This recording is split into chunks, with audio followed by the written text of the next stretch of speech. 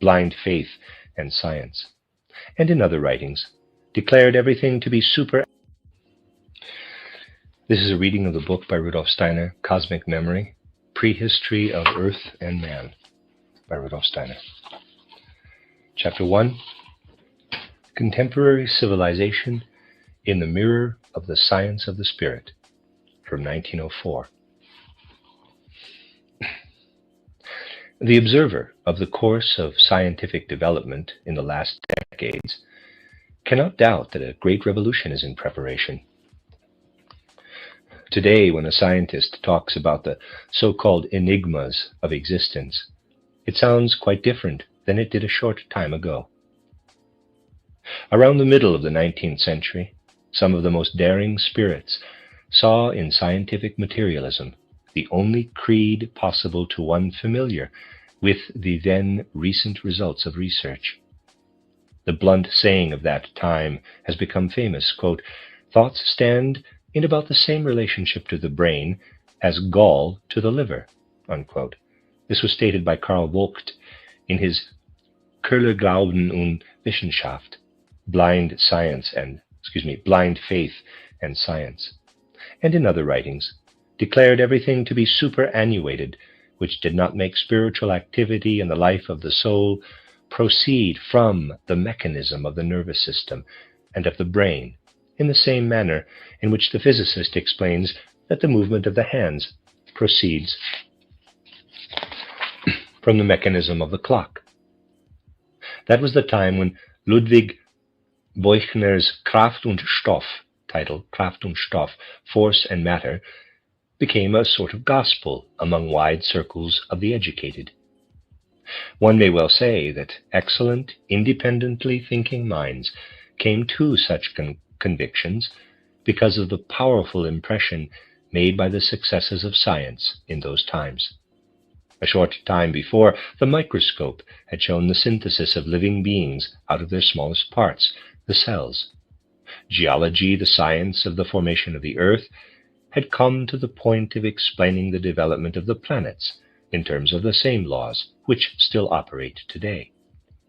Darwinism promised to explain the origin of man in a completely natural way, and began its victorious course through the educated world so auspiciously that for many it seemed to dispose of all quote-unquote old belief. A short time ago, all this became quite different. It is true that stragglers who adhere to these opinions can still be found in men like Ladenburg at the Congress of Scientists in 1903, who proclaim the materialistic gospel, but against them stand others who have arrived at a quite different way of speaking through more mature reflection on scientific questions. A work has just appeared which bears the title Naturwissenschaft und Weltanschauung, Science and World Conception. Its author is Max Verworn, a physiologist of the school of Haeckel. In this work, one can read the following, quote, "Indeed, even if we possess the most complete knowledge of the physiological events in the cells and fibers of the cerebral cortex with which psychic events are connected, even if we could look into the mechanism of the brain as we look into the works of a clock, we would never find anything but moving atoms. No human being could see or otherwise perceive through his senses how sensations and ideas arise in this mechanism. The results which the materialistic conception has obtained in its attempt to trace mental processes back to the movements of atoms illustrates its efficiency very clearly. As long as the materialistic conception has existed, it has not explained the simplest sensation by movements of atoms. Thus it has been, and thus it will be in the future. How could it be conceivable that things which are not perceptible by the senses, such as the psychic processes, could ever be explained by a mere splitting up of large bodies into their smallest parts? The atom is still a body, after all, and no movement of atoms is ever capable of bridging the gulf between the material world and the psyche. However fruitful the materialistic point of view has been as a scientific working hypothesis, however fruitful it will doubtless remain in this sense in the future, I point only to the successes of structural chemistry, just as useless is it as the basis for a world conception. Here it shows itself to be too narrow. Philosophical materialism has finished playing its historical role. This attempt at a scientific world conception has failed forever. End quote. Thus, at the beginning of the 20th century, a scientist speaks about the conception which, around the middle of the 19th century, was proclaimed as a new gospel demanded by the advances of science. It is especially the 50s, the 60s, and the 70s of the 19th century which may be designated as the years of the high tide of materialism. The explanation of mental and spiritual phenomena on the basis of purely mechanical processes exercised a really fascinating influence at that time. The materialists could tell themselves that they had won a victory over the adherents of a spiritual world conception. Those also who had not started from scientific studies joined their ranks, while Beuchner, Vogt, Moorschat, and others still built on purely scientific premises in his title Alten und Neuen Glauben, Old and New Belief, 1872, David Friedrich Strauss attempted to obtain bases for the new creed from his theological and philosophical ideas. Decades before, he had already intervened in the intellectual life with his title Leben Jesu, Life of Jesus, in a manner which caused a sensation. He seemed to be equipped with the full theological and philosophical culture of his time. He now said boldly that the materialistic explanation of the phenomena of the universe, including man, had to form the basis for a new gospel, for a new moral comprehension and formation of existence. The descent of man from purely animal ancestors seemed about to become a new dogma, and in the eyes of scientific philosophers, all adherence to spiritual soul origin of our race amounted to an antiquated superstition from the infancy of mankind, with which one did not have to disturb oneself further. The historians of culture came to the aid of those who built on the new science. The customs and ideas of savage tribes were made the object of study. The remains of primitive cultures, which are dug out of the ground like the bones of prehistoric animals and the impressions of extinct plants, were to bear witness to the fact that at his first appearance on earth, man was distinguished only in degree from the higher animals, and that mentally and spiritually he had risen to his present eminence from the level of animalism, pure and simple. A time had come when everything in this materialistic edifice seemed to be right. Under a kind of coercion which the ideas of the time exercised on them, men thought, as a faithful materialist has written, quote, "The assiduous study of science has brought me to the point where I accept everything calmly, bear the inevitable patiently, and for the rest, help in the work of gradually reducing the misery of mankind.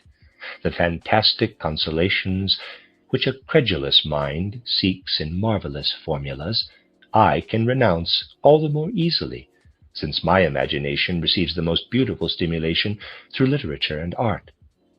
When I follow the plot of a great drama, or under the guidance of scientists, make a journey to other stars, an excursion through prehistoric landscapes, when I admire the majesty of nature on mountain peaks, or venerate the art of man in tones and colors, do I not then have enough of the elevating? Do I then still need something which contradicts my reason? The fear of death which torments so many of the pious is completely unknown to me.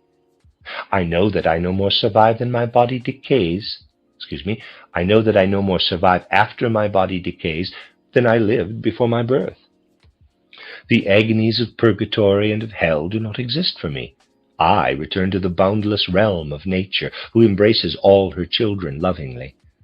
My life was not in vain. I have made good use of the strength which I possessed. I depart from earth in the firm belief that everything will become better and more beautiful. End quote. Title: Vom Glauben zum Wissen. Ein lehrreicher Entwicklungsgang, getreu nach dem Leben geschildert von Kuno Freidank. On the Belief in Knowledge, an instructive course of development described in a manner faithfully true to life by Kuno Freidank. Many people who are still subject to the compulsive ideas which acted upon the representatives of the materialistic world conception in the time mentioned above also think in this manner today. Those, however, who tried to maintain themselves on the heights of scientific thought have come to other ideas. The first reply to scientific materialism, made by an eminent scientist at the Congress of Scientists in Leipzig, 1876, has become famous. Du Bois-Reymond at that time made his, quote, ignorabimus speech, unquote. He tried to demonstrate that this scientific materialism could in fact do nothing but ascertain the movements of the smallest material particles, and he demanded that it should be satisfied with doing this. But he emphasized at the same time that in doing this it contributes absolutely nothing to an explanation of mental and spiritual processes. One may take whatever attitude one pleases toward these statements of Du Bois-Reymond, but this much is clear. They represented a rejection of the materialistic interpretation of the world. They showed how, as a scientist, one could lose confidence in this interpretation. The materialistic interpretation of the world had thereby entered the stage where it declared itself to be unassuming as far as the life of the soul is concerned. It admitted its ignorance, agnosticism. It is true that it declared its intention of remaining scientific and of not having recourse to other sources of knowledge, but on the other hand, it did not want to ascend with its means to a higher world conception. In recent times, Raoul Francais, a scientist, has shown in comprehensive fashion the inadequacy of scientific results for a higher world conception. This is an undertaking to which we would like to refer again on another occasion. The facts now steadily increased, which showed the impossibility of the attempt to build up a science of the soul on the investigation of material phenomena. Science was forced to study certain abnormal phenomena of the life of the soul, like hypnotism, suggestion, somnambulism. It became apparent that in the face of these phenomena, a materialistic view is completely inadequate for a truly thinking person. The facts with which one became acquainted were not new. They were phenomena which had already been studied in earlier times, and up to the beginning of the 19th century, but which, in the time of the materialistic flood, had simply been put aside as inconvenient. To this was added something else. It became more and more apparent on how weak a basis the scientists had built, even as far as their explanations of the origin of animal species and consequently of man were concerned. Let me read that again. It became more and more apparent on how weak a basis the scientists had built, even as far as their explanations of the origin of animal species and consequently of man were concerned. For a while, the ideas of quote-unquote adaptation and of the quote struggle for existence unquote had exercised an attraction in the explanation of the origin of species. One learned to understand that in following them, one had followed mirages. A school was formed under the leadership of Weismann, which denied that characteristics which an organism had acquired through adaptation to the environment could be transmitted by inheritance, and that in this way a transformation of organisms could occur. One therefore ascribed everything to the quote struggle for existence unquote and spoke of an quote omnipotence of natural selection unquote. A stark contrast to this view was presented by those who, relying on unquestionable facts, declared that a quote struggle for existence unquote had been spoken of in cases where it did not even exist. They wanted to demonstrate that nothing could be explained by it. They spoke of an impotence of natural selection. Moreover, in the last years, de Vries was able to show experimentally that changes of one lifetime into another can occur by leaps, mutation. With this, what was regarded as a firm article of faith by the Darwinists, namely that animal and plant forms change only gradually, was shaken. More and more the ground on which one had built for decades simply disappeared beneath one's feet. Even earlier, thinking scientists had realized that they had to abandon this ground. Thus, W.H. Rudolf, who died young in 1884, declared in his book titled Biologische Probleme zugleich als Versuch zur Entwicklung einer rationellen Ethik, Biological Problems with an Attempt at the Development of Rational Ethics, quote, "Only through the introduction of insatiability does the Darwinian principle of the struggle for life become acceptable, because it is only then that we have an explanation for the fact that wherever it can, a creature acquires more than it needs for maintaining the status quo, that it grows to excess where the occasion for this is given. While, for the Darwinists, there is no struggle for existence wherever the existence of a creature is not threatened. For me, the struggle is an omnipresent one. It is primarily a struggle for life, a struggle for the increase of life, not a struggle for existence," unquote. It is only natural that in view of these facts, the judicious confess to themselves, quote, "The materialistic universe of thought is not fit for the construction of a world conception. If we base ourselves on it, we cannot say anything about mental and spiritual phenomena," unquote. Today there are already numerous scientists who seek to erect a structure of the world for themselves, based on quite different ideas. One need only recall the work of the botanist Reinke, quote, titled Die Welt als Tat, the world as deed. However, it becomes apparent that such scientists have not been trained with impunity amidst purely materialistic ideas. What they utter from their new idealistic standpoint is inadequate, can satisfy them for a while, but not those who look more deeply into the enigmas of the world. Such scientists cannot bring themselves to approach those methods which proceed from a real contemplation of the mind and the soul. They have the greatest fear of mysticism, of gnosis or theosophy. This appears clearly, for example, in the work of Verworn, quoted above. He says, quote, "There is a ferment in science. Things which seemed clear and transparent to everybody have become cloudy today. Long-tested symbols and ideas with which everyone dealt and worked at every step without hesitation a short time ago have begun to totter and are looked upon with suspicion. Fundamental concepts such as those of matter appear to have been shaken, and the firmest ground is beginning to sway under the scientist's steps. Certain problems alone stand with rock-like firmness, problems on which until now all attempts, all efforts of science have been shattered. In the face of this knowledge, one who is despondent resignedly throws himself into the arms of mysticism, which has always been the last refuge when the tormented intellect could see no way out. A sensible man looks for new symbols and attempts to create new bases on which he can build further." Unquote. One can see that because of his habits of conceptualization, the scientific thinker of today is not in a position to think of mysticism otherwise than as implying intellectual confusion and vagueness. What concepts of the life of the soul does such a thinker not reach? At the end of the work referred to above, we read, quote, "Prehistoric man formed the idea of a separation of body and soul in face of death.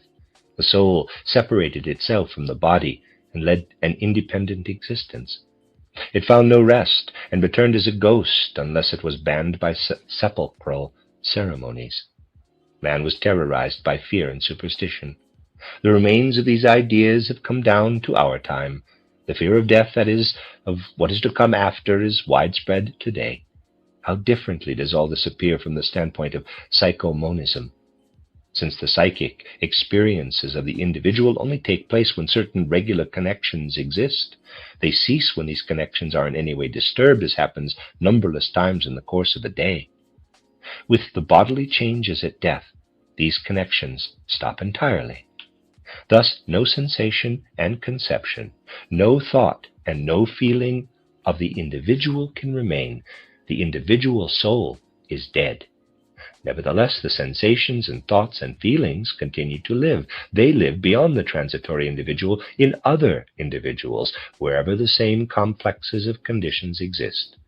They are transmitted from individual to individual, from generation to generation, from people to people. They weave at the eternal loom of the soul. They work at the history of the human spirit.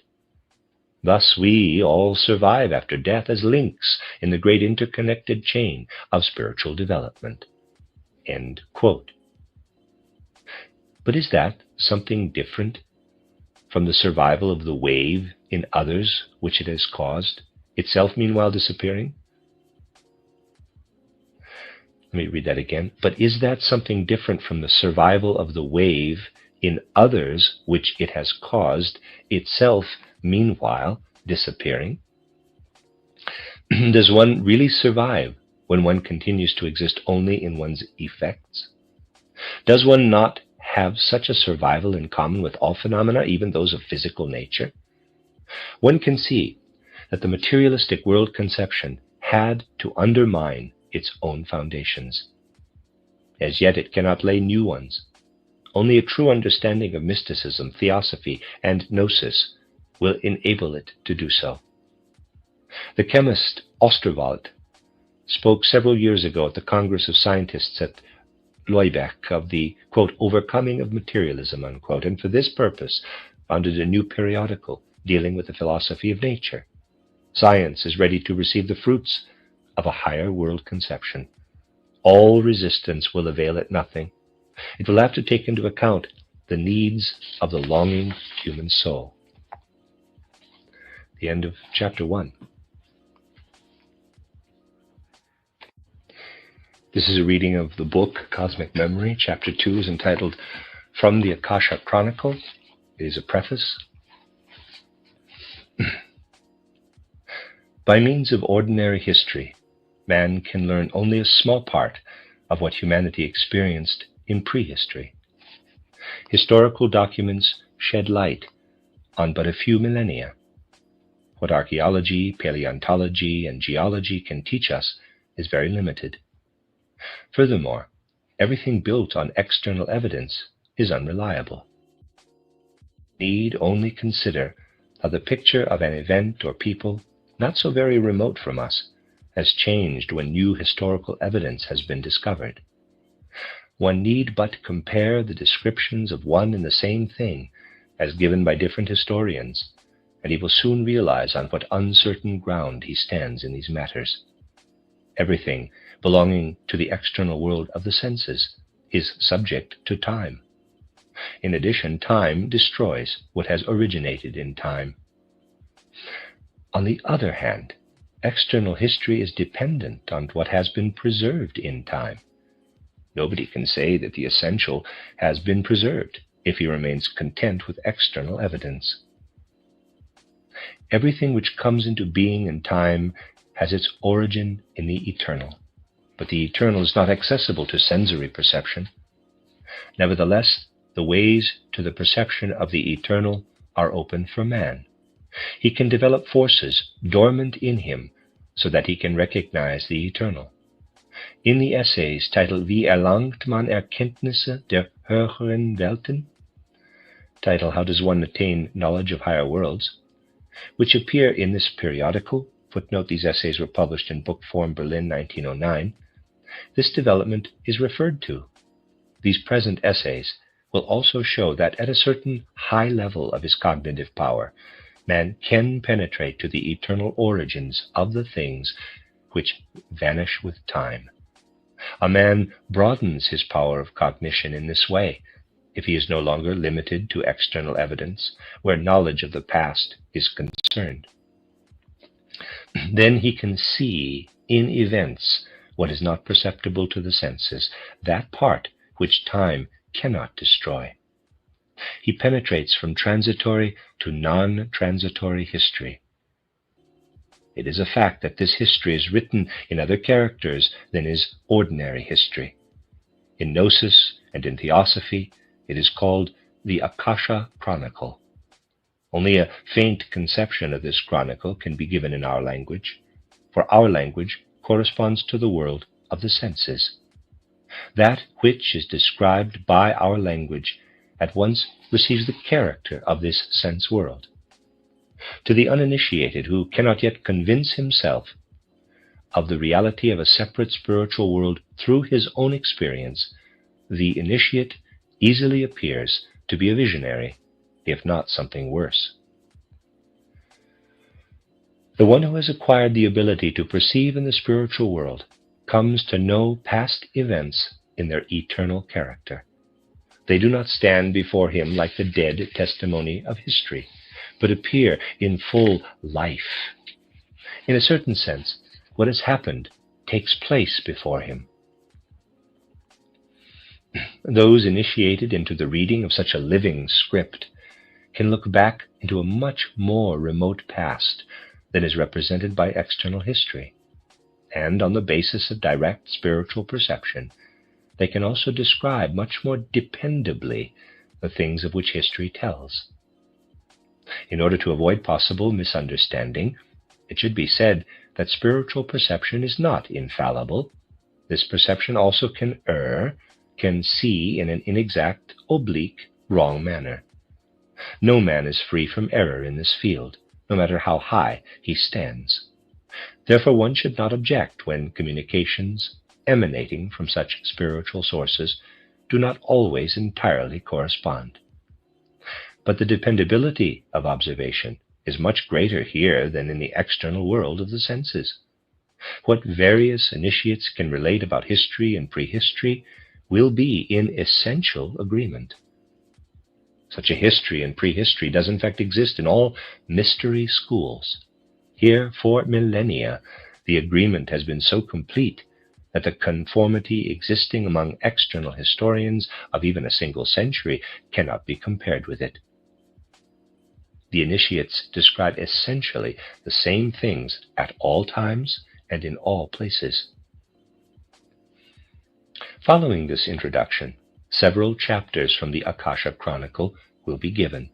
First, those events will be described which took place when the so-called Atlantean continent still existed between America and Europe. This part of our Earth's surface was once land. Today this forms the floor of the Atlantic Ocean. Plato tells of the last remnant of this land, the island Poseidon, which lay westward of Europe and Africa. Entitled The Story of Atlantis and Lost Lemuria by W. Scott Elliott, the reader can find that the floor of the Atlantic Ocean was once a continent, that for about 1 million years it was the scene of a civilization, which, to be sure, was quite different from our modern ones, and the fact that the last remnants of this continent sank in the 10th millennium BC. In this present book, the intention is to give information which will supplement what is said by Scott. While he describes more the outer, the external events among our Atlantean ancestors, the aim here is to record some details concerning their spiritual character and the inner nature of the conditions under which they lived. Therefore, the reader must go back in imagination to a period which lies almost 10,000 years behind us and which lasted for many millennia. What is described here, however, is on the continent now covered by the waters of the Atlantic Ocean, but also in the neighboring regions of what today is Asia, Africa, Europe, and America. What took place in these regions later developed from this earlier civilization. Today, I am still obliged to remain silent about the sources of the information given here. One who knows anything at all about such sources will understand why this has to be so.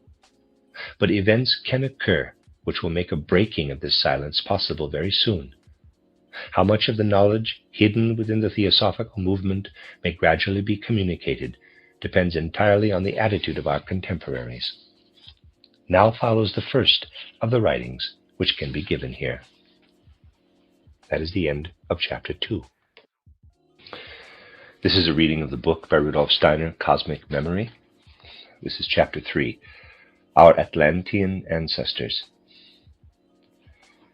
Our Atlantean ancestors differed more from present-day man than he would imagine, whose knowledge is confined wholly to the world of the senses. This difference extended not only to the external appearance, but also to spiritual faculties. Their knowledge, their technical arts, indeed their entire civilization, differed from what can be observed today. If we go back to the first periods of Atlantean humanity, we find a mental capacity quite different from ours. Logical reason, the power of arithmetical combining, on which everything rests that is produced today, were totally absent among the first. On the other hand, they had a highly developed memory. This memory was one of their most prominent mental faculties. For example, the Atlantean did not calculate as we do by learning certain rules which he then applied. A quote-unquote multiplication table was something totally unknown in Atlantean times. Nobody impressed upon his intellect that 3 times 4 is 12. In the event that he had to perform such a calculation, he could manage because he remembered identical or similar situations. He remembered how it had been on previous occasions. One need only realize that each time a new faculty develops in an organism, an old faculty loses power and acuteness.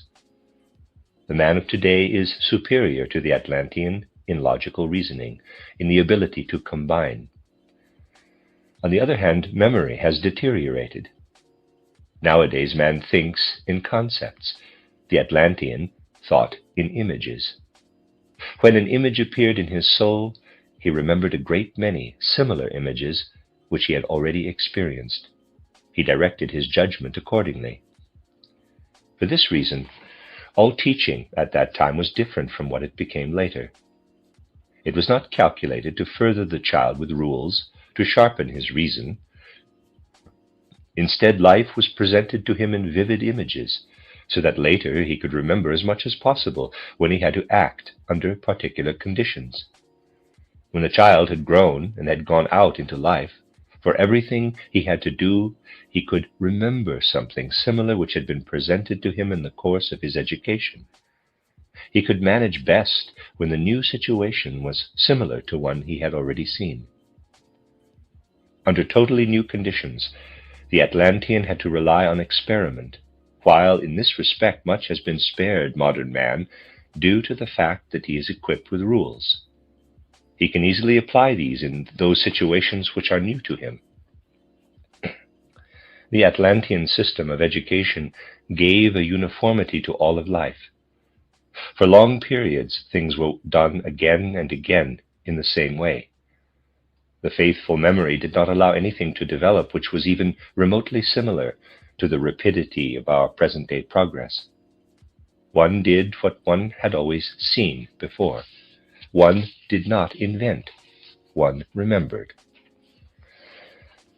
He was not an authority who had learned much, but rather he who had experienced much and therefore could remember much. In the Atlantean period, it would have been impossible for someone to decide an important matter before reaching a certain age. One had confidence only in a person who could look back upon long experience. What has been said here was not true of the initiates and their schools, for they are in advance of the stage of development of their period.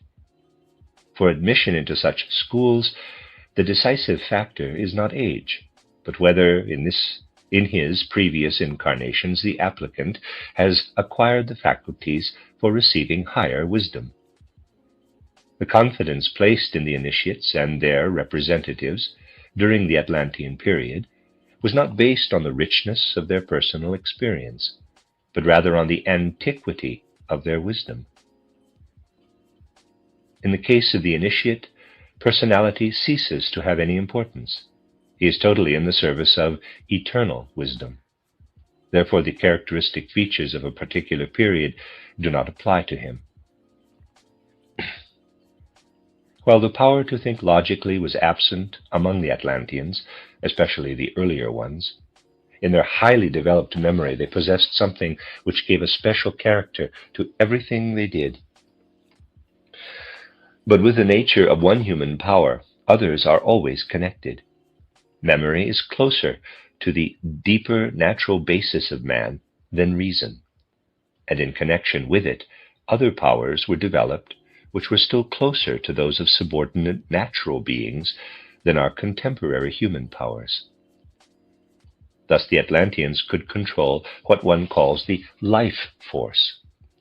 As today one extracts the energy of heat from coal and transforms it into motive power for our means of locomotion, the Atlanteans knew how to put the germinal energy of organisms into the service of their technology. One can form an idea of this from the following. Think of a kernel of a seed grain.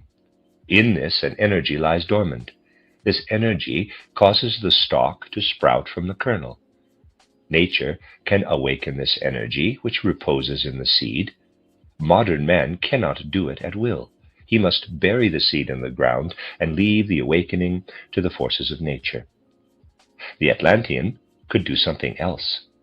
He knew how one can change the energy of a pile of grain into technical power, just as modern man can change the heat energy of a pile of coal into such power.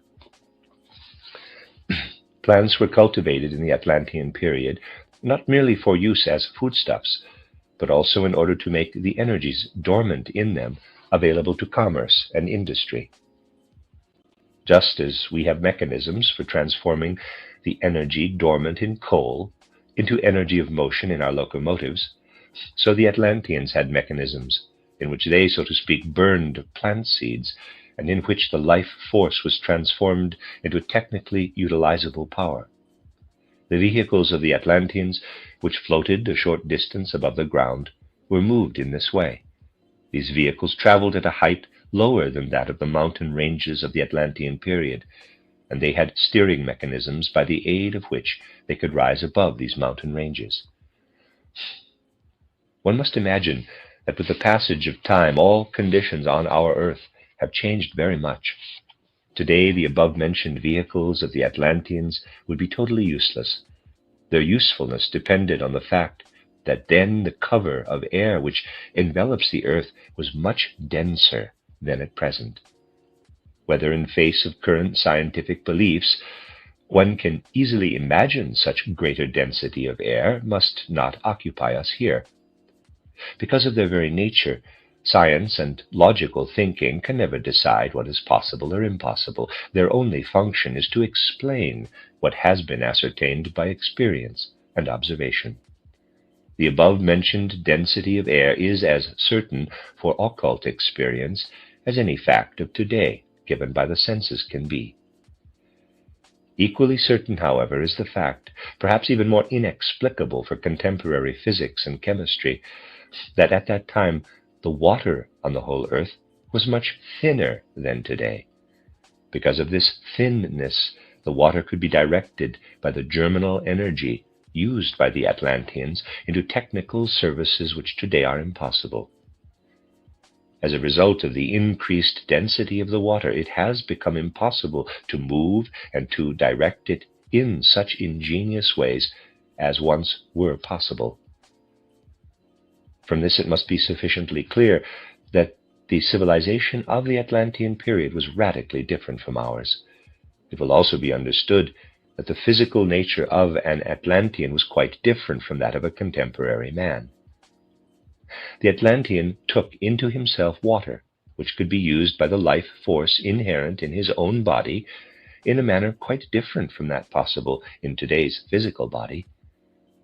It was due to this that the Atlantean could consciously employ his physical powers in an entirely different way from a man of today. He had, so to speak, the means to increase the physical powers in himself when he needed them for what he was doing. In order to have an accurate conception of the Atlanteans, one must know that their ideas of fatigue and the depletion of forces were quite different from those of present-day man. An Atlantean settlement, as must be evident from everything we have described, had a character which in no way resembled that of a modern city. In such a settlement, everything was, on the contrary, still in alliance with nature. Only a vaguely similar picture is given if one should say that in the first Atlantean periods, about to the middle of the third subrace, a settlement resembled a garden in which the houses were built of trees with artfully intertwined branches. What the work of human hands created at that time grew out of nature, and man himself felt wholly related to nature.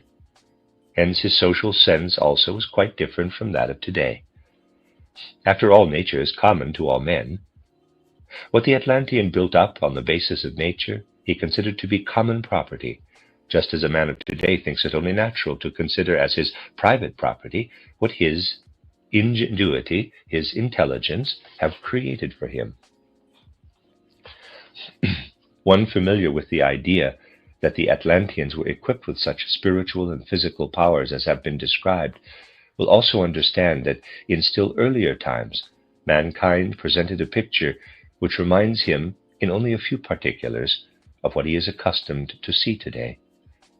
Not only men, but also the surrounding nature has changed enormously in the course of time. Plant and animal forms have become different. All of earthly nature has been subjected to transformations. Once inhabited regions of earth have been destroyed. Others have come into existence.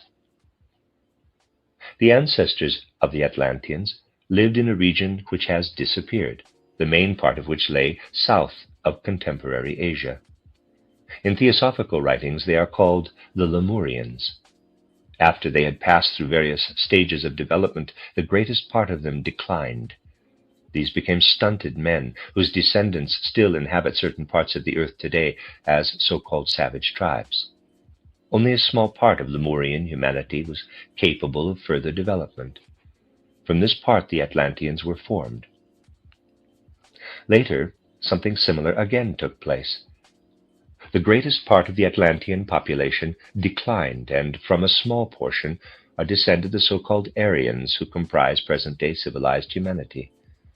According to the nomenclature of the science of the spirit, the Lemurians, Atlanteans, and Aryans are root races of mankind. If one imagines that two such root races preceded the Lemurians, and that two will succeed the Aryans in the future, one obtains a total of 7.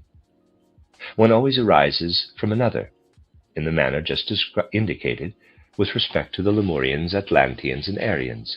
Each root race has physical and mental characteristics which are quite different from those of the preceding one.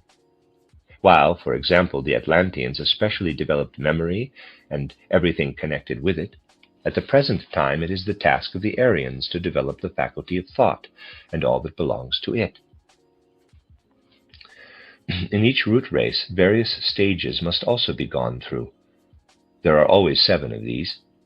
In the beginning of a period identified with a root race, its principal characteristics are in a youthful condition. Slowly they attain maturity and finally enter a decline. The population of a root race is thereby divided into 7 subraces. But one must not imagine that one subrace immediately disappears when a new one develops. Each one may maintain itself for a long time, while others are developing beside it. Thus, there are always populations which show different stages of development living beside each other on Earth. The first subrace of the Atlanteans developed from a very advanced part of the Lemurians who had a high evolutionary potential. The faculty of memory appeared only in its rudiments among the Lemurians, and then only in the last period of their development. One must imagine that while a Lemurian could form ideas of what he was experiencing, he could not preserve these ideas. He immediately forgot what he had represented to himself. Nevertheless, that he lived in a certain civilization, that, for example, he had tools, erected buildings, and so forth, this he owed not to his own powers of conception, but to a mental force in him which was instinctive. However, one must not imagine this to have been the present-day instinct of animals, but one of a different kind. Theosophical writings call the first subrace of the Atlanteans that of the Remoahals, let's say. R-M-O-A-H-A-L-S. The memory of this race was primarily directed toward vivid sense impressions. Colors which the eye had seen, sounds which the ear had heard, had a long after effect in the soul. This was expressed in the fact that the Rimoahals developed feelings which their Lemurian ancestors did not yet know. For example, the attachment to what has been experienced in the past is a part of these feelings. With the development of memory was connected that of language. As long as man did not preserve what was past, a communication of what had been experienced could not take place through the medium of language. Because in the last Lemurian period the first beginnings of memory appeared, at that time it was also possible for the faculty of naming what had been seen and heard to have its inception. Only men who have the faculty of recollection can make use of a name which has been given to something. The Atlantean period, therefore, is the one in which the development of language took place. With language, a bond was established between the human soul and the things outside man. He produced a speech word inside himself, and this speech word belonged to the objects of the external world. A new bond is also formed among men by communications through the medium of language. It is true that all this existed in a still youthful form among the Rimoahals, but nevertheless it distinguished them profoundly from their Lemurian forefathers. The soul powers of these first Atlanteans still possessed something of the forces of nature. These men were more closely related to the beings of nature which surrounded them than were their successors. Their soul powers were more connected with forces of nature than are those of modern man. Thus the speech word which they produced had something of the power of nature. They not only named things, but in their words was a power over things and also over their fellow men. The word of the Rimoahals not only had meaning but also power. The magic power of words is something which was far truer for those men than it is for men of today. When a Rimoahals man pronounced a word, this word developed a power similar to that of the object it designated. Because of this, words at that time were curative. They could advance the growth of plants, tame the rage of animals, and perform other similar functions. All this progressively decreased in force among the later subraces of the Atlanteans. One could say that the original fullness of power was gradually lost. The Rimoahals men felt this plenitude of power to be a gift of mighty nature, and the relationship to the latter had a religious character.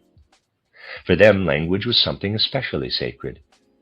The misuse of certain sounds, which possessed an important power, was an impossibility. Each man felt that such misuse must cause him enormous harm. The good magic of such words would have changed into its opposite. That which would have brought blessings if used properly would bring ruin to the author if used criminally.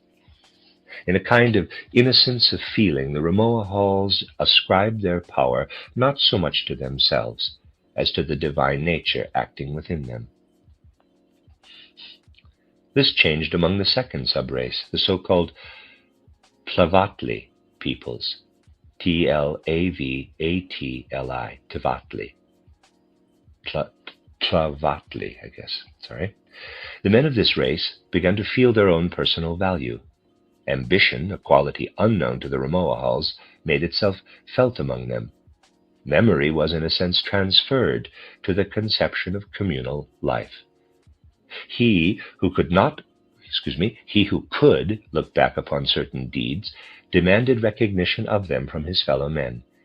He demanded that his works be preserved in memory.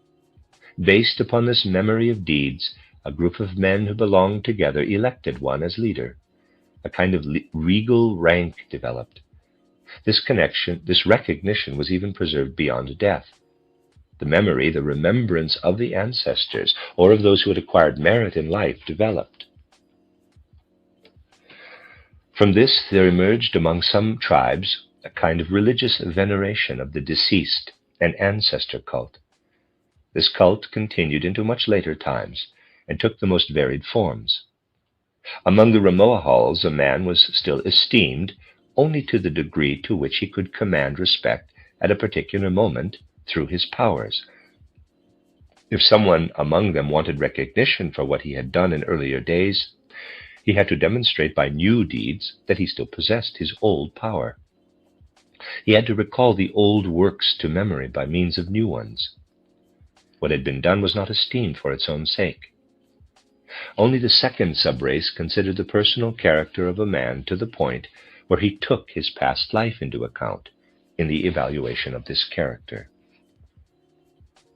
A further consequence of memory for the communal life of man was the fact that groups of men were formed which were held together by the remembrance of common deeds. Previously, the formation of groups depended wholly upon natural forces, upon common descent. Man did not add anything through his own mind to what nature had made of him. Now a powerful personality recruited a number of people for a joint undertaking, and the memory of this joint action formed a social group. This kind of social communal life became fully developed only during the third subrace, the Toltecs. It was therefore the men of this race who first founded what can be called a community, the first method of forming a state. The leadership, the government of these communities was transmitted from one generation to the next. The father now gave over to the son what previously survived only in the memory of contemporaries. The deeds of the ancestors were not to be forgotten by their whole line of descent. What an ancestor had done was esteemed by his descendants. However, one must realize that in those times men actually had the power to transmit their gifts to their descendants. Education, after all, was calculated to mold life through vivid images. The effectiveness of this education had its foundation in the personal power which emanated from the educator. He did not sharpen the power of thought, but in fact developed those gifts which were of a more instinctive kind. Through such a system of education, the capacities of the father were generally transmitted to the son.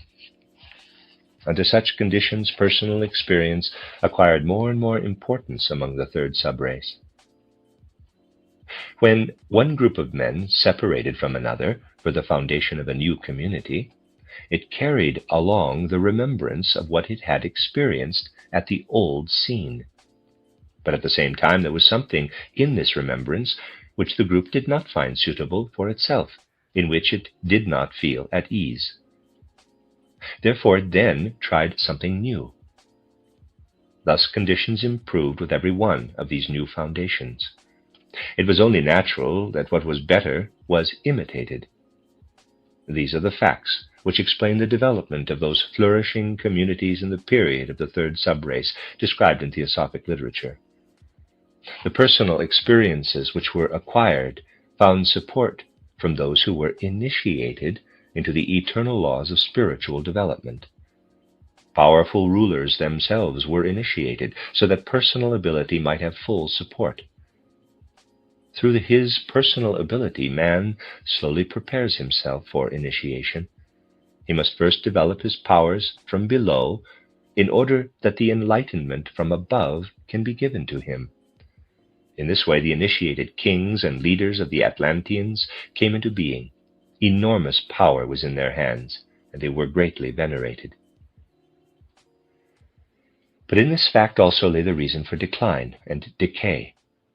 The development of memory led to the preeminent power of a personality. Man wanted to account for something through his power. The greater the power became, the more he wanted to exploit it for himself. The ambition which had developed turned into marked selfishness. Thus the misuse of these powers arose. When one considers the capabilities of the Atlanteans resulting from their mastery of the life force, one will understand that this misuse inevitably had enormous consequences. A broad power over nature could be put at the service of personal egotism. This was accomplished in full measure by the fourth subrace, the primal Turanians.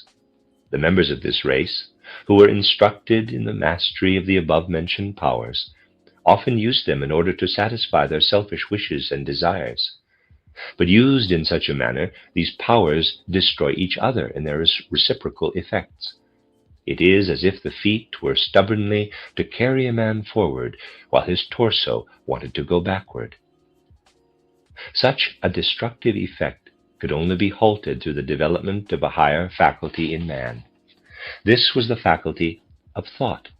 Logical thinking has a restraining effect on selfish personal wishes. The origin of logical thinking must be sought among the fifth subrace, the primal Semites. Men begin to go beyond a mere remembrance of the past and to compare different experiences. The faculty of judgment developed.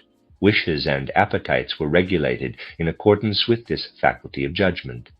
One began to calculate, to combine. One learned to work with thoughts. If previously one had abandoned oneself to every desire, now one first asked whether thought could approve this desire.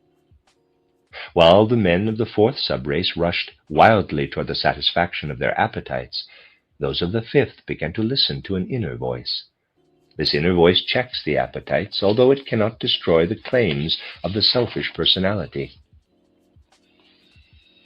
Thus the fifth subrace transferred the impulses for action to within the human being.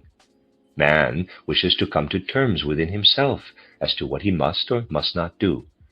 But what thus has won within, with respect to the faculty of thought, was lost with respect to the control of external natural forces. With this combining thought mentioned above, one can master only the forces of the mineral world, not the life force.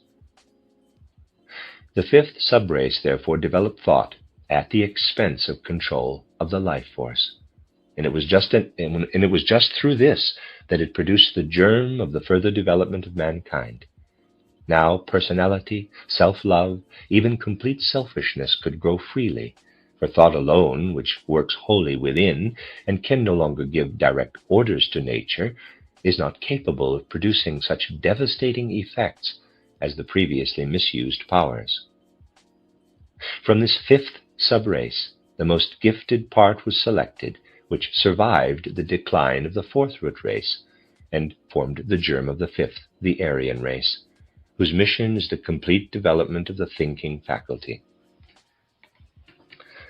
The men of the sixth subrace, the Akkadians, developed the faculty of thought even further than the fifth.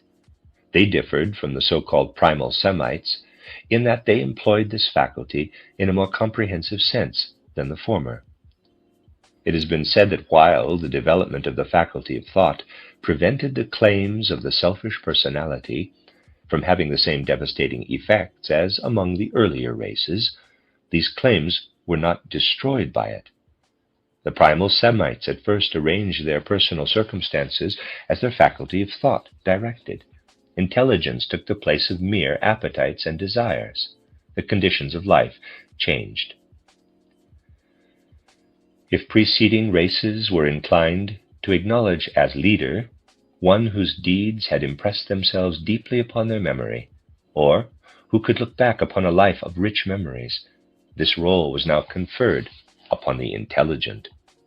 If previously that which lived in a clear remembrance was decisive, one now regarded as best what was most convincing to thought.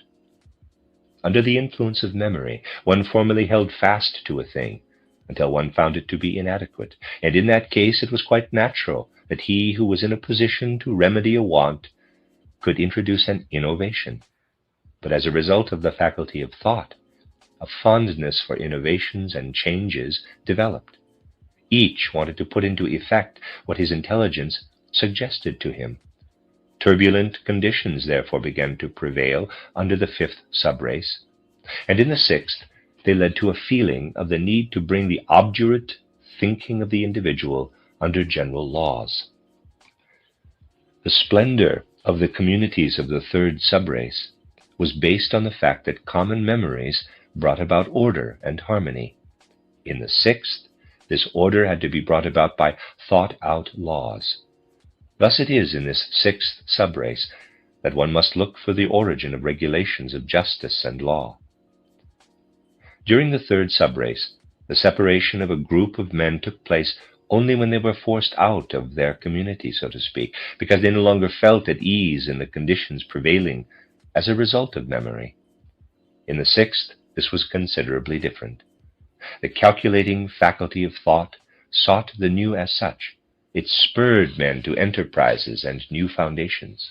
The Akkadians were therefore an enterprising people with an inclination to colonization. It was commerce, especially, which nourished the waxing faculty of thought and judgment. Among the seventh subrace, the Mongols, the faculty of thought was also developed.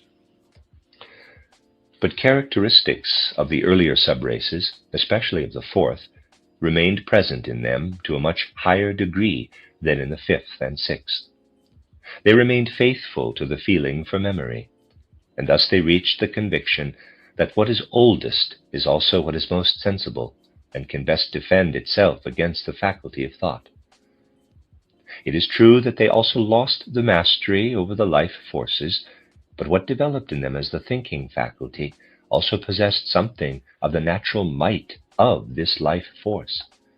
Indeed, they had lost the power over life, but they never lost their direct, naive faith in it. This force had become their God, in whose behalf they did everything they considered right. Thus they appeared to the neighboring peoples as if possessed by this secret force, and they surrendered themselves to it in blind trust. Their descendants in Asia and in some parts of Europe manifested and still manifest much of this quality. The faculty of thought, planted in men, could only attain its full value in relation to human development when it received a new impetus in the fifth root race. The fourth root race, after all, could only put this faculty at the service of that to which it was educated through the gift of memory. The fifth alone reached life conditions for which the proper tool is the ability to think. The end of chapter 3. This is a reading of the book, The Cosmic Memory by Rudolf Steiner. Chapter 4, Transition of the Fourth into the Fifth Root Race.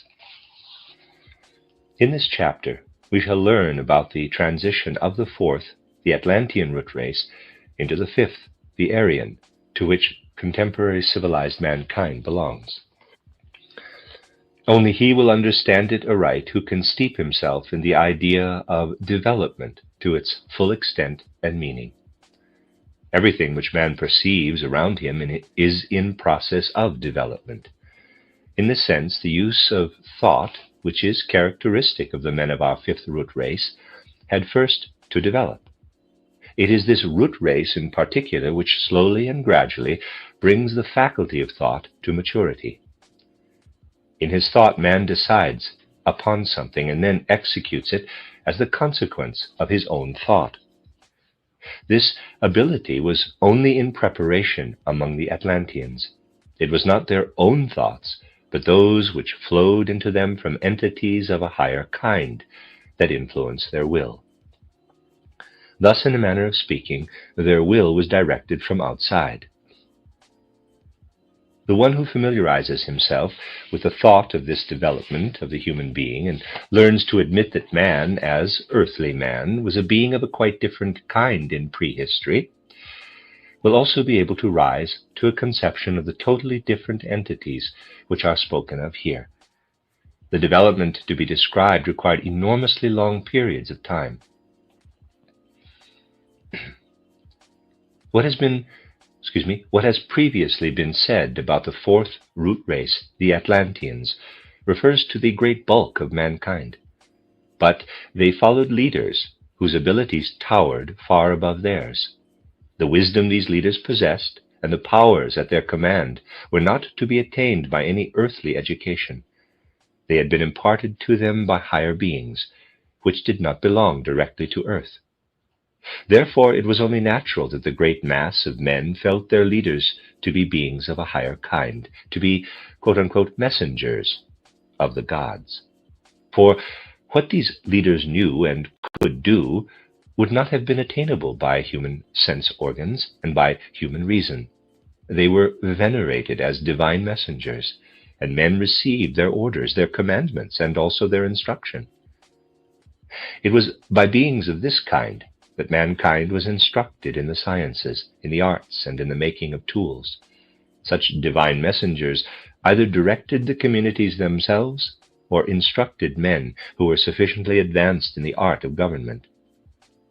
It was said of these leaders that they communicate with the gods, in quotes, and were initiated by the gods themselves into the laws according to which mankind had to develop.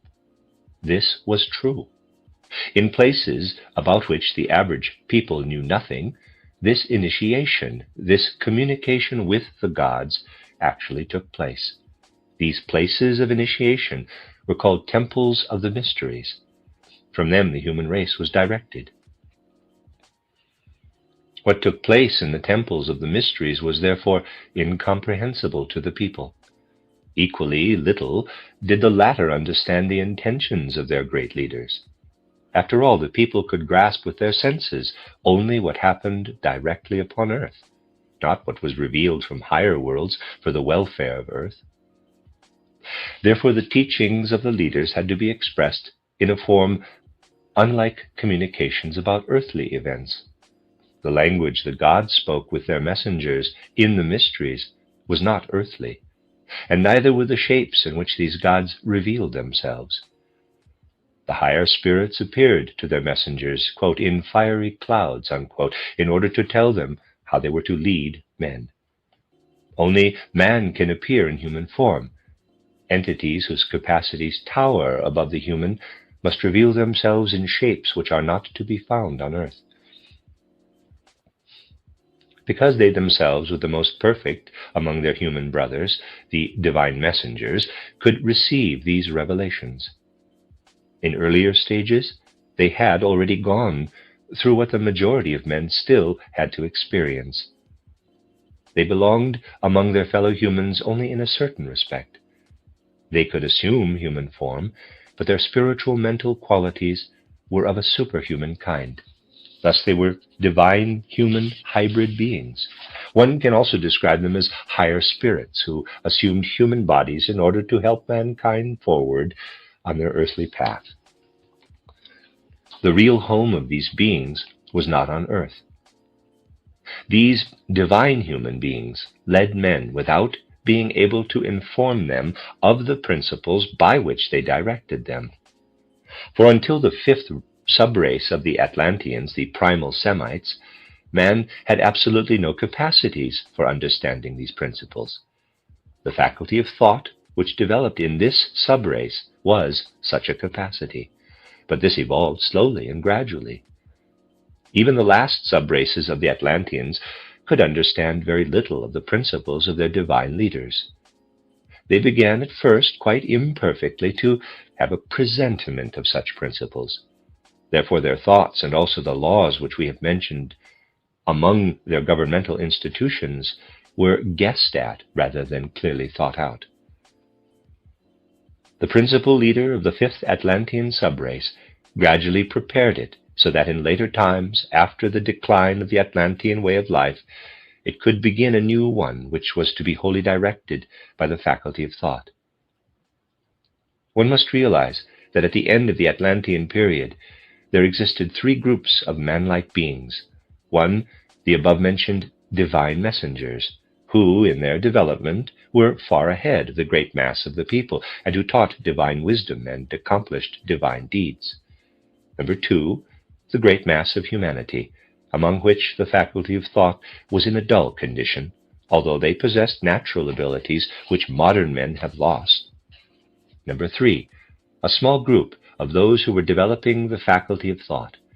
While they gradually lost the natural abilities of the Atlanteans through this process, they were advancing to the stage where they could grasp the principles of the divine messengers with their thoughts.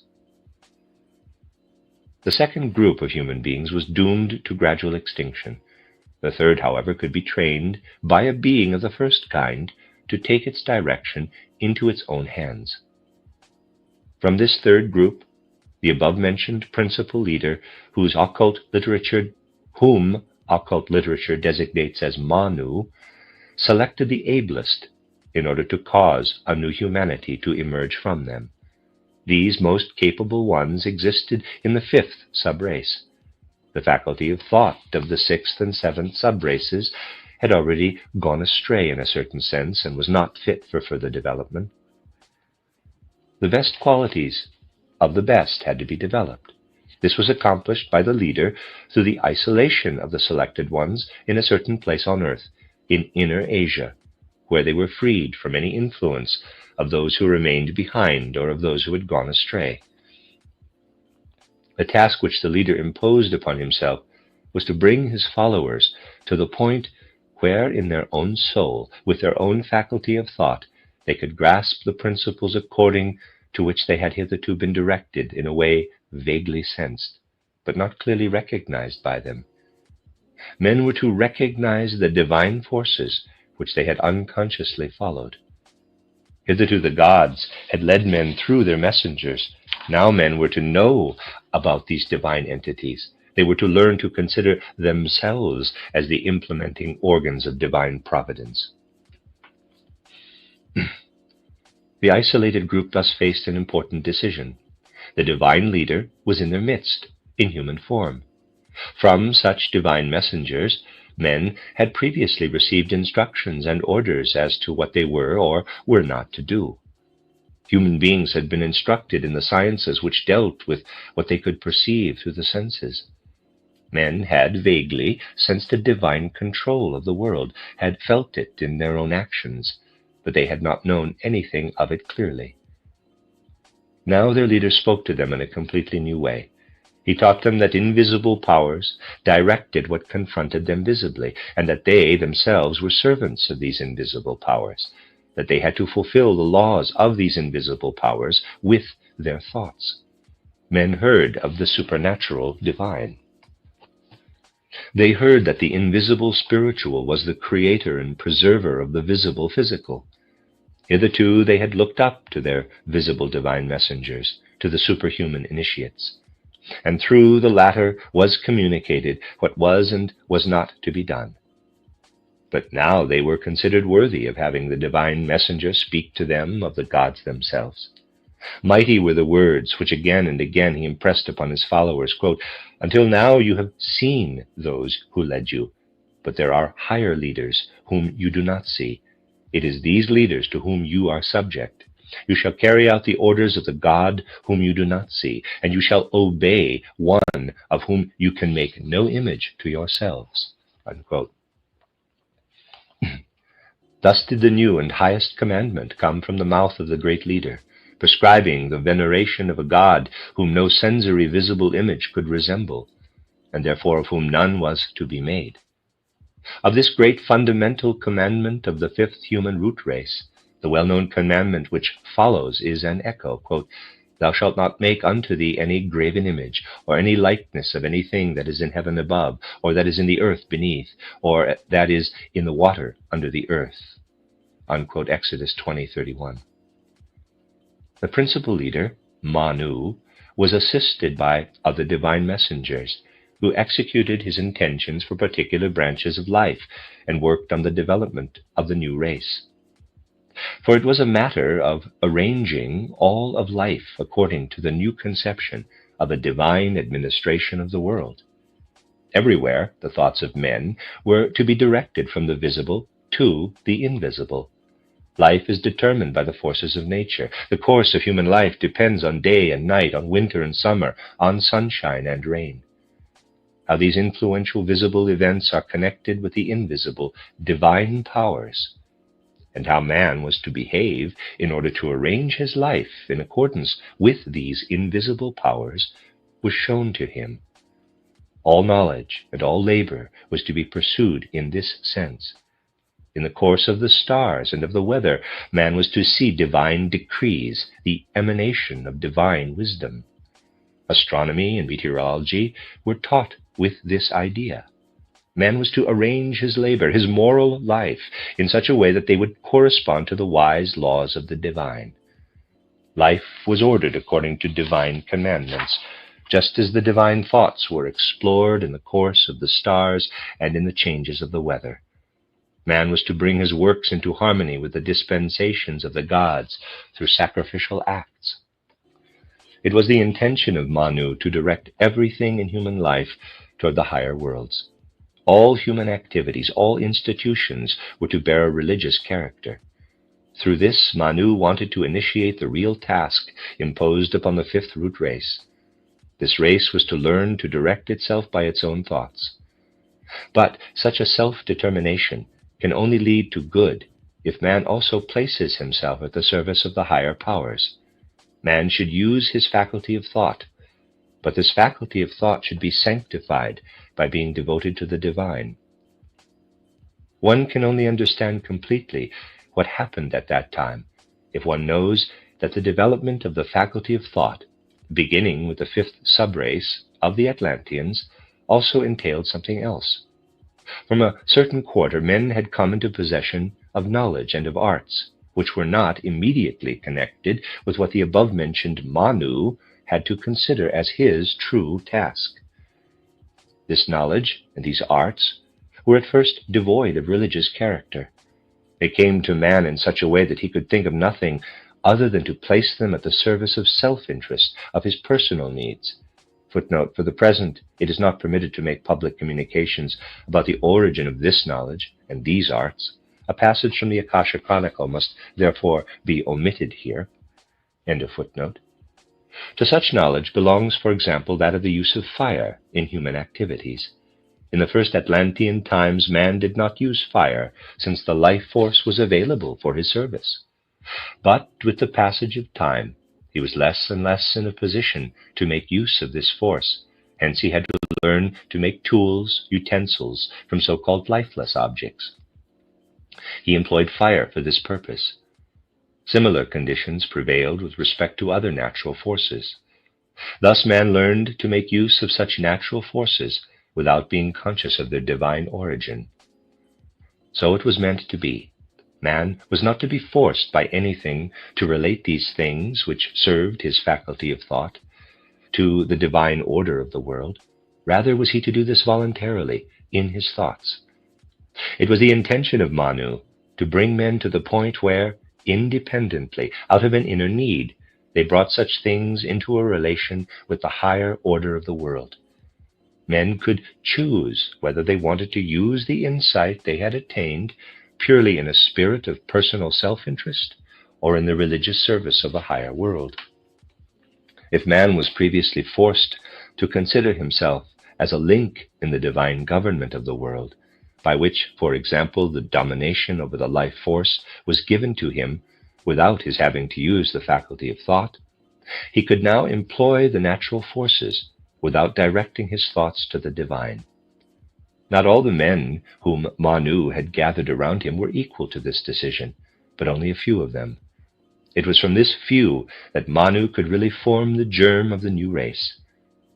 He retired with them in order to develop them further, while the others mingled with the rest of mankind. From this small number of men who finally gathered around Manu, everything is descended which up to the present forms the true germs of progress of the fifth root race. For this reason also, two characteristics run through the entire development of this fifth root race. One of these characteristics is peculiar to those men who are animated by higher ideas, who regard themselves as children of a divine universal power. The other belongs to those who put everything at the service of personal interests, of egotism. A small following remained gathered around Manu until it was sufficiently fortified to act in the new spirit, and until its members could go out to bring this new spirit to the rest of mankind, which remained from the earlier races. It is natural that this new spirit assumed a different character among the various peoples, according to how they themselves had developed in different fields. The old remaining characteristics blended with what the messengers of Manu carried to the various parts of the world. Thus a variety of new cultures and civilizations came into being. The ablest personalities from the circle around Manu were selected for a gradual direct initiation into his divine wisdom, so that they could become the teachers of the others. A new kind of initiate thus was added to the old divine messengers. It consisted of those who had developed their faculty of thought in an earthly manner, just as their fellow men had done. The earlier divine messengers, and also Manu, had not done this. Their development belonged to higher worlds. They introduced their higher wisdom into earthly conditions. What they gave to mankind was, quote, a gift from above, unquote. Before the middle of the Atlantean period, men had not reached the point where by their own powers they could grasp what the divine decrees were. Now, at the time indicated, they were to attain this point. Earthly thinking was to elevate itself to the concept of the divine. The human initiates united themselves with the divine. This represents an important revolution in the development of the human race. The first Atlanteans did not, as yet, have a choice as to whether or not they would consider their leaders to be divine messengers. For what the latter accomplished imposed itself as the deed of higher worlds. It bore the stamp of a divine origin. Thus the messengers of the Atlantean period were entities sanctified by their power, surrounded by the splendor which this power conferred upon them. From an external point of view, the human initiates of later times are men among men. But they remain in relation with the higher worlds, and the revelations and manifestations of the divine messengers come to them. Only exceptionally, when a higher necessity arises, do they make use of certain powers which are conferred upon them from above. Then they accomplish deeds which men cannot explain by the laws they know, and which therefore they rightly regard as miracles. But in all this, the higher intention is to put mankind on its own feet, fully to develop its faculty of thought. Today, the human initiates are the mediators between the people and the higher powers, and only initiation can make one capable of communication with the divine messengers. The human initiates, the sacred teachers, became leaders of the rest of mankind in the beginning of the fifth root race. The great priest-kings of prehistory, who are not spoken of in history, but rather in the world of legend, belong among these initiates. The higher divine messengers retired from the earth more and more, and left the leadership to these human initiates, whom, however, they assisted in word and deed. Were this not so, man would never attain free use of his faculty of thought. The world is under divine direction, but man is not to be forced to admit this. He is to realize and to understand it by free reflection. When he reaches this point, the initiates will gradually divulge their secrets to him, but this cannot happen all at once. The whole development of the fifth root race is a slow road to this goal. At first, Manu himself led his following like children. Then the leadership was gradually transferred to the human initiates. Today, progress still consists in a mixture of the conscious and unconscious acting and thinking of men. Only at the end of the fifth root race, when throughout the sixth and seventh sub-races a sufficiently great number of men are capable of knowledge, will the greatest among the initiates be able to reveal himself to them openly. Then this human initiate will be able to assume the principal leadership, just as Manu did at the end of the fourth root race. Thus the education of the fifth root race consists in this, that a greater part of humanity will become able freely to follow a human Manu as the germinal race of this fifth root race followed the divine one. The end of chapter 4. This is a reading of the book Cosmic Memory by Rudolf Steiner. Chapter 5, The Lemurian Race. A passage from the Akasha Chronicle, referring to a very distant prehistoric period in the development of mankind, will be set forth in this chapter. This period precedes the one depicted in the descriptions given above. We are here concerned with the third human root race, of which it is said in theosophical books that it inhabited the Lemurian continent. According to these books, this continent was situated south of Asia, and extended approximately from Ceylon to Madagascar. What is today Southern Asia and parts of Africa also belonged to it. While all possible care has been taken in the deciphering of the Akashic Chronicle, it must be emphasized that nowhere is a dogmatic character to be claimed for these communications. If, to begin with, the reading of things and events so remote from the present is not easy, the translation of what has been seen and deciphered into the language of today presents almost insuperable obstacles. Dates will be given later. They will be better understood when the whole Lemurian period, and also the period of our fifth root race up to the present, have been discussed. The things which are communicated here are surprising, even for the occultist who reads them for the first time, although the word surprising is not quite exact. Therefore, he should only communicate them after the most careful examination. The fourth, the Atlantean root race, was preceded by the so-called Lemurian. During its development, events of the very greatest importance occurred with respect to the earth and to men. Here, however, something will first be said of the character of this root race after these events, and only then will the latter be discussed. By and large, memory was not yet developed among this race. While men could have ideas of things and events, these ideas did not remain in the memory. Therefore, they did not yet have a language in the true sense. Rather, what they could utter were natural sounds which expressed their sensations, pleasure, joy, pain, and so forth, but which did not designate external objects. But their ideas had a quite different strength from those of later men. Through this strength, they acted upon their environment. Other men, animals, plants, and even lifeless objects could feel this action and could be influenced purely by ideas. Thus the Lemurian could communicate with his fellow men without needing a language. This communication consisted in a kind of quote-unquote thought reading.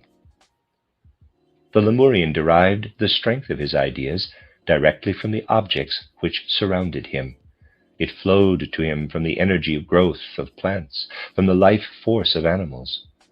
In this manner, he understood plants and animals in their inner action and life. He even understood the physical and chemical forces of lifeless objects in the same way. When he built something, he did not first have to calculate the load limit of a tree trunk, the weight of a stone. He could see how much the tree trunk could bear, where the stone, in view of its weight, would lift, where it would not. Thus the Lemurian built without engineering knowledge, on the basis of his faculty of imagination, which acted with the sureness of a kind of instinct. Moreover, to a great extent, he had power over his own body. When it was necessary, he could increase the strength of his arm by a simple effort of the will. For example, he could lift enormous loads merely by using his will. If later the Atlantean was helped by his control of the life force, the Lemurian was helped by his mastery of the will.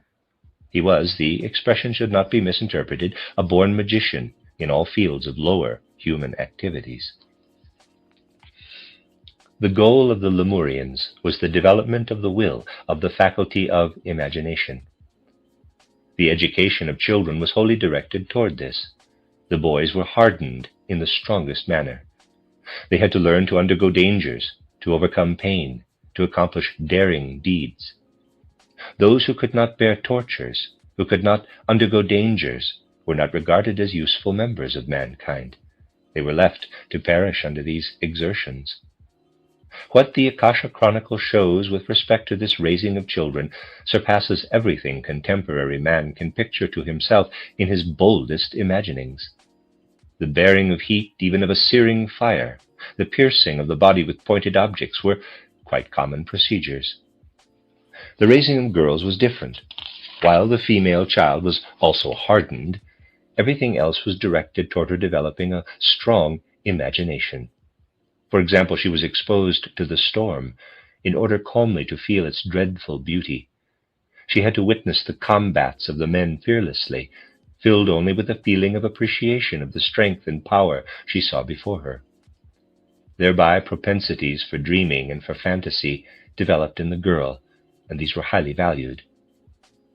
Because no memory existed, these propensities could not degenerate. The dream or fantasy conceptions in question lasted only as long as there was a corresponding external cause. Thus, they had a real basis in external things. They did not lose themselves in bottomless depths. It was, so to speak, nature's own fantasy and dreaming which were put into the female soul. The Lemurians did not have dwellings in our sense, except in their latest times. They lived where nature gave them the opportunity to do so. The caves which they used were only altered and extended insofar as necessary. Later they built such caves themselves, and at that time they developed great skill for such constructions. One must not imagine, however, that they did not also execute more artful constructions, but these did not serve as dwellings. In the earliest times, they originated in the desire to give to the things of nature a man-made form. Hills were remodeled in such a way that the form afforded man joy and pleasure. Stones were put together for the same purpose, or in order to be used for certain activities. The places where the children were hardened were surrounded with walls of this kind. Toward the end of this period, the buildings which served for the cultivation of, quote, divine wisdom and divine art, unquote, became more and more imposing and ornate. These institutions differed in every respect from what temples were later, for they were educational and scientific institutions at the same time. He who was found fit was here initiated into the science of the universal laws and into the handling of them. If the Lemurian was a born magician, this talent was here developed into art and insight. Only those could be admitted who, through all kinds of discipline, had acquired the ability to overcome themselves to the greatest extent. For all others, what went on in these institutions was the deepest secret. Here, one learned to know and to control the forces of nature through direct contemplation of them. But the learning was such that, in man, the forces of nature changed into forces of the will. He himself could thereby execute what nature accomplishes. What later mankind accomplished by reflection, by calculation, at that time had the character of an instinctive activity. But here one must not use the word instinct in the same sense in which one is accustomed to apply it to the animal world. For the activities of Lemurian humanity towered high above everything the animal world can produce through instinct. They even stood far above what mankind has since acquired in the way of art and sciences through memory, reason, and imagination. If one were to use an expression for these institutions, which would facilitate an understanding of them, one could call them, quote, colleges of willpower and of the clairvoyant power of the imagination. From them emerged the men who in every respect became rulers of the others. Today it is difficult to give in words a true conception of all these conditions, for everything on earth has changed since that time. Nature itself and all human life were different. Therefore human labor and the relationship of man to man differed greatly from what is customary today. The air was much thicker even than in later Atlantean times, the water much thinner, and what forms the firm crust of our earth today was not yet as hard as it later became.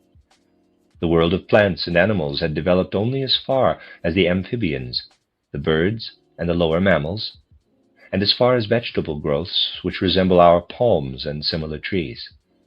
However, all forms were different from what they are today. What now exists only in small forms was then developed to gigantic sizes. At that time our small ferns were trees and formed mighty forests. The modern higher mammals did not exist. On the other hand, a great part of humanity was on such a low stage of development that one cannot but designate it as animal. What has been described here was true only of a small part of mankind, The rest lived their life in animalism. In their external appearance and in their way of life, these animal men were quite different from the small group. They were not especially different from the lower mammals, which resembled them in form in certain respects. A few more words must be said about the significance of the above-mentioned temple localities. What was cultivated there was not really religion. It was divine wisdom and art. Man felt that what was given to him there was a direct gift from the spiritual, universal forces. When he received this gift, he considered himself a, quote, servant, unquote, of these universal forces. He felt himself sanctified from everything unspiritual.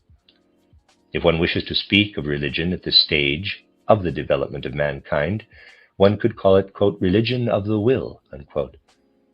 The religious temper and dedication lay in the fact that man guarded the powers granted to him as a strict divine secret, and that he led a life through which he sanctified his power. Persons who had such powers were regarded by others with great awe and veneration. And this awe and veneration were not called forth by laws or something similar, but by the immediate power which these persons exercised. The uninitiated, of course, stood under the magical influence of the initiated. It was also natural that the latter considered themselves to be sanctified personages, for in their temples they participated in direct contemplation of the active forces of nature. They looked into the creative workshop of nature. They experienced a communion with the beings which build the world itself. One can call this communication an association with the gods. What later developed as initiation, as mystery, emerged from this original manner of communication of men with the gods. In subsequent times, this communication had to become different, since the human imagination, the human spirit, took other forms. Of special importance is something which occurred in the course of Lemurian development by virtue of the fact that the women lived in the manner described above. They thereby developed special human powers. Their faculty of imagination, which was in alliance with nature, became the basis for a higher development of the life of ideas. They took the forces of nature into themselves, where they had an after effect in the soul. Thus the germs of memory were formed. With memory was also born the capacity to form the first and simplest moral concepts. The development of the will among the male element at first knew nothing of this. The man followed instinctively either the impulses of nature or the influences emanating from the initiated. It was from the manner of life of the women that the first ideas of good and evil arose. There one began to love some of the things which had made a special impression on the imagination and to abhor others.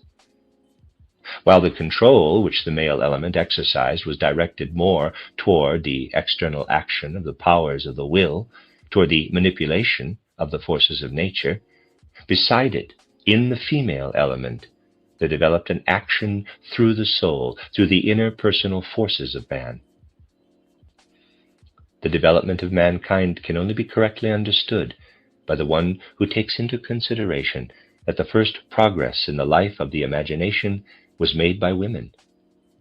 The development connected with the life of the imagination, with the formation of memory, of customs which formed the seeds for a life of law, for a kind of morals, came from this side. If man had seen and exercised the forces of nature, woman became the first interpreter of them.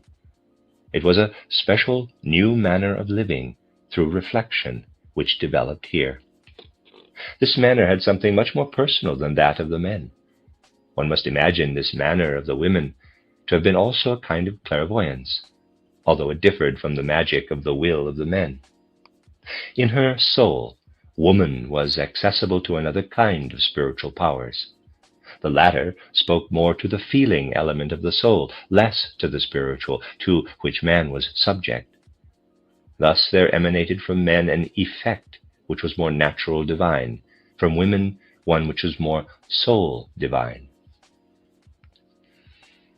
The development which woman went through during the Lemurian period had the result that at the appearance of the next, the Atlantean root race on Earth, an important role devolved upon her. This appearance took place under the influence of highly developed entities who were familiar with the laws of the formation of races and capable of guiding the existing forces of human nature into such paths that a new race could come into being. These beings will be specially mentioned further on. May it suffice for the moment to say that they possessed superhuman wisdom and power. They now isolated a small group out of Lemurian mankind and designated these to be the ancestors of the coming Atlantean race. The place where they did this was situated in the tropical zone. Under their direction, the men of this group had been trained in the control of the natural forces. They were very strong and knew how to win the most diverse treasures from the earth. They could cultivate the fields and use their fruits for their subsistence.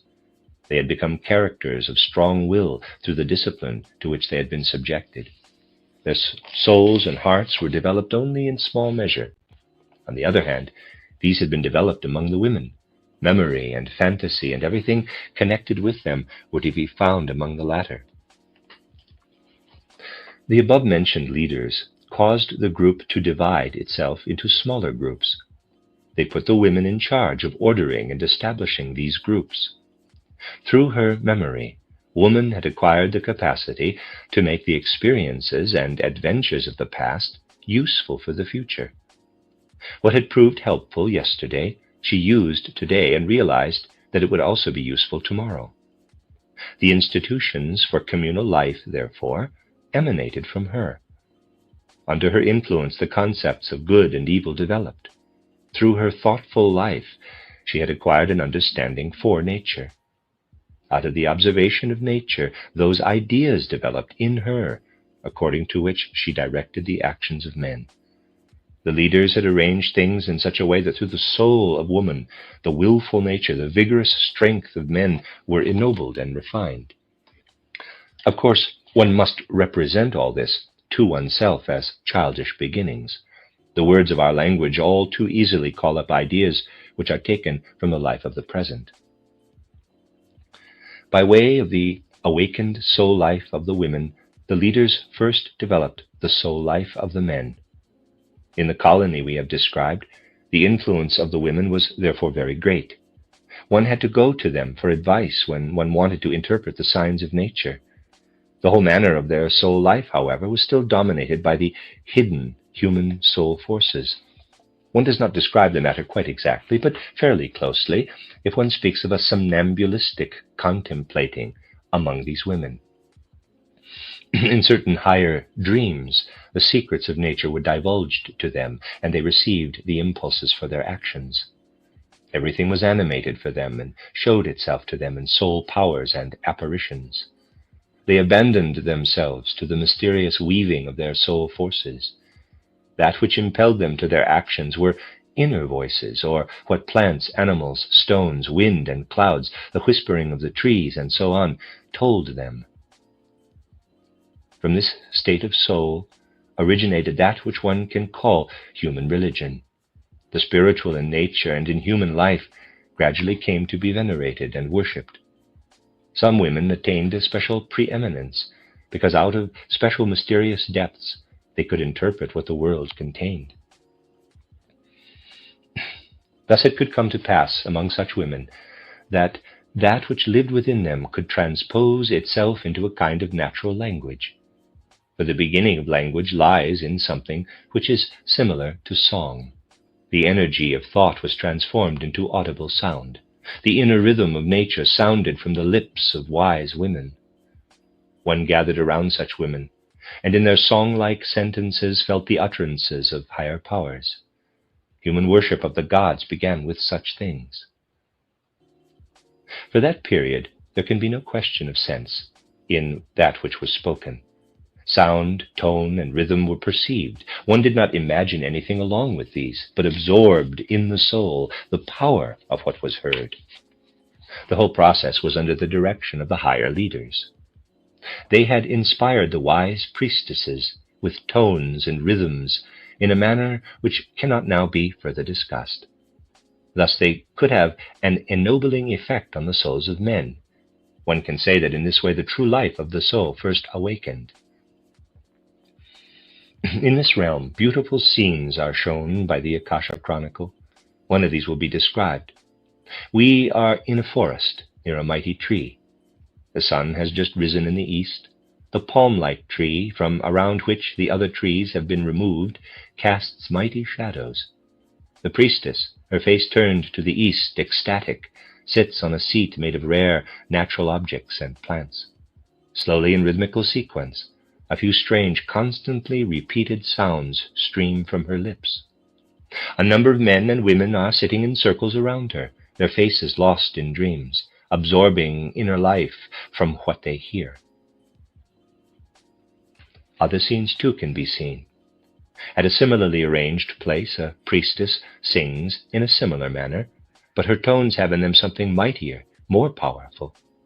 Those around her move in rhythmic dances. For this was the other way in which soul entered into mankind. The mysterious rhythms which one had heard from nature were imitated by the movements of the limbs. One thereby felt at one with nature and with the powers acting in her. The place on earth in which this stock of a coming race of men was developed was especially suited for this purpose. It was one where the then still turbulent earth had become fairly calm, for Lemuria was turbulent. After all, the earth at that time did not yet have its later density. The thin ground was everywhere undermined by volcanic forces which broke forth in smaller or larger streams. Mighty volcanoes existed almost everywhere and developed a continuous destructive activity. Men were accustomed to reckoning with this fiery activity in everything they did. They also used this fire in their labors and contrivances. Their occupations were often such that the fire of nature served as a basis for them, in the same way as artificial fire does in human labor today. It was through the activity of this volcanic fire that the destruction of the Lemurian land came about. While the part of Lemuria from which the parent race of the Atlanteans was to develop had a hot climate, it was by and large free of volcanic activity. Human nature could unfold more calmly and peacefully here than in the other regions of the earth. The more nomadic life of former times was abandoned, and fixed settlements became more and more numerous. One must represent to oneself that at that time the human body still had very malleable and pliant qualities. This body still changed form whenever the inner life changed. Not long before, men had still been quite diverse as regards their external form. At that time, the external influence of region and climate was still decisive in respect to their form. Only in the colony described did the body of man increasingly become an expression of his inner soul life. Moreover, this colony had an advanced, externally more nobly formed race of men.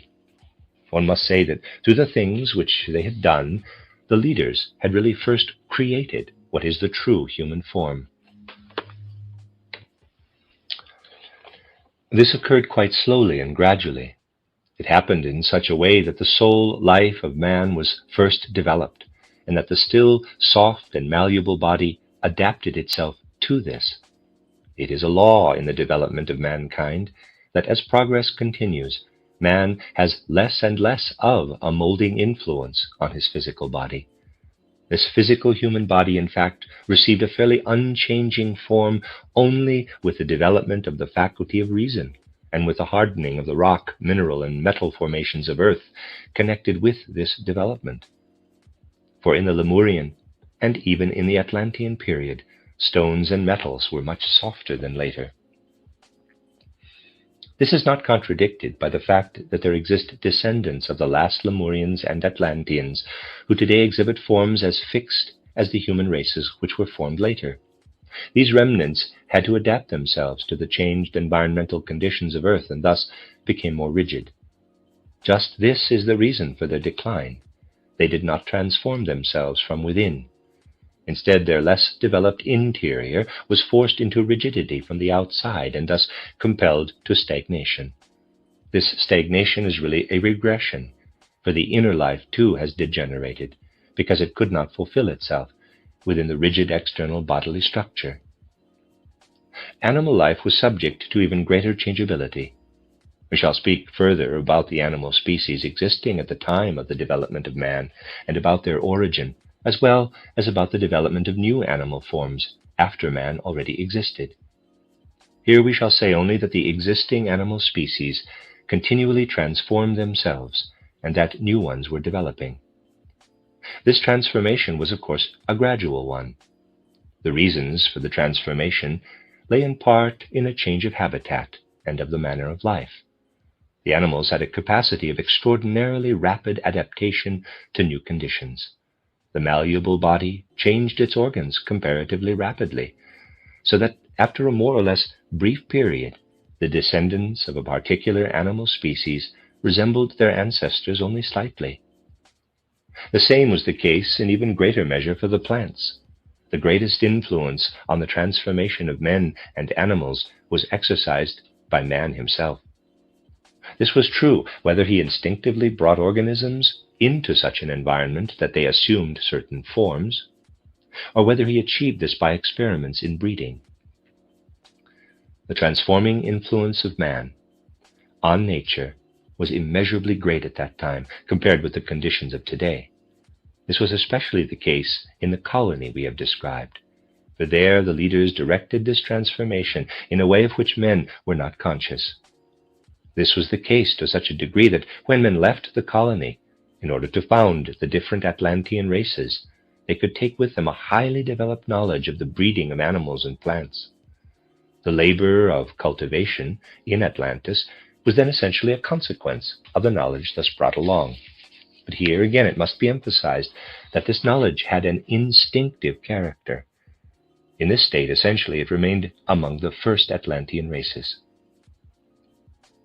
The preeminence of the feminine soul, which has been described, was especially strong in the last Lemurian period and continued into the Atlantean times, during which the fourth subrace was preparing itself. But one must not imagine that this was the case among all of mankind. It was true, however, for that part of the population of Earth from which the truly advanced races later emerged. This influence exercised the strongest effect upon all that which in man is unconscious. The development of certain constant gestures, the refinements of sensory perception, the feeling for beauty, a good part of the general life of sensations and feelings which is common to all men. All this originally emanated from the spiritual influence of woman. It is not an overstatement if one interprets the reports of the Akasha Chronicle in such a way as to affirm, quote, "The civilized nations have a bodily form and expression, as well as certain bases of physical soul life, which were imprinted upon them by woman." End quote. In the next chapter, we shall go back to earlier periods of the development of mankind, during which the population of Earth still belonged to only one sex. The development of the two sexes will then be described. The end of chapter 5. This is a reading of the book Cosmic Memory by Rudolf Steiner. Chapter 6, The Division into Sexes. Much as the human form in those ancient times described in the preceding chapters differed from the form of present-day man, one comes to conditions still more dissimilar if one goes even further back in the history of mankind.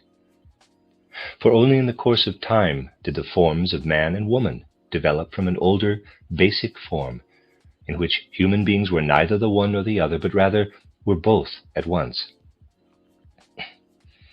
He who wants to form an idea of these enormously distant periods of the past must, however, liberate himself completely from the habitual conceptions taken from what man sees around him. The times into which we now look back lie somewhat before the middle of the epoch, which in the preceding passages were designated as the Lemurian. At that time, the human body still consisted of soft and malleable materials. The other forms of earth were still soft and malleable. As opposed to its later hardened condition, earth was still in a welling, more fluid one. As the human soul at that time embodied itself in matter, it could adapt this matter to itself in a much greater degree than later. That the soul takes on a male or a female body is due to the fact that the development of external terrestrial nature forces, that the soul takes on a male or a female body is due to the fact that the development of external terrestrial nature forces the one or the other upon it. While the material substances had not yet become rigid, the soul could force these substances to obey its own laws. It made of the body an impression of its own nature. But when matter became denser, the soul had to submit to the laws impressed upon this matter by external terrestrial nature. As long as the soul could still control matter, it formed its body as neither male nor female, but instead gave it qualities which embraced both at the same time. For the soul is simultaneously male and female. It carries these two natures in itself. Its male element is related to what is called will, its female element to what is called imagination. The external formation of earth resulted in that the body assumed a one-sided form. The male body has taken a form which is conditioned by the element of will. The female body, on the other hand, bears the stamp of imagination. Thus it comes about that the two-sexed male-female soul inhabits a single-sexed male or female body. In the course of development, the body had taken a form determined by the external terrestrial forces, so that it was no longer possible for the soul to pour its whole inner energy into this body. The soul had to retain something of this energy within itself, and could let only a part of it flow into the body. If one continues with the Akasha Chronicle, the following becomes apparent. In an ancient period, human forms appear before us, which are soft, malleable, and quite different from later ones. They still carry the nature of man and woman within themselves to an equal degree. In the course of time, the material substances become denser. The human body appears in two forms, one of which begins to resemble the subsequent shape of man, the other that of woman. When this difference had not yet appeared, every human being could produce another human being out of himself. Impregnation was not an external process, but was something which took place inside the human body itself. By becoming male or female, the body lost this possibility of self-impregnation.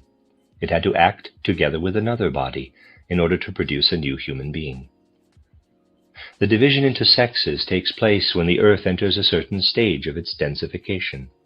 The density of matter inhibits a portion of the force of reproduction. That portion of this force, which is still active, needs an external complementation to the opposite force of another human being. The soul, however, must retain a portion of its earlier energy within itself, in man as well as in woman. It cannot use this portion in the physical external world. This portion of energy is now directed toward the interior of man. It cannot emerge toward the exterior. Therefore, it is freed for inner organs. Here an important point in the development of mankind appears. Previously, that which is called spirit, the faculty of thought, could not find a place in man. For this faculty would have found no organs for exercising its functions. The soul had employed all its energy toward the exterior in order to build up the body. But now the energy of the soul, which finds no external employment, can become associated with the spiritual energy, and through this association, those organs are developed in the body, which later make of man a thinking being. Thus man could use a portion of the energy which previously he employed for the production of beings like himself in order to perfect his own nature. The force by which mankind forms a thinking brain for itself is the same by which man impregnated himself in ancient times. The price of thought is single-sexedness. By no longer impregnating themselves, but rather by impregnating each other, human beings can turn a part of their productive energy within, and so become thinking creatures. Thus the male and the female body each represent an imperfect external embodiment of the soul, but thereby they become more perfect creatures inwardly. This transformation of man takes place very slowly and gradually. Little by little, the younger single-sexed male or female forms appear beside the old double-sexed ones. It is again a kind of fertilization which takes place in man when he becomes a creature endowed with spirit. The inner organs, which can be built up by the surplus soul energy, are fructified by the spirit. In itself, the soul is two-sided, male, female. In ancient times, it also formed its body on this basis. Later, it can form its body only in such a way that for the external, it acts together with another body. Thereby the soul itself receives the capacity to act together with the spirit. For the external, man is henceforward fertilized from the outside. For the internal, from the inside, through the spirit. One can say that the male body now has a female soul, the female body a male soul. This inner one-sidedness of man is compensated by fertilization through the spirit. The one-sidedness is abolished. Both the male soul in the female body and the female soul in the male body again become double-sexed through fructification by the spirit. Thus man and woman are different in their external form. Internally, their spiritual one-sidedness is rounded out to an harmonious whole. Internally, spirit and soul are fused into one unit. Upon the male soul in woman, the action of the spirit is female, and thus renders it male-female. Upon the female soul in man, the action of the spirit is male, and thus renders it male-female also. The double-sexedness of man has retired from the external world, where it existed in the pre-Lemurian period, into his interior. One can see that the higher inner essence of a human being has nothing to do with man or woman. The inner equality, however, does result from a male soul in woman and correspondingly from a female soul in man. The union with the spirit finally brings about the equality. But the fact that before the establishment of this equality there exists a difference involves a secret of human nature. The understanding of this secret is of great significance for all mystery science. It is the key to important enigmas of life. For the present, we are not permitted to lift the veil which is spread over this secret. Thus, physical man is developed from double-sexedness to single-sexedness, to the separation into male and female. In this way, man has become a spiritual being of the kind which he is now. But one must not suppose that no beings which possessed cognition had been in contact with the earth before then. When one follows the Akasha Chronicle, it does indeed appear that in the first Lemurian period, later physical man, because of his double sex, was a totally different being from that which one today designates as man. He could not connect any sensory perceptions with thoughts. He did not think. His life was one of impulses. His soul expressed itself only in instincts, in appetites, in animal desires, and so on. His consciousness was dreamlike. He lived in dullness. But there were other beings among these men. These, of course, were also double-sexed. For at the stage of terrestrial development of that time, no male or female human body could be produced. The external conditions did not yet exist for this. But there were other beings which could acquire knowledge and wisdom in spite of their double-sexedness. This was possible because they had gone through a quite different development in a still more remote past. It was possible for their soul to be fructified by the spirit without first awaiting the development of the inner organs of the physical body of man. By means of the physical brain, the soul of contemporary man can think only that which it receives from the outside through the physical senses. This is the condition to which the development of man's soul has led. The human soul had to wait until a brain existed which became the mediator with the spirit. Without this detour, this soul would have remained spiritless. It would have remained arrested at the stage of dreamlike consciousness. This was different among the superhuman beings mentioned above. In previous stages, their soul had developed organs which needed nothing physical in order to enter into contact with the spirit. Their knowledge and wisdom were supersensibly acquired. Such knowledge is called intuitive. Contemporary man attains such intuition only at a later stage of his development. This intuition makes it possible for him to enter into contact with the spirit without sensory mediation. He must make a detour through the world of sensory substance. This detour is called the descent of the human soul into matter, or popularly, the fall of man. Because of a different earlier development, the superhuman beings did not have to take part in this descent. Since their soul had already attained a higher stage, their consciousness was not dreamlike, but inwardly clear. Their acquisition of knowledge and wisdom was a clairvoyance, which had no need of senses or of an organ of thought. The wisdom according to which the world is built shone into their souls directly. Therefore they could become the leaders of youthful humanity, which was still sunk in dullness. They were the bearers of a primeval wisdom, toward the understanding of which mankind is only now struggling along the detour mentioned above. They differed from what one calls man through the fact that wisdom shone upon them as the sunlight does upon us, as a free gift from above. Man was in a different position. He had to acquire wisdom by the work of the senses and of the organ of thought. Originally, it did not come to him as a free gift. He had to desire it. Only when the desire for wisdom lived in man did he acquire it through his senses and his organ of thought. Thus a new impulse had to awaken in the soul, the desire, the longing for knowledge.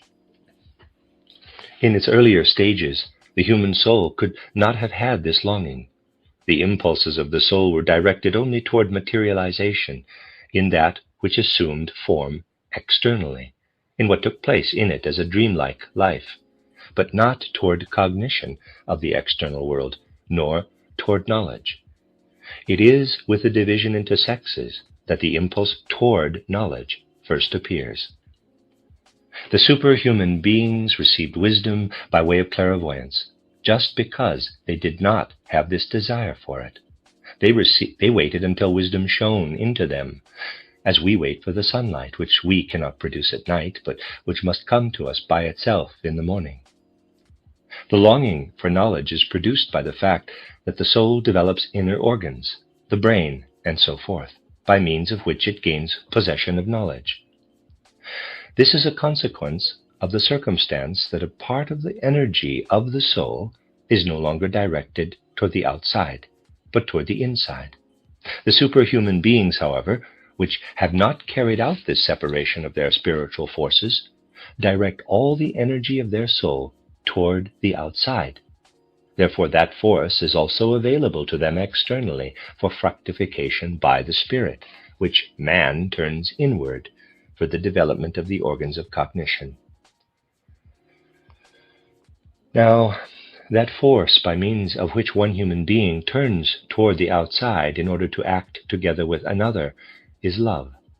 The superhuman beings directed all their love outward in order to let universal wisdom flow into their soul. Man, however, can only direct a part of it outward. Man became sensual, and thereby his love became sensual. He draws away from the outside world that part of his nature which he directs toward his inner development, and thus that arises which one calls selfishness. When he became man or woman in the physical body, man could surrender himself with only a part of his being. With the other part he separated himself from the world around him. He became selfish, and his action toward the outside became selfish. His striving after inner development also became selfish. He loved because he desired, and likewise he thought, because he desired wisdom. The selfless, all-loving natures, the leaders, the superhuman beings, confronted man who was still childishly selfish. The soul, which among these beings does not reside in a male or female body, is itself male-female. It loves without desire. Thus the innocent soul of man loved before the division into sexes, but at that time it could not understand, because it was still at an inferior stage, that of dream consciousness. The soul of the superhuman beings also loves in this manner, however with understanding, because of its advanced development. Man must pass through selfishness in order to attain selflessness again at a higher stage, where, however, it will be combined with completely clear consciousness. The task of the superhuman natures, of the great leaders, was that they impressed upon youthful man their own character, that of love. They could do this only for that part of the spiritual energy which was directed outward. Thus sensual love was produced. It is therefore a consequence of the activity of the soul in a male or female body. Sensual love became the force of physical human development. This love brings man and woman together insofar as they are physical beings. Upon this love rests the progress of physical humanity. It was only over this love that the superhuman natures had power. That part of human soul energy which is directed inward and is to bring about cognition by the detour through the senses, that part is withdrawn from the power of those superhuman beings. However, they themselves had never descended to the development of corresponding inner organs. They could clothe the impulse toward the external in love, because love acting toward the external was part of their own nature. Because of this, a gulf opened between them and youthful mankind. Love, at first in sensual form, they could plant in man. Knowledge they could not give, for their own knowledge had never made the detour through the inner organs which man was now developing. They could speak no language which a creature with a brain could have understood. The inner organs of man, mentioned above, first became ripe for a contact with the spirit only at that stage of terrestrial existence which lies in the middle of the Lemurian period. But they had already been formed incompletely at a much earlier stage of development. For the soul had already gone through physical embodiments in preceding times. It had lived in dense substance, not on earth but on other celestial bodies.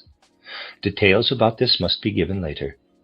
At present we shall say only that the terrestrial beings previously lived on another planet, where, in accordance with the prevailing conditions, developed up to the point at which they were when they arrived on Earth.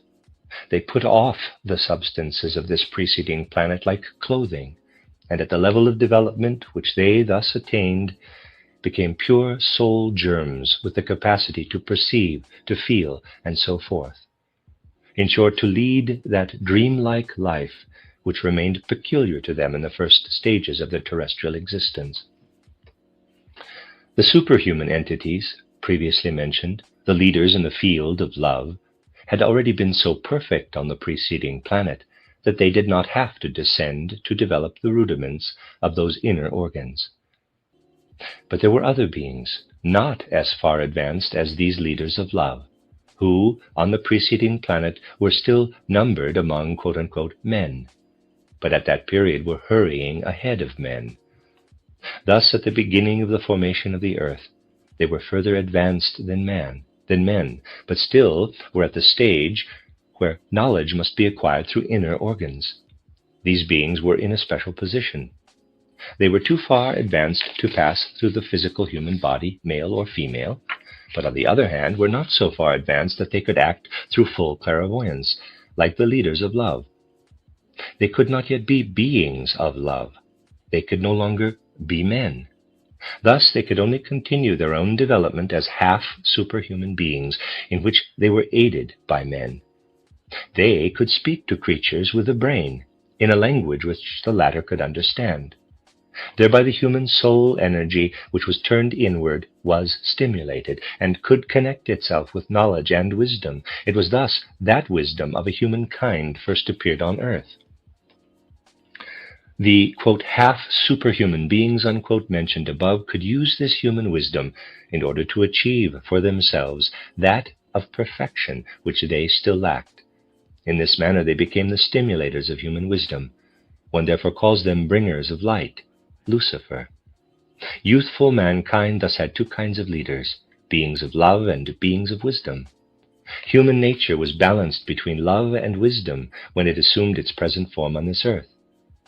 By the beings of love, it was stimulated to physical development, by the beings of wisdom to the perfection of the inner nature. As a consequence of physical development, humanity advances from generation to generation, forms new tribes and races. Through inner development, individuals grow toward inner perfection, become knowing and wise men, artists, technicians, etc. Physical mankind strides from race to race. Each race hands down its sensorially perceptible qualities to the following one through physical development. Here the law of heredity holds sway. The children carry within themselves the physical characteristics of the fathers.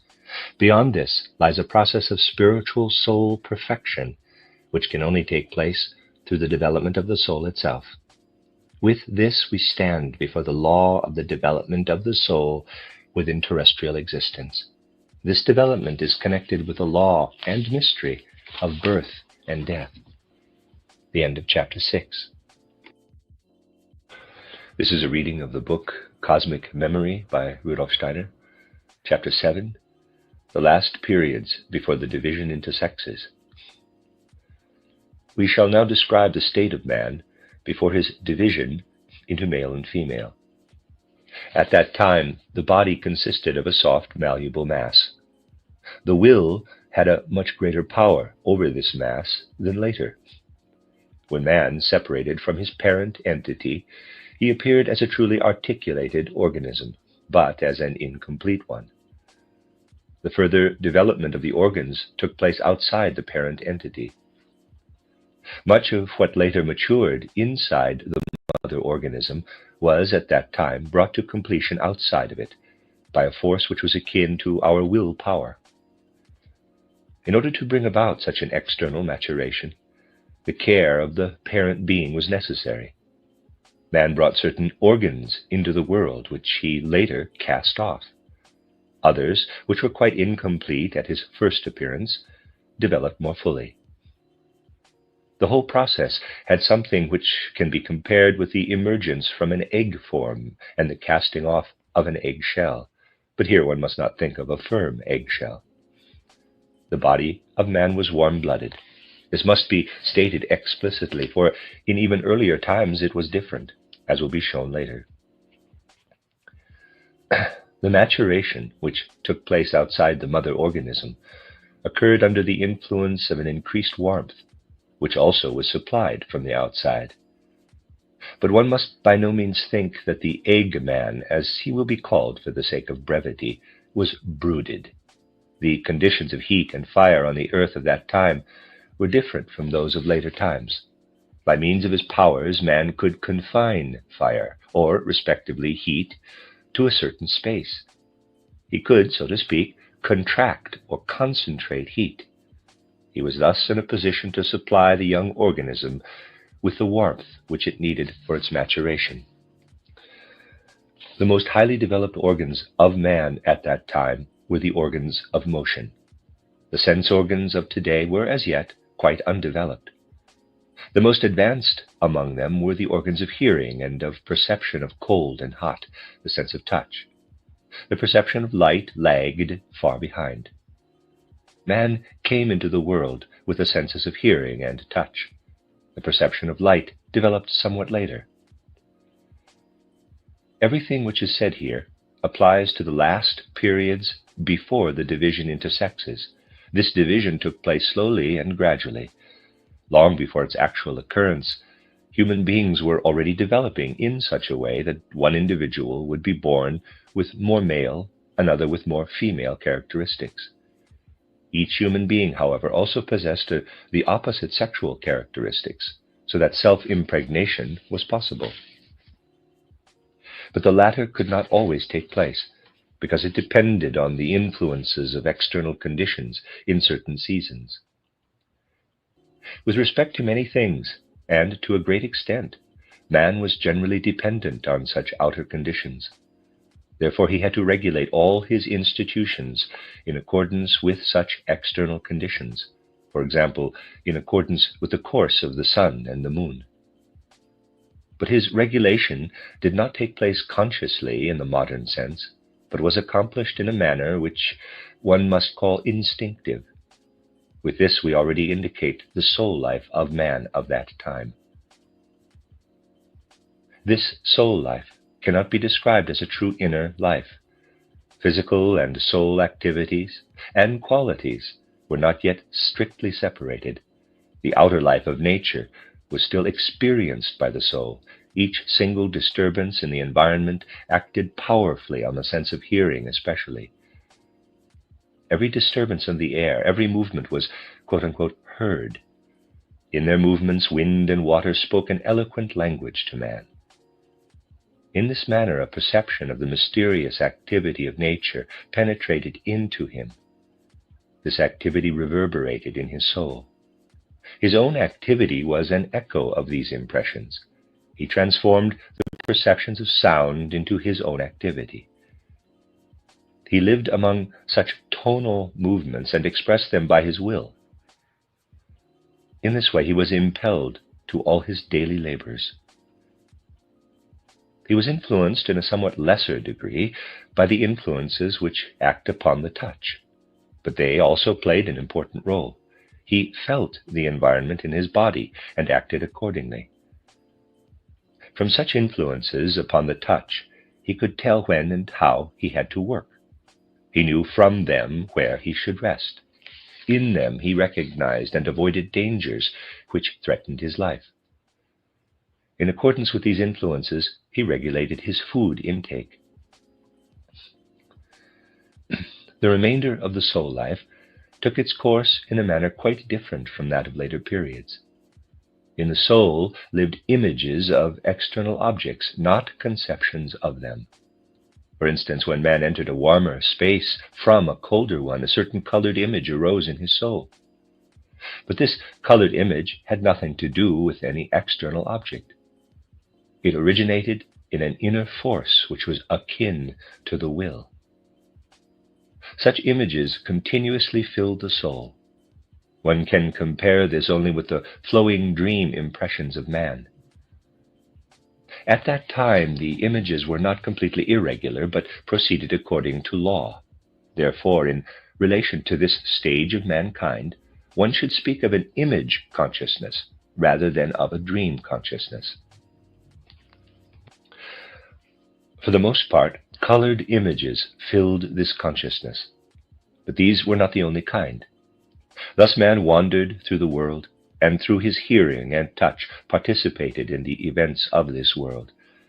But in his soul life, this world was mirrored in images which were very unlike what existed in the external world. Joy and sorrow were associated with the images of the soul, to a much lesser degree than is the case today, with the ideas of men which reflect their perceptions of the external world. It is true that one image awakened happiness, another displeasure, one hate, another love, but these feelings had a much paler character. On the other hand, strong feelings were aroused by something else. At that time, man was much more active than later. Everything in his environment, as well as the images in his soul, stimulated him to activity, to movement. When his activity could proceed without hindrance, he experienced pleasure. But when this activity was hindered in any way, he felt displeasure and discomfort. It was the absence or presence of hindrances to his will which determined the content of his sensations, his joy and his pain. This joy or this pain were again released in his soul in a world of living images. Light, clear, beautiful images lived in him when he could be completely free in his actions. Dark, misshapen images arose in his soul when his movements were hindered. Until now, the average man has been described. Among those who had developed into a kind of superhuman beings, soul life was different. Their soul life did not have this instinctive character. Through their senses of hearing and touch, they perceived deeper mysteries of nature, which they could interpret consciously. In the rushing of the wind, in the rustling of the trees, the laws, the wisdom of nature were unveiled to them. The images in their souls did not merely represent reflections of the external world, but were likenesses of the spiritual powers of the world. They did not perceive sensory objects, but spiritual entities. For example, the average man experienced fear, and an ugly, dark image arose in his soul.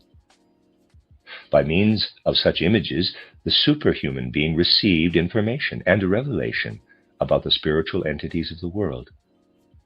The processes of nature did not appear to him as dependent on lifeless natural laws, as they do to the scientist of today, but rather as the actions of spiritual beings. External reality did not yet exist, for there were no external senses. But spiritual reality was accessible to the higher beings. The Spirit shone into them as the sun shines into the physical eye of a man today. In these beings, cognition was what one may call intuitive knowledge in the fullest sense of the word. For them, there was no combining and speculating, but an immediate perception of the activity of spiritual beings. Therefore, these superhuman individuals could receive communications from the spiritual world directly into their will. They consciously directed the other men. They received their mission from the world of spirits and acted accordingly. When the time came in which the sexes separated, these beings considered it their task to act upon the new life in accordance with their mission. The regulation of sexual life emanated from them. Everything which relates to the reproduction of mankind originated with them. In this, they acted quite consciously, but the other men could only feel this influence as an instinct implanted in them. Sexual love was implanted in man by immediate transference of thought. At first, all its manifestations were of the noblest character. Everything in this area which has taken on an ugly character comes from later times, when men became more independent and when they corrupted an originally pure impulse.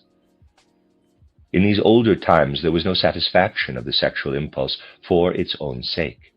Then everything was a sacrificial service for the continuation of human existence. Reproduction was regarded as a sacred matter, as a service which man owes to the world. Sacrificial priests were the directors and regulators in this field. Of a different kind were the influences of the half-superhuman beings. The latter were not developed to the point of being able to receive the revelations of the spiritual world in an entirely pure form. Along with these impressions of the spiritual world, the effects of the sensible world also arose among the images of their souls. The truly superhuman beings received no impressions of joy and pain through the external world. They were wholly given over to the revelations of the spiritual powers. Wisdom flowed to them as light does to sensory beings. Their will was directed toward nothing but acting in accordance with this wisdom. In this acting lay their highest joy. Wisdom, will, and activity constituted their nature. This was different among the half-superhuman entities. They felt the impulse to receive impressions from the outside, and with the satisfaction of this impulse, they connected joy with its frustration, displeasure. Through this, they differed from the superhuman entities.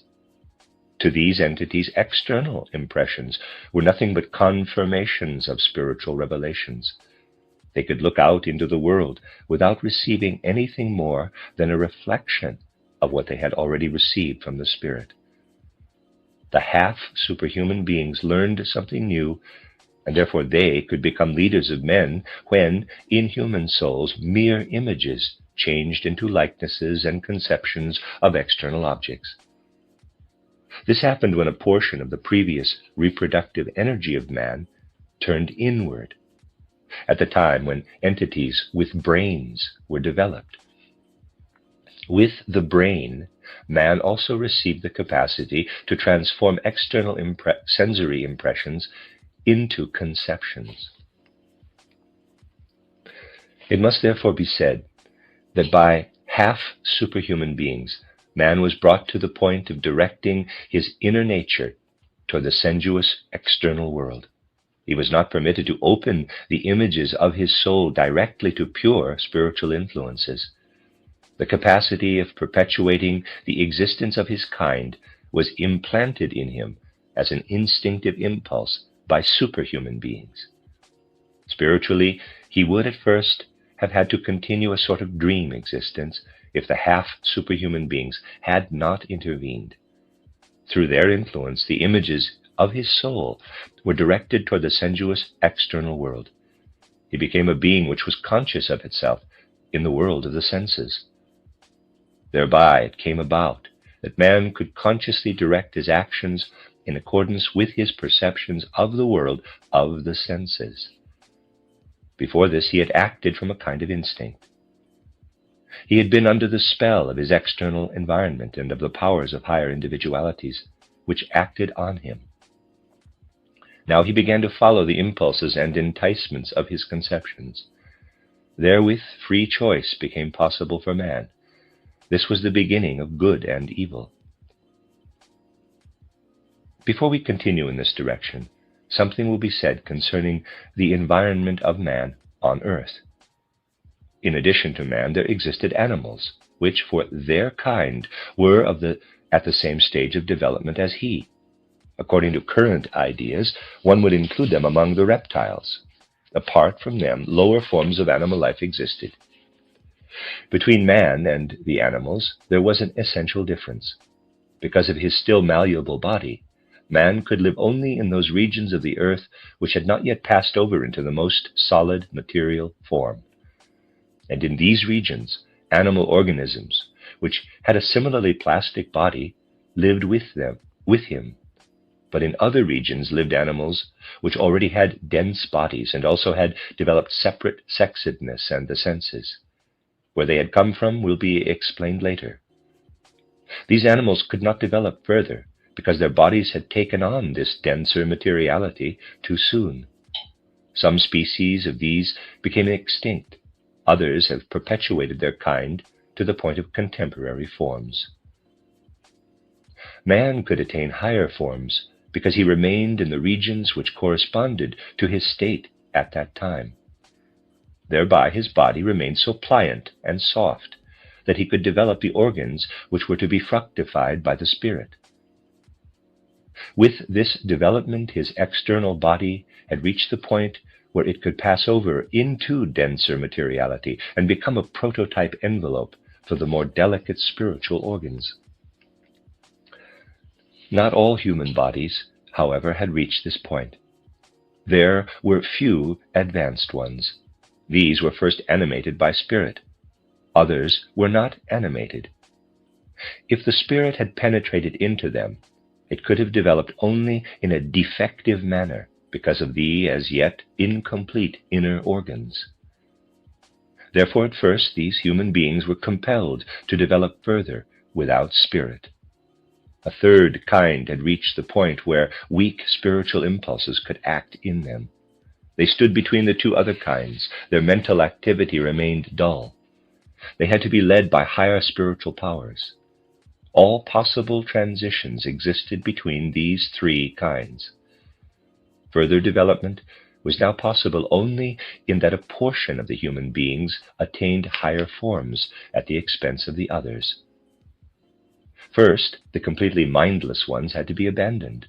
A mingling with them for the purpose of reproduction would have pulled the more highly developed down to their level. Everything which had been given a mind was therefore separated from them. Thereby the latter descended more and more to the level of animalism. Thus alongside man there developed man-like animals.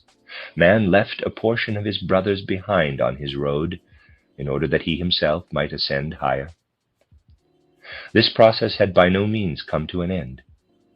Among the men with a dull mental life, those who stood somewhat higher could advance only if they were raised to an association with higher ones and separated themselves from those less endowed with spirit.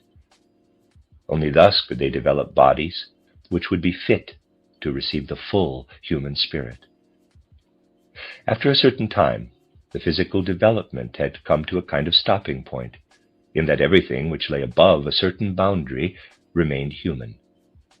Meanwhile, the conditions of life on earth had changed in such a way that a further thrusting down would no longer produce animal-like creatures, but such as were no longer capable of living. That which had been thrust down into the animal world has either become extinct or survives in the different higher animals. Therefore, one must consider these animals as beings which had to stop at an earlier stage of human development. They have not retained the form which they had at the time of their separation, however, but have gone from a higher to a lower level. Thus the apes are men of a past epoch who have regressed. As man was once less perfect than he is at present, they were once more perfect than they are now. That which has remained in the field of the human has gone through a similar process, but within these human limits. Many savage tribes must be considered to be the degenerated descendants of human forms which were once more highly developed. They did not sink to the level of animalism, but only to that of savagery. The immortal part of man is the spirit. It has been shown when the spirit entered the body. Before this, the spirit belonged to other regions. It could only associate itself with the body when the latter had attained a certain level of development. Only when one understands completely how this association came about can one recognize the significance of birth and death, and can understand the nature of the eternal spirit. The end of chapter 7. This is a reading of the book by Rudolf Steiner, Cosmic Memory. This is chapter 8, entitled The Hyperborean and the Polarian Epoch. The following passages from the Akasha Chronicle go back to the periods which precede what was described in the last chapters. In view of the materialistic ideas of our time, the risk we undertake with these communications is perhaps even greater than that connected with what has been described in the preceding passages. Today, such things are readily met with the accusation of fantasy and baseless speculation. When one knows how far from even taking these things seriously someone can be who has been trained scientifically in the contemporary sense, then only the consciousness that one is reporting faithfully in accordance with spiritual experience can lead one to write about them. Nothing is said here which has not been carefully examined with the means provided by the science of the spirit. The scientist need only be as tolerant toward the science of the spirit as the latter is toward the scientific way of thinking. Compare my title Welt- und Lebensanschauungen im 19. Jahrhundert, English Conceptions of the World and of Life in the 19th Century, where I think I have shown that I am able to appreciate the materialistic scientific view. Footnote: in 1914 a new edition of this work appeared, which was completed by a Vorgeschichte über abendländische Philosophie und bis zur Gegenwart fortgesetzt, titled Previous History of Occidental Philosophy and its Continuation to the Present. The work appearing under the title Die Rätsel der Philosophie in ihrer Geschichte als Umriss dargestellt, The Riddles of Philosophy, 2 volumes, Stuttgart, 1955. End of footnote. For those, however, who incline toward these matters of the science of the spirit, I would like to make a special remark concerning the passages reproduced here. Especially important matters will be discussed in what follows, and all this belongs to periods which are long past. The deciphering of the Akasha Chronicle is not exactly easy in this area, The author of this present book in no way claims that he should be believed blindly. He merely wishes to report what his best efforts have enabled him to discover. He will welcome any correction based on competent knowledge. He feels obliged to communicate these events concerning the development of mankind because the signs of the times urge it. Moreover, a long period of time had to be described in outline here in order to afford a general view. Further details on much that is only indicated now will follow later. Only with difficulty can the writings in the Akasha Chronicle be translated into our colloquial language. They are more easily communicated in the symbolical sign language used in the mystery schools, but as yet the communication of this language is not permitted. Therefore the reader is requested to bear with much that is dark and difficult to comprehend, and to struggle toward an understanding, just as the writer has struggled toward a generally understandable manner of presentation. Many a difficulty in reading will be rewarded when one looks upon the deep mysteries, the important human enigmas which are indicated. A true self-knowledge of man is, after all, the result of these Akasha records, which for the scientist of the spirit are realities as certain as are mountain ranges and rivers for the eye of sense. An error of perception is of course possible here and there. It should be noted that in the present section, only the development of man is discussed. Parallel to it, of course, runs that of the other natural realms, of the mineral, the botanical, the animal. The next sections will deal with these. Then much will be spoken of, which will make the discussion concerning man appear in a clearer light. On the other hand, one cannot speak of the development of the other terrestrial realms in the sense of the science of the spirit until the gradual progress of man has been described. If one traces the development of the earth even further back than was done in the preceding essays, one comes upon increasingly refined material conditions of our planet. The substances which later become solid were previously in a fluid, still earlier in a vaporous and steam-like, and, in an even more remote past, in the most refined etheric condition. The decreasing temperature caused the hardening of substances.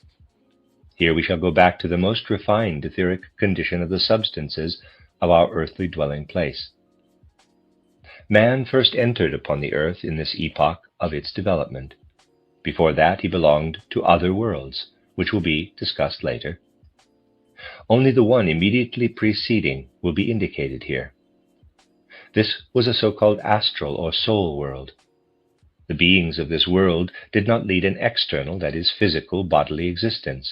Neither did man. He had already developed the image consciousness mentioned in the previous essay. He had feelings and desires. But all this was enclosed in a soul body. Only to the clairvoyant eye would such a man have been perceptible. As a matter of fact, all the more highly developed human beings of that time possessed clairvoyance, although it was quite dull and dreamlike. It was not a self-conscious clairvoyance. These astral beings are, in a certain sense, the ancestors of man. What is today called man carries the self-conscious spirit within him. This spirit united with the being which had developed from the astral ancestor in about the middle of the Lemurian period. This union has already been indicated in the previous essays. In the description of the course of development of the ancestors of man up to that period, which is to follow here, the matter will be discussed again in greater detail. The soul or astral ancestors of man were transported to the refined or etheric earth. So to speak, they sucked the refined substance into themselves like a sponge, to speak coarsely. By thus becoming permeated with substance, they developed etheric bodies. These had an elongated elliptical form, in which the limbs and other organs which were to be formed later were already indicated by delicate shadings of the substance. All processes in this mass were purely physical-chemical, but they were regulated and dominated by the soul. When such a mass of substance had attained a certain size, it split into two masses, each of which was similar to the form from which it had sprung, and in it the same processes took place as in the original mass of substance. Each new form was as much endowed with soul as the mother being. This was due to the fact that it was not a certain number of human souls which entered upon the earthly scene, but rather a kind of soul tree which could produce innumerable single souls from its common root. As a plant sprouts ever anew from innumerable seeds, so the soul life appeared in the countless shoots produced by the continual divisions. It is true that from the beginning there was a narrowly circumscribed number of kinds of souls, of which fact we shall speak later. But within these kinds, the development proceeded in the manner which we have described. Each kind of soul put forth innumerable offshoots. With their entry into terrestrial materiality, an important change had taken place within the souls themselves. As long as the souls were not connected with anything material, no external material process could act on them. Any action upon them was purely of the nature of soul, was a clairvoyant one. They thus shared in the life of everything pertaining to soul in their environment. All that existed at that time was experienced in this way. The actions of stones, plants, and animals, which then existed only as astral, soul-like forms, were felt as inner soul experiences. With the entering upon the earth, something totally new was added to this. External material processes exercised an effect on the soul, which now appeared in material garb. At first it was only the processes of motion in this material outside world which produced movements within the etheric body. As today we perceive the vibration of the air as sound, these etheric beings perceived the vibrations of the etheric matter which surrounded them.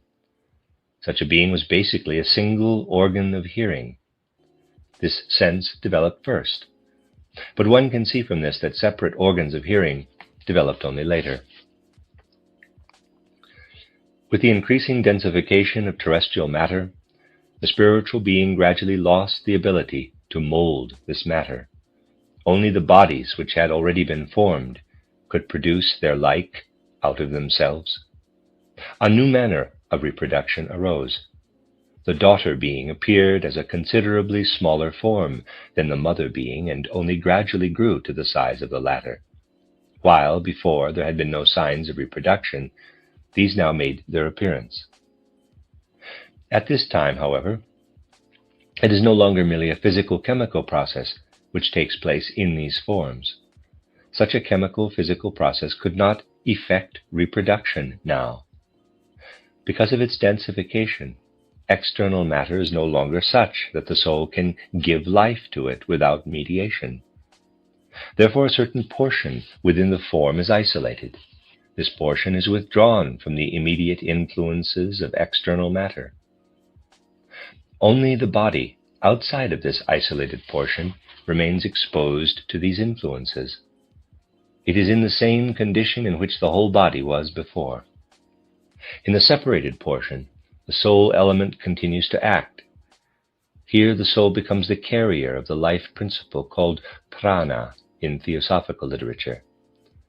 Thus, the bodily ancestor of man now appears endowed with two organs.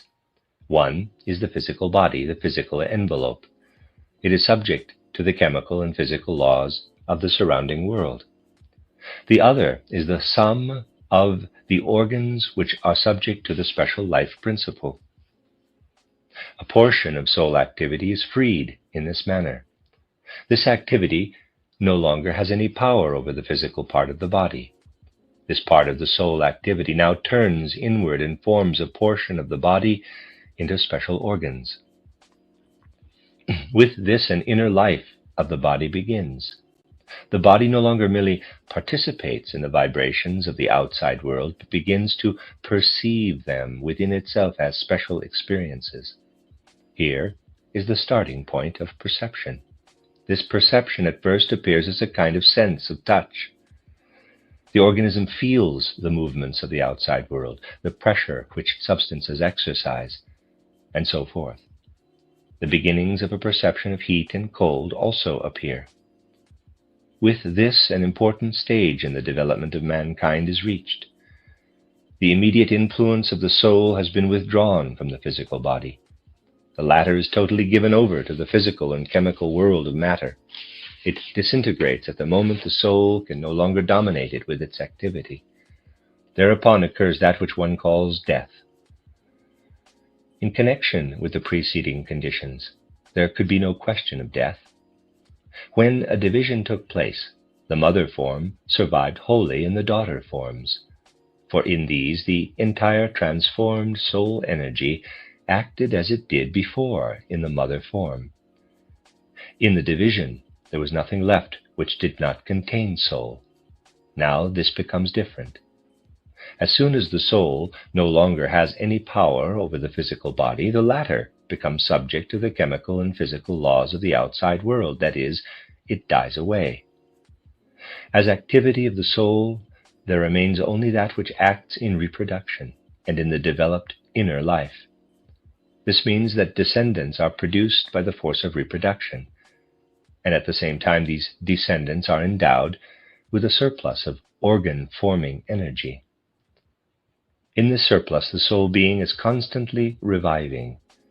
As previously, at the time of division, the whole body was filled with soul activity, so the organs of reproduction and perception are now filled with it. We are thus dealing with a reincarnation of the soul life in the newly developing daughter organism. In theosophical literature, these two stages of the development of man are described as the first two root races of our earth. The first is called the Polarian, the second the Hyperborean race. One must imagine the perceptual world of these ancestors of man to have been a quite general and indefinite one. Only two of the types of perception of today had already become separated, the sense of hearing and the sense of touch. Because of the changes that had taken place in the body as well as in the physical environment, the entire human form was no longer capable of being in a manner of speaking an ear. A special part of the body remained capable of reverberating to delicate vibrations. It furnished the material from which our organ of hearing gradually developed. However, approximately the whole remainder of the body continued to be the organ of touch. It can be seen that up to this point, the entire process of the development of man is connected with a change in the temperature conditions of Earth. It was the heat in man's environment which had brought him to the level we have described. But now, the external temperature had reached a point where further progress of the human form would no longer have been possible.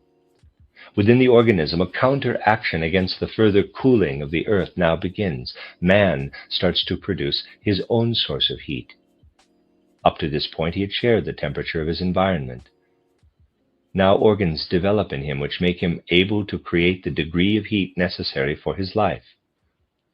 Previously, the circulating substances which passed through him had been dependent on the environment in this respect.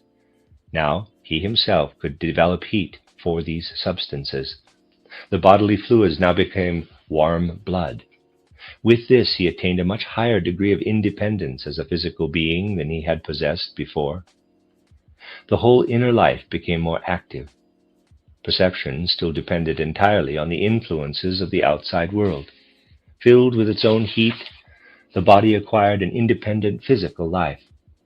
Now the soul had a basis inside the body upon which it could develop a life which was no longer merely a participation in the life of the outside world.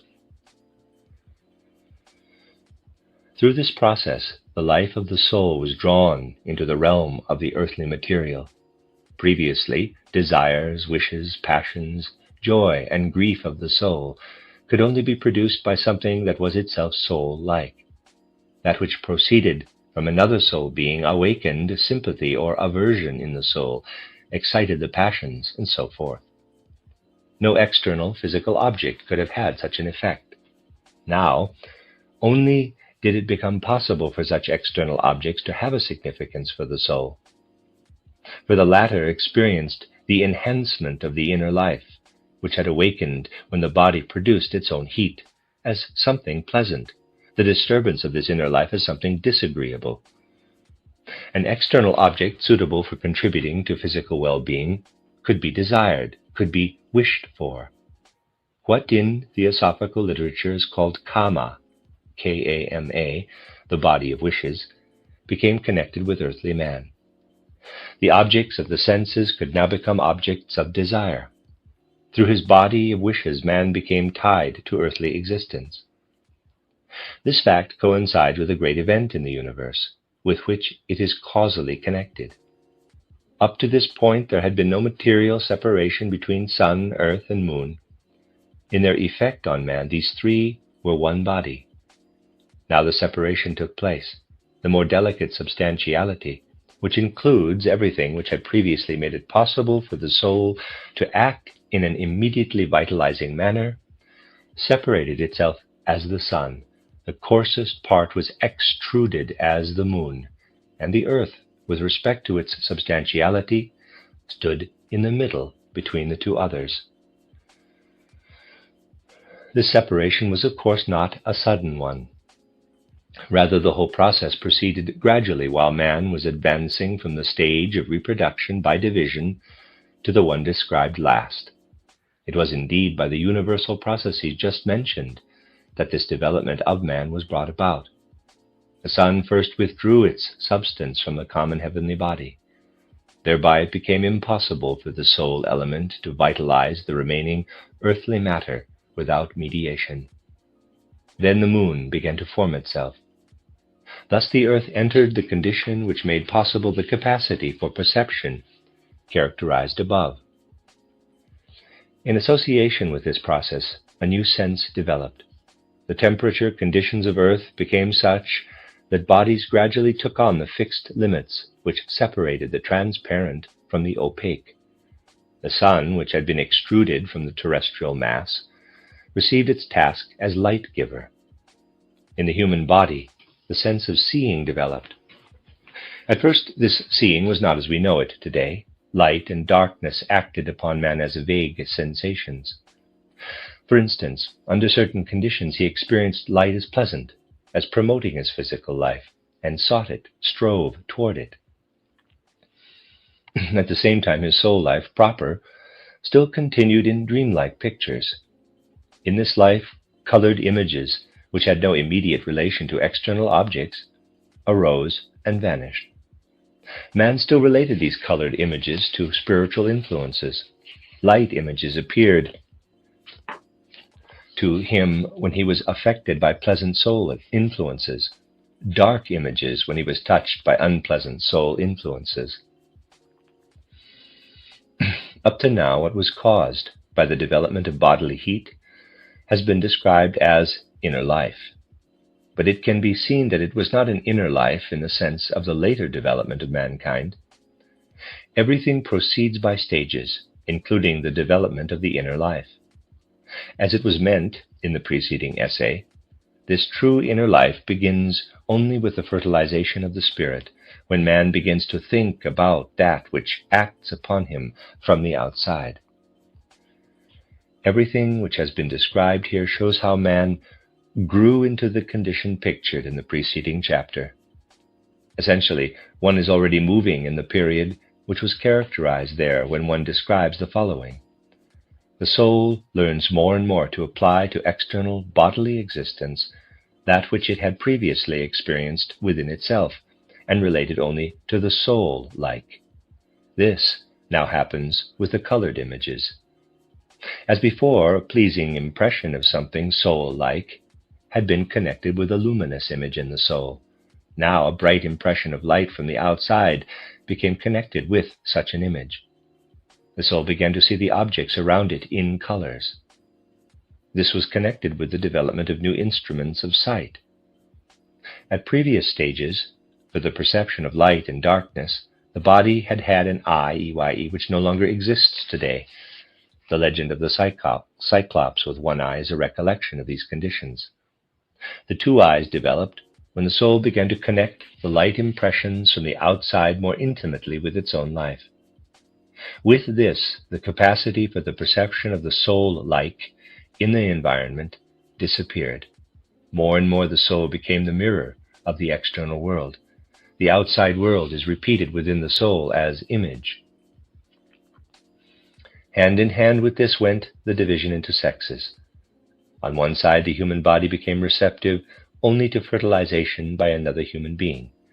On the other side, there developed the physical soul organs, the nervous system, through which the sense impressions of the outside world were mirrored in the soul. With this, the entry of the thinking spirit into the human body had been prepared. The end of chapter 8.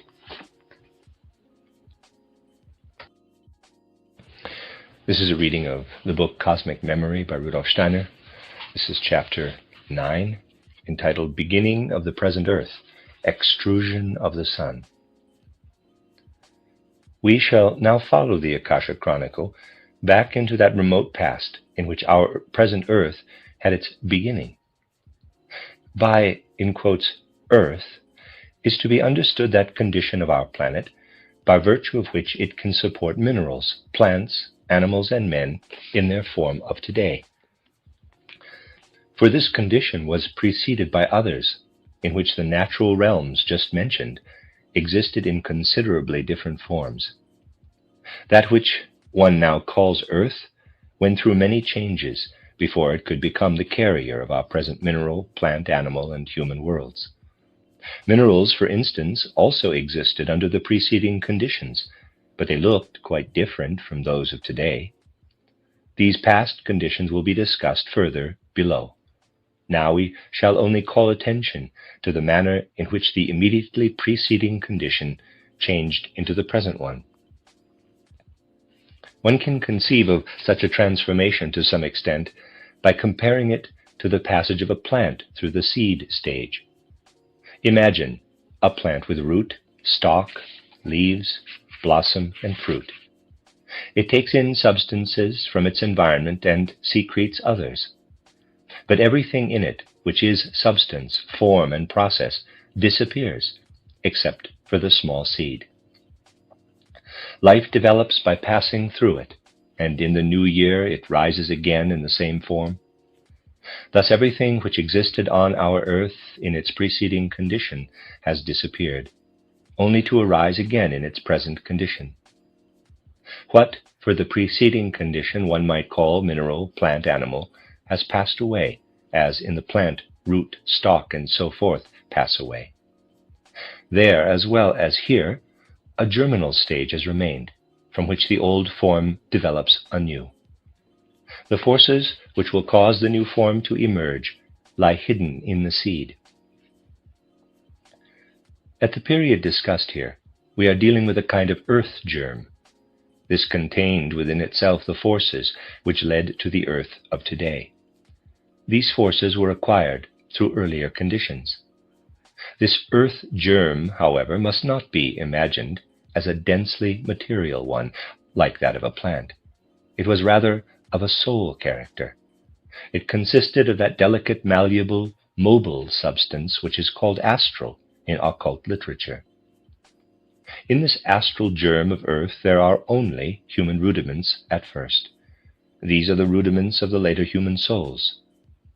Everything in preceding conditions, which was already present as a mineral, plant, or animal nature, has been drawn into these human rudiments and become fused with them. Before man enters upon the earth, he is a soul, an astral entity. As such, he appears on earth. The latter exists in a state of the most highly refined substantiality, which in occult literature is called the most refined ether.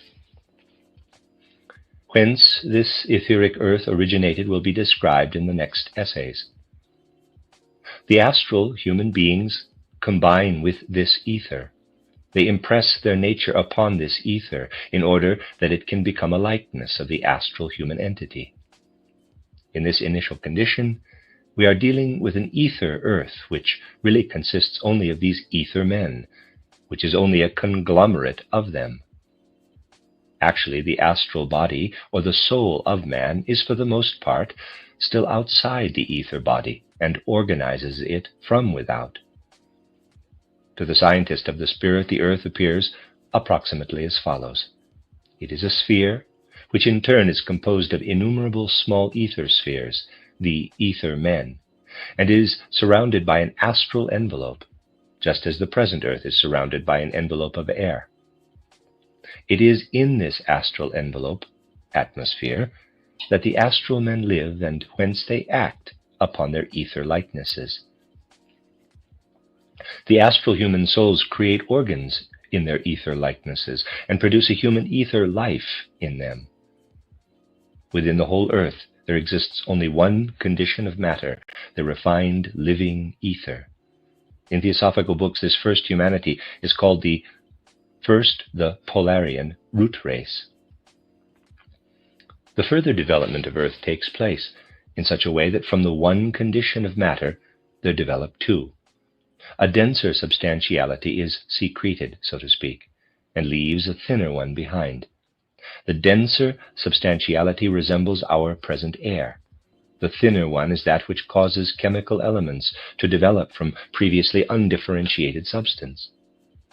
Along with these, a remainder of the previous substantiality, the living ether, continues to exist. Only a part of it is transformed into the so-called material conditions. We now are dealing with three substances within the physical earth. While the astral human beings, in the envelope of earth, previously acted only upon one kind of substantiality, they must now act upon three. They act upon them in the following way. That which has become air-like at first resists their activity. It does not accept everything which is rudimentarily present in the complete astral men. As a consequence, astral humanity must divide itself into two groups. One group works on the air-like substantiality and creates in it a likeness of itself. The other group can do more. It can work on the two other substantialities. It can create a likeness of itself which consists of the living ether and of the other kind of ether which brings the elementary chemical substances into being. This ether will here be called the chemical ether. This second group of astral men has acquired its higher capacity, however, only by separating from itself a part of the astral nature, the first group, and condemning it to a lower kind of labor. Had it retained within itself the forces which accomplish this lower labor, it could not have risen higher itself. Therefore, here we are dealing with a process which consists in the development of the higher at the expense of something else which is separated from it. Within the physical earth, the following picture now presents itself. Two kinds of entities have come into being. First, entities which have an air-like body, on which the astral being belonging to it is working from the outside. These beings are animal-like. They form a first animal realm on earth. These animals have shapes which, were they to be described here, would strike mankind of today as very peculiar. Their shape, one must keep in mind that this shape is based only on an air-like substance, does not resemble any of the animal forms existing now. At most, they have a remote similarity to the shells of certain snails and mussels which exist today. Beside these animal forms, the development of physical man progresses. The astral man, who has now ascended higher, produces a physical likeness of himself, which consists of the two kinds of matter, of the life ether and of the chemical ether. One thus deals with a man who consists of the astral body, and is working himself into an ether body, which in turn consists of two kinds of ether, life ether and chemical ether. Through the life ether, this physical likeness of man is endowed with the capacity to reproduce itself, to cause beings of its own kind to emerge from it.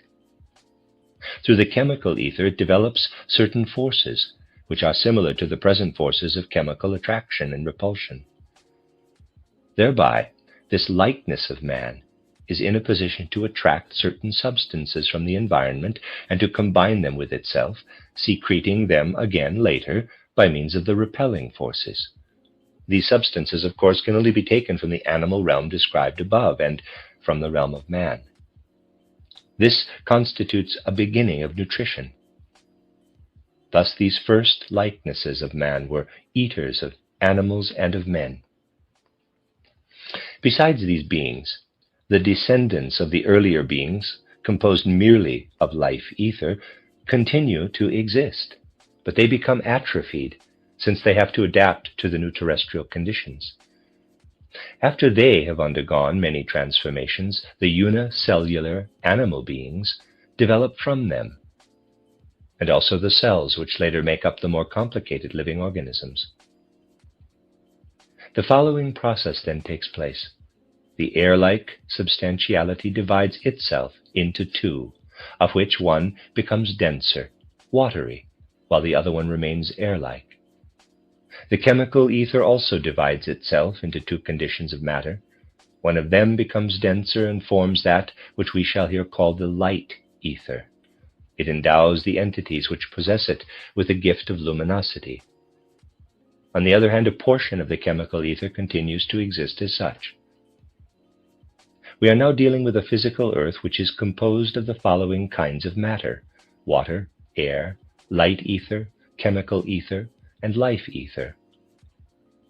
In order that the astral entities can act on these kinds of matter, another process takes place, by which the higher develops at the expense of the lower, which becomes separated from it. Thereby physical entities of the following kind are produced.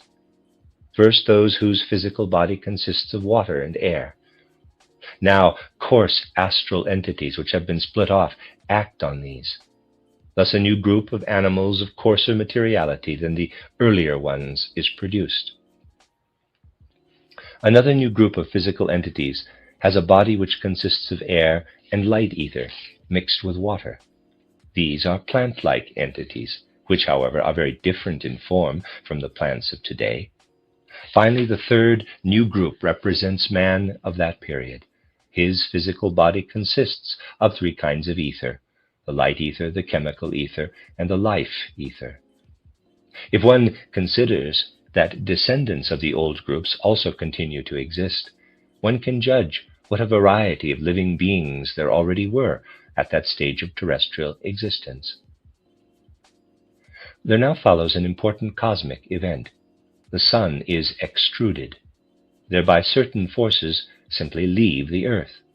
These forces are composed of a part of what hitherto had existed on earth in the life ether and in the chemical and light ether. These forces, so to speak, were withdrawn from the earth.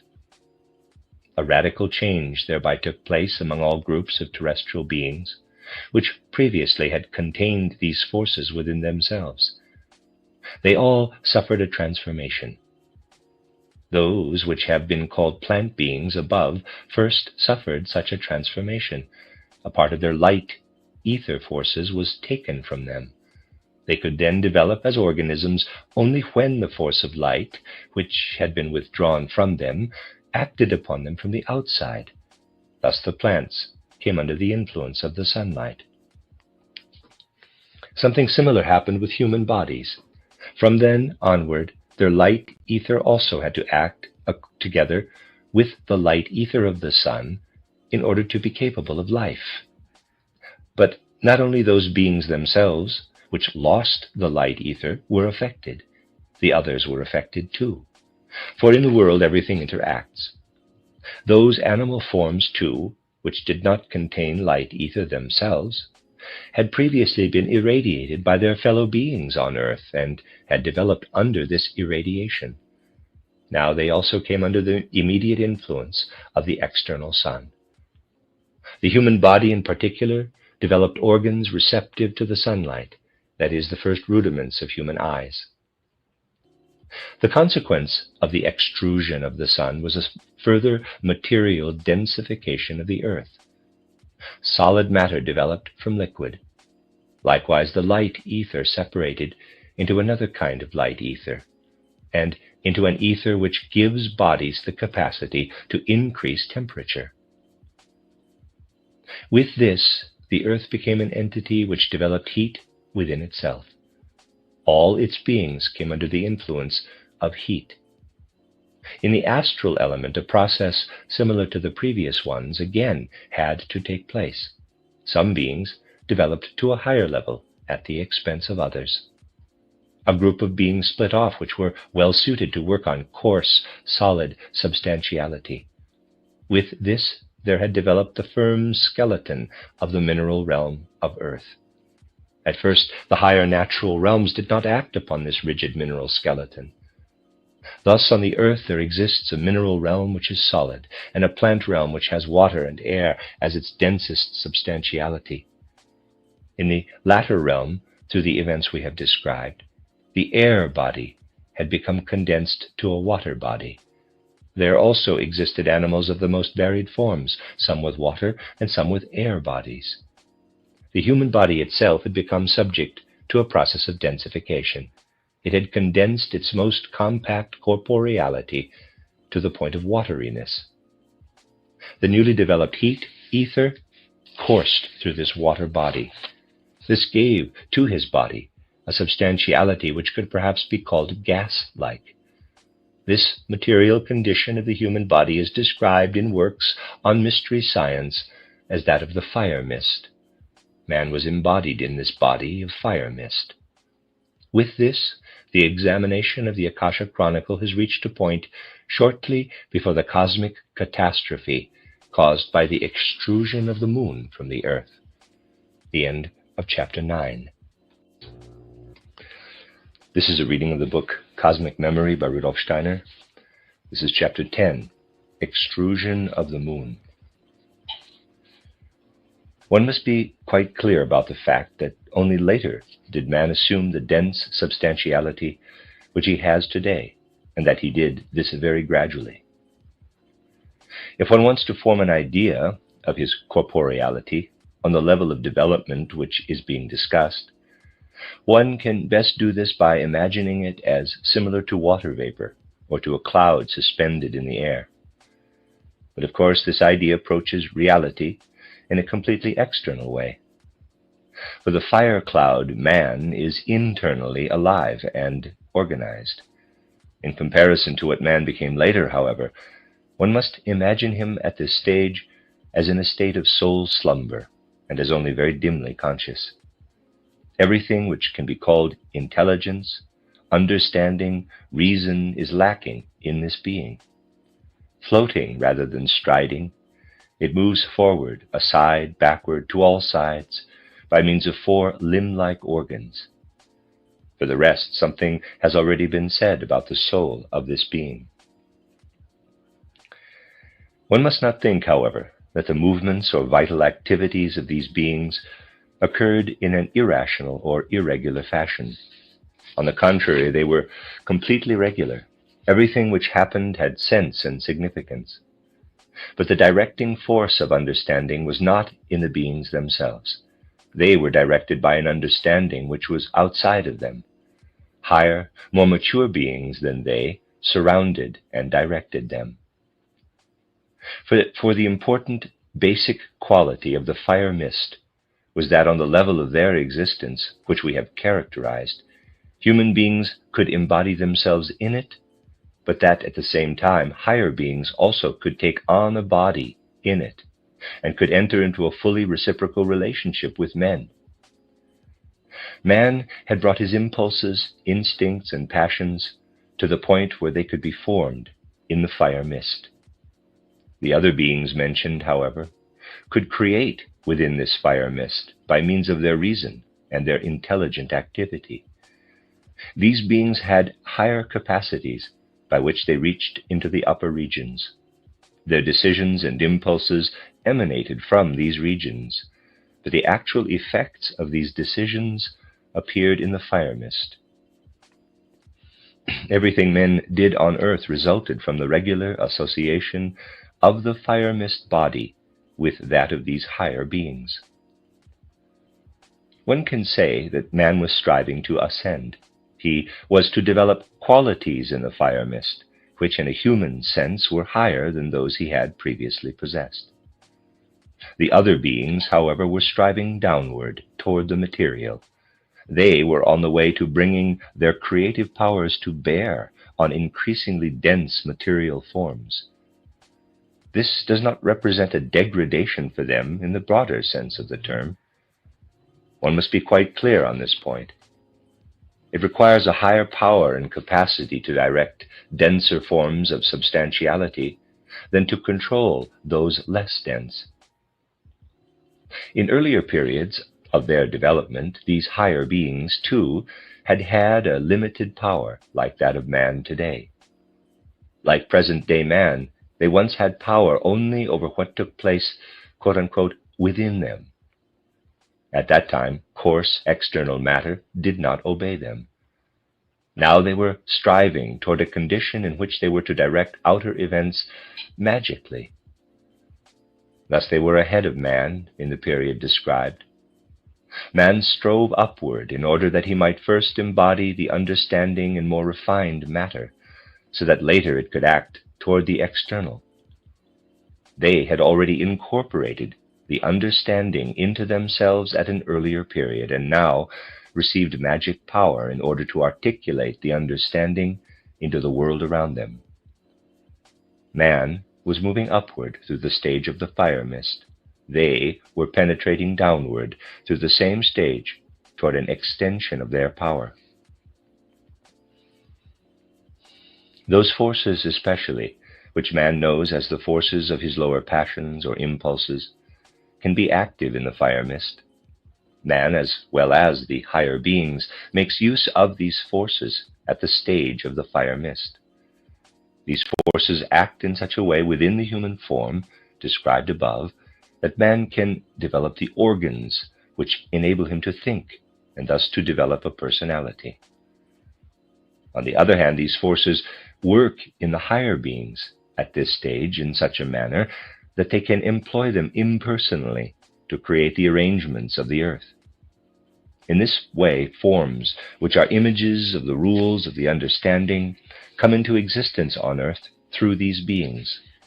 Through the action of the forces of passion, organs of personal understanding develop in man. Through the same forces, organizations filled with wisdom develop around him.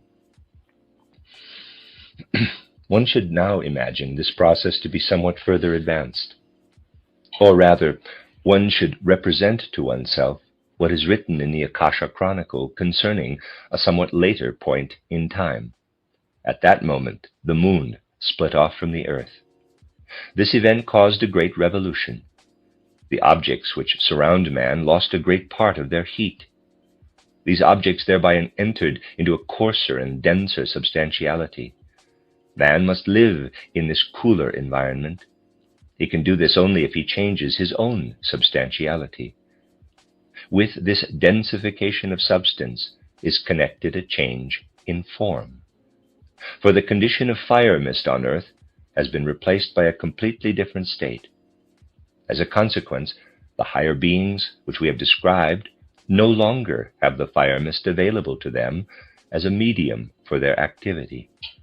Now they can no longer exercise their influence on those soul activities of man which had previously constituted their main field of action.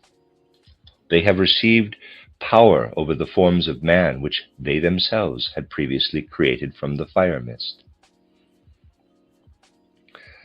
This change in influence goes hand in hand with the transformation of the human form.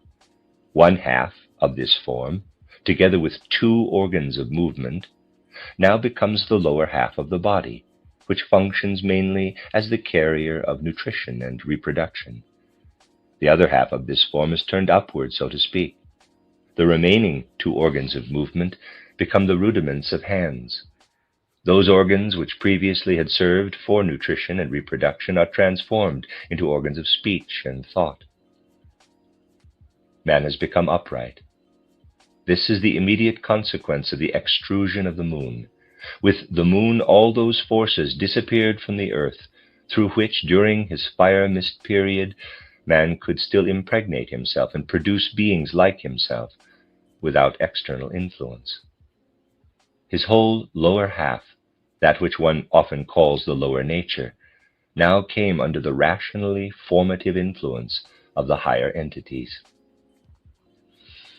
What these entities previously could regulate within man, since the mass of forces now split off with the moon was then still combined with the earth, they now have to organize through the interaction of the two sexes.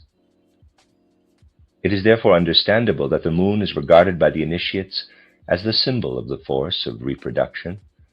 After all, these forces do inhere in it, so to speak. The higher beings we have described have an affinity with the moon, let me read that again. The higher beings we have described have an affinity with the moon, are, in a sense, moon gods. Before the separation of the moon and through its power, they acted within man. Afterward, their forces acted from outside on the reproduction of man.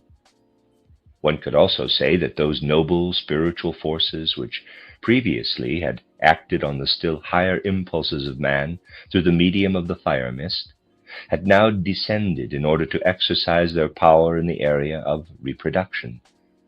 Indeed, noble and divine forces exercise a regulating and organizing action in this area. With this, an important proposition of the secret doctrine has been expressed.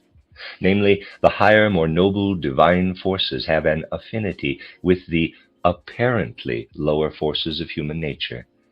The word apparently must here be understood in its full significance. For it would be a complete misconception of occult truths if one were to see something base in the forces of reproduction as such.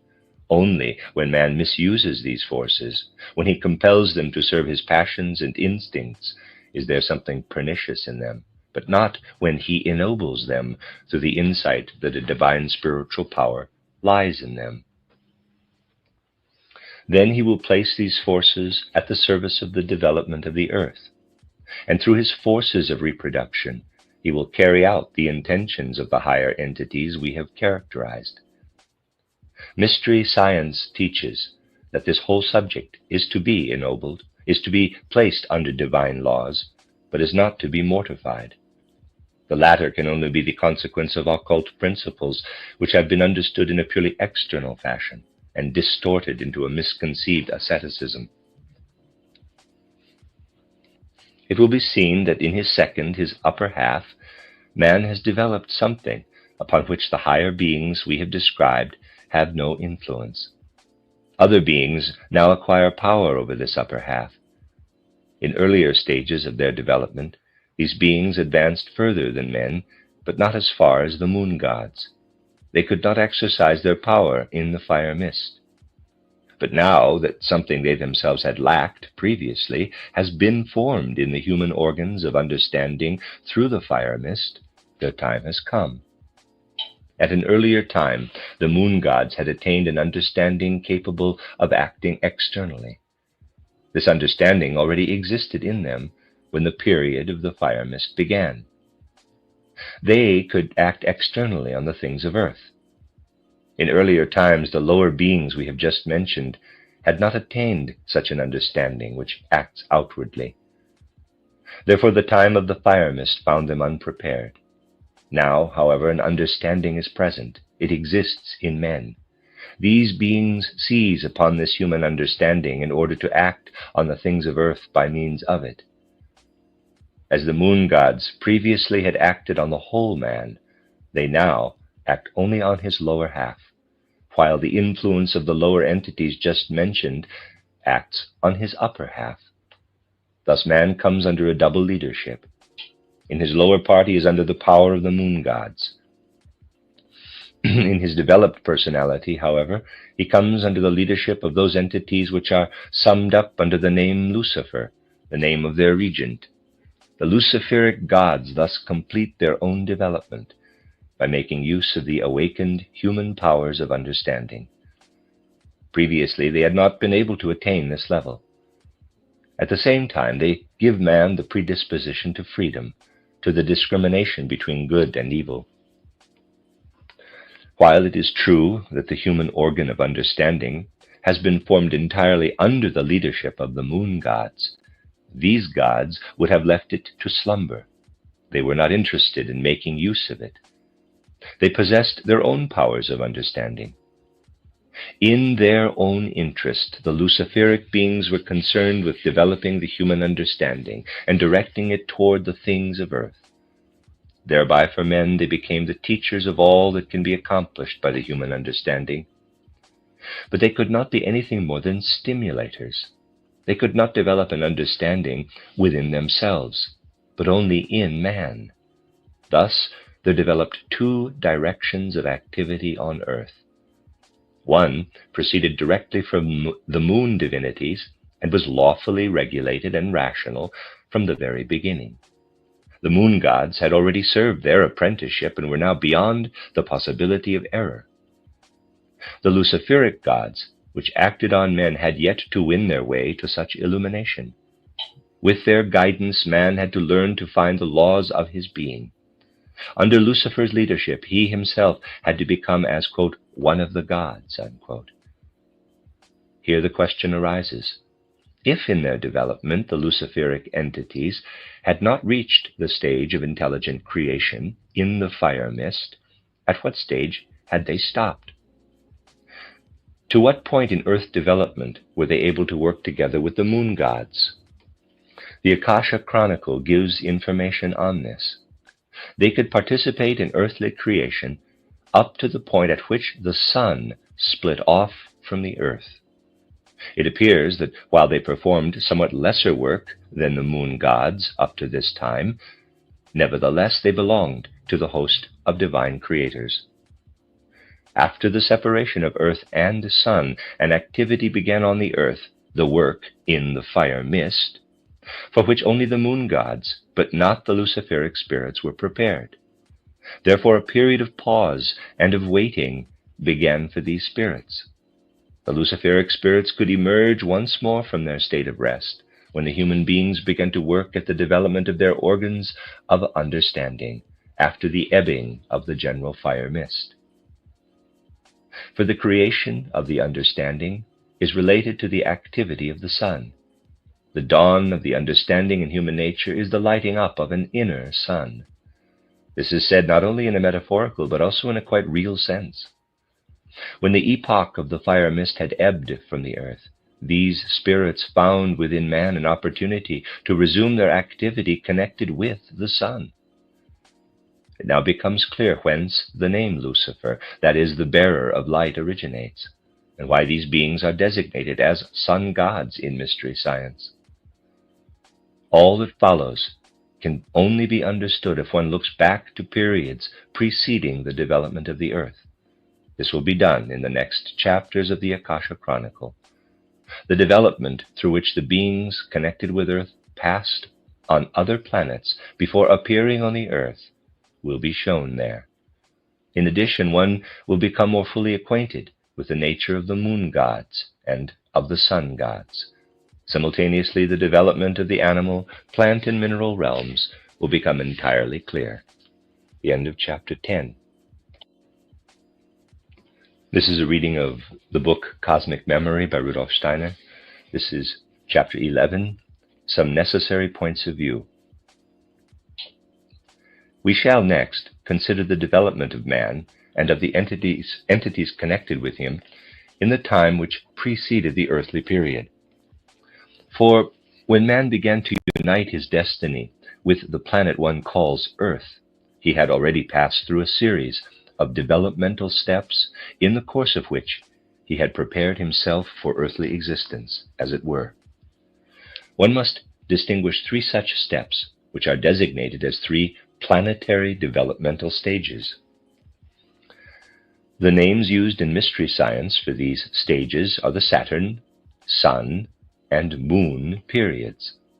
It will become apparent that these designations at first have nothing to do with the heavenly bodies of today, which bear these names in physical astronomy, although in a broader sense a relationship to them exists, which is known to the advanced mystic.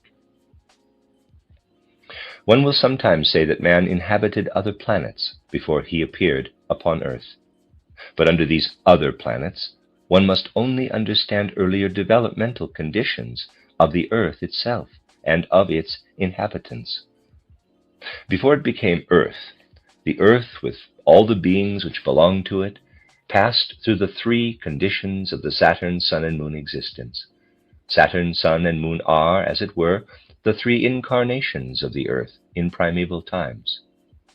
What in this connection is called Saturn, Sun, and Moon no more exists today as a physical planet than the previous physical incarnations of a human being continue to exist alongside his present one. This planetary development of man and of the other beings belonging to Earth will form the subject of the following discussions. Quote from the Akasha Chronicle, unquote.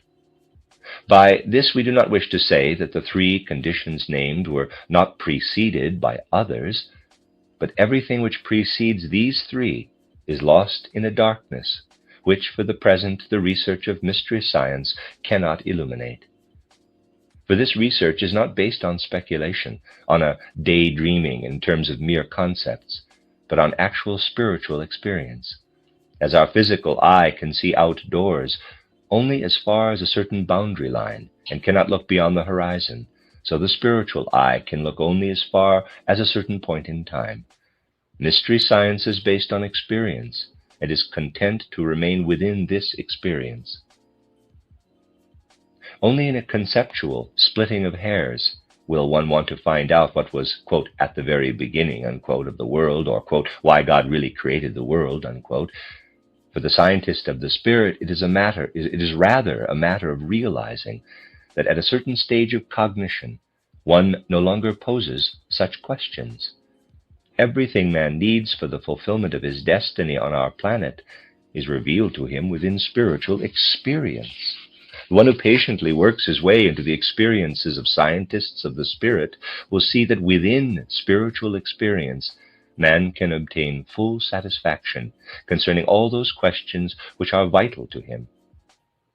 In the following essays, for example, one will see how completely the question regarding the origin of evil is resolved, as well as much else which man must desire to know. We by no means intend to imply that man can never receive enlightenment concerning questions about the origin of the world and similar matters.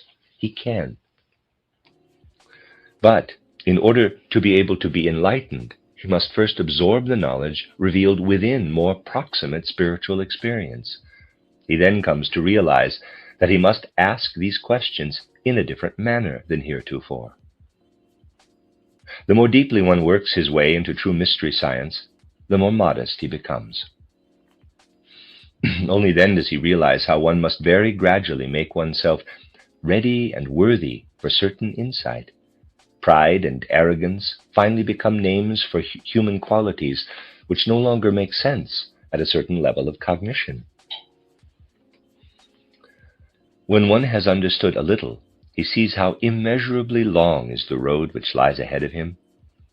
Through knowledge, one gains insight into how little one knows. He also acquires a feeling for the immense responsibility he assumes when he speaks of supersensible cognition. But mankind cannot live without the latter. However, he who promulgates such knowledge needs modesty and true self-criticism, an unshakable striving for self-knowledge, and the utmost caution. Such remarks are necessary here, since now the ascent toward even higher knowledge than is to be found in the preceding sections of the Akasha Chronicle is to be undertaken. To the vistas which in the following essays will be opened toward the past of man, others will be added upon the future. For the future can be revealed to true spiritual cognition, if only to the extent to which this is necessary for man in order that he can fulfill his destiny. The one who will have nothing to do with mystery science, and from the judgment seat of his prejudices, simply consigns everything coming from that quarter to the realm of fantasy and dreams, he will understand this relationship to the future least of all. Yet a simple logical consideration could make clear what is in question here. But such logical considerations are accepted only when they coincide with the preconceptions of men. Prejudices are mighty enemies of logic. If sulfur, oxygen, and hydrogen are brought together under certain definite conditions, sulfuric acid must be produced, according to an inevitable law. The student of chemistry can predict what must happen when these three elements come into contact with one another under given conditions. Thus, such a student of chemistry is a prophet in the limited field of the material world. His prophecy could only prove false if the laws of nature were suddenly to change.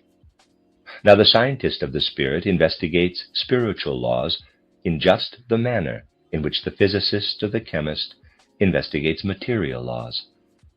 He does this in the manner and with the exactness which are requisite in the spiritual field. However, the development of mankind depends on these great spiritual laws. Just as little as oxygen, hydrogen, and sulfur will combine at some future time in a manner contrary to laws of nature, so little will anything occur in the spiritual life which is contrary to spiritual laws. The one who knows these spiritual laws can look into the orderliness of the future. The use of precisely this comparison for the prophetic prediction of the coming destinies of mankind is intentional here, because true mystery science really understands this prediction in just this sense. For the one who forms a clear idea of this conviction of occultism, the objection that any human freedom is made impossible because events can be predicted in a certain sense becomes void. That can be predicted which is in accordance with a law, but the will is not determined by a law. Just as it is certain that in each case oxygen, hydrogen, and sulfur are combined into sulfuric acid only according to a definite law, just so is it equally certain that the establishing of the conditions under which the law will act can depend on the human will. Thus it will be with the great world events and human destinies of the future. As a scientist of the spirit, one foresees them, although they are to be brought about only by human choice. He foresees what is accomplished by the freedom of man. The following essays will show that this is possible. However, one must be clear about one essential difference between the prediction of events through physical science and that through spiritual cognition. Physical science is based on the insights of the understanding, and therefore its prophecy is only based on the intellect, which has to rely on judgments, deductions, combinations, and so forth. Prophecy through spiritual cognition, on the contrary, proceeds from an actual higher seeing or perceiving. The scientist of the spirit must strictly avoid even representing anything to himself which is based on mere reflecting, combining, speculating, and so forth. Here he must practice the most far-reaching renunciation and be quite clear that all speculating, intellectual philosophizing, and so forth is a hindrance to true seeing. These activities still belong entirely to the lower nature of man, and truly higher cognition begins only when this nature raises itself to the higher nature in man. Here nothing is really said against these activities, which are not only wholly justified in their field, but are there the only justified ones. In itself, a thing is neither higher nor lower. It is higher or lower only in relation to something else. What is high in one respect can be very low in another. However, what must be understood through seeing cannot be understood through mere reflection, or through even the most magnificent combinations of the intellect. A person may be ever so ingenious, in the usual sense of the word, but this ingenuity will avail him absolutely nothing with respect to the cognition of supersensible truths. He must even renounce it and abandon himself solely to the higher seeing. Then he will perceive things without his ingenious reflecting, just as he perceives the flowers in the fields without further reflection. It does not help one to reflect about the appearance of a meadow. All intellect is powerless there. The same is true of seeing into the higher worlds. What can be said prophetically in this way about the future of man is the basis for all ideals which have a real practical significance. If they are to have value, ideals must be rooted as deeply in the spiritual world as our natural laws in the natural world. Laws of development must be such true ideals. Otherwise, they spring from a gushing enthusiasm and a fantasy which are valueless and can never be fulfilled. In the broadest sense, all great ideals of world history have proceeded from clear cognition. For, in the final analysis, all these great ideals originate with the great scientists of the spirit or initiates, and those lesser ones who collaborate in the development of humanity direct themselves either consciously or most often unconsciously in accordance with the instructions of the spiritual scientists. Everything unconscious must finally have its origin in something conscious. The bricklayer who works on a house unconsciously directs himself according to matters of which others are conscious, who have determined the place where the house is to be built, the style in which it is to be erected, and so forth. But this determining of place and style is based on something of which the determiners remain unconscious, but of which others are or were conscious. An artist, for example, knows why a particular style requires a straight line here, a curved line there, and so forth. The one who uses this style for his house perhaps does not become conscious of this why. This is also the case with the great events in the development of the world and of mankind. Behind those who work in a certain field stand higher, more conscious workers, and thus the scale of consciousness goes up and down. Behind the general mass of men stand the inventors, artists, scientists, and so forth. Behind them stand the initiates of mystery science, and behind them stand superhuman beings. The development of the world and of mankind becomes comprehensible only if one realizes that ordinary human consciousness is but one form of consciousness, and that there are higher and lower forms. But here, too, one must not misapply the expressions higher and lower. They have a significance only in relation to the point where one happens to be standing. It is no different with this than with right and left. When one stands at a certain place, some objects are right or left of him. If one moves a little to the right, objects which before were on the right are now on the left. The same is true of the levels of consciousness which lie higher or lower than ordinary human consciousness. When man himself develops more highly, his relations to the other levels of consciousness change. But these changes are connected with his development. It is therefore important to indicate such other levels of consciousness here by means of examples. The beehive, or that magnificent commonwealth embodied in an anthill, provide bases for such an indication. The collaboration of the various kinds of insects, females, males, workers, proceeds in a completely systematic fashion. The distribution of tasks among the several categories can only be described as an expression of true wisdom. What happens here is just as much the result of a consciousness as the institutions of man in the physical world, technology, art, state, and so forth, are an effect of his consciousness. However, the consciousness at the base of the beehive or the ant society is not to be found in the same physical world in which the ordinary human consciousness exists. In order to describe the situation, one can express oneself somewhat as follows. One finds man in the physical world. His physical organs, his whole structure are such that at first one looks for his consciousness also in this physical world. It is otherwise with the beehive or the anthill. Here it would be quite wrong to confine oneself to the physical world with respect to the consciousness in question, as was done in the case of man.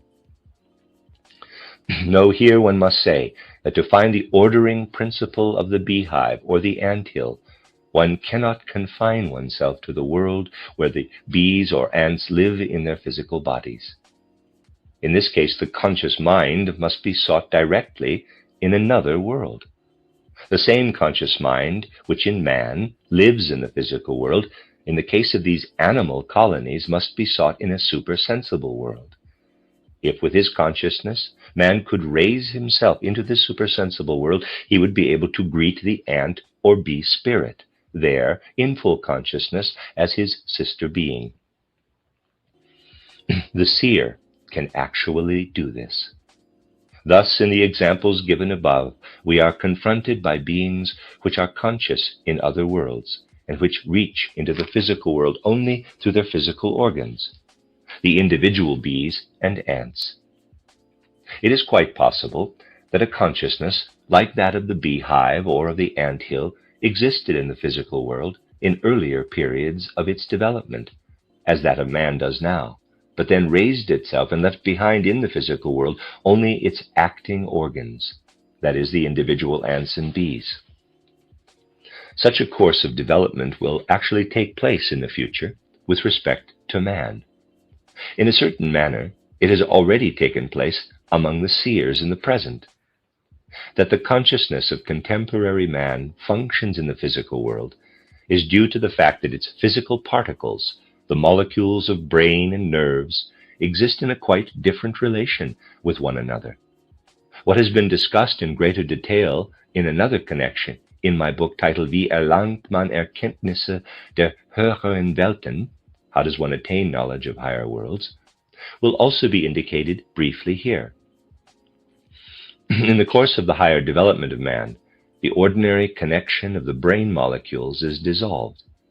They are then connected more loosely, so that the brain of a seer can really be compared with an anthill in a certain respect, although the segmentation is not demonstrable anatomically. In different activities of the world, these processes occur in quite different ways. At a time long past, the individual molecules of the anthill, that is, the ants themselves, were firmly connected, just as are the molecules of the human brain today. At that time, the consciousness corresponding to them was in the physical world, as that of man is today. When human consciousness will travel into higher worlds in the future, the connection between the material parts in the physical world will be as loose as is that between the individual ants today. What in time will occur physically in all men already takes place today in the brain of the clairvoyant, but no instrument of the world of the senses is sufficiently delicate to show the loosening which comes about through this anticipatory development.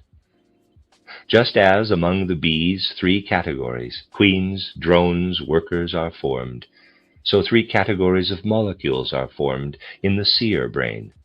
Molecules which are actually individual, living beings brought into conscious collaboration by the consciousness of the seer, which is in a higher world.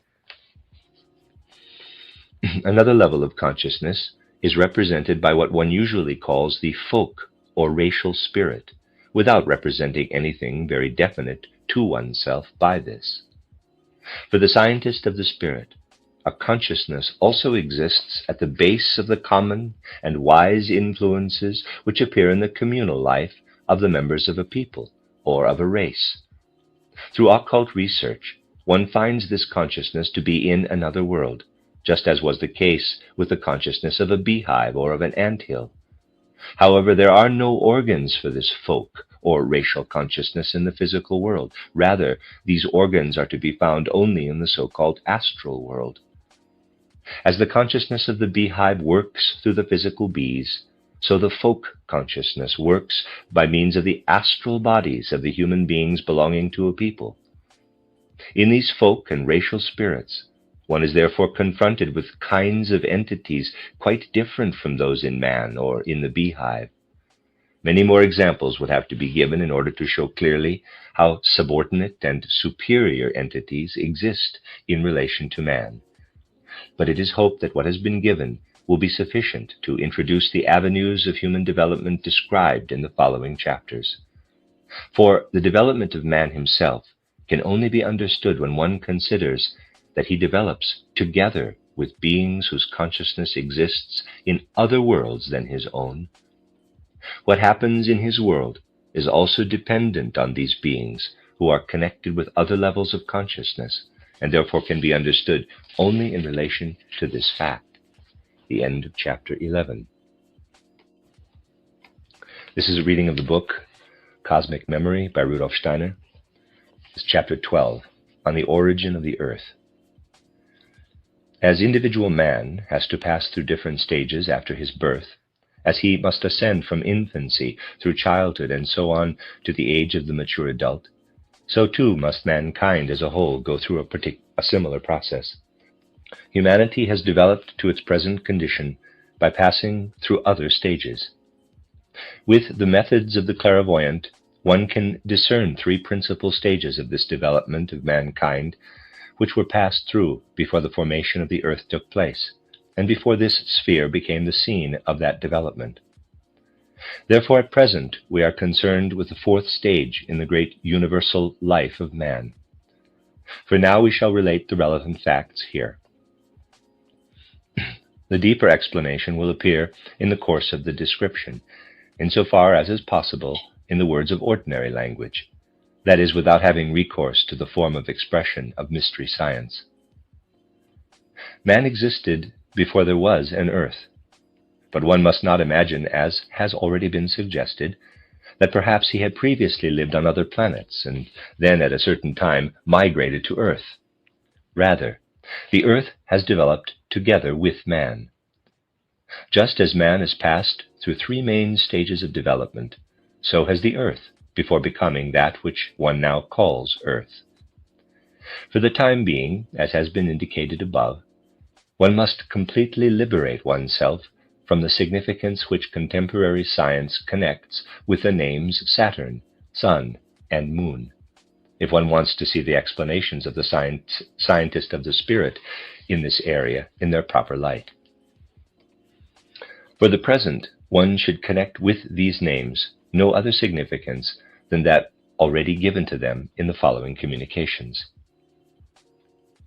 Before the heavenly body, on which the life of man takes place, became earth, it had had three other forms, which one designates as Saturn, Sun, and Moon.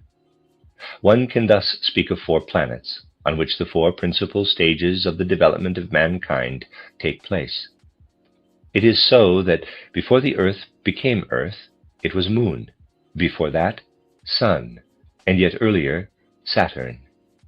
One is justified, as will appear from the following communications, to assume three further principal stages which the earth, or better, the heavenly body which developed into the present earth, still has to pass through.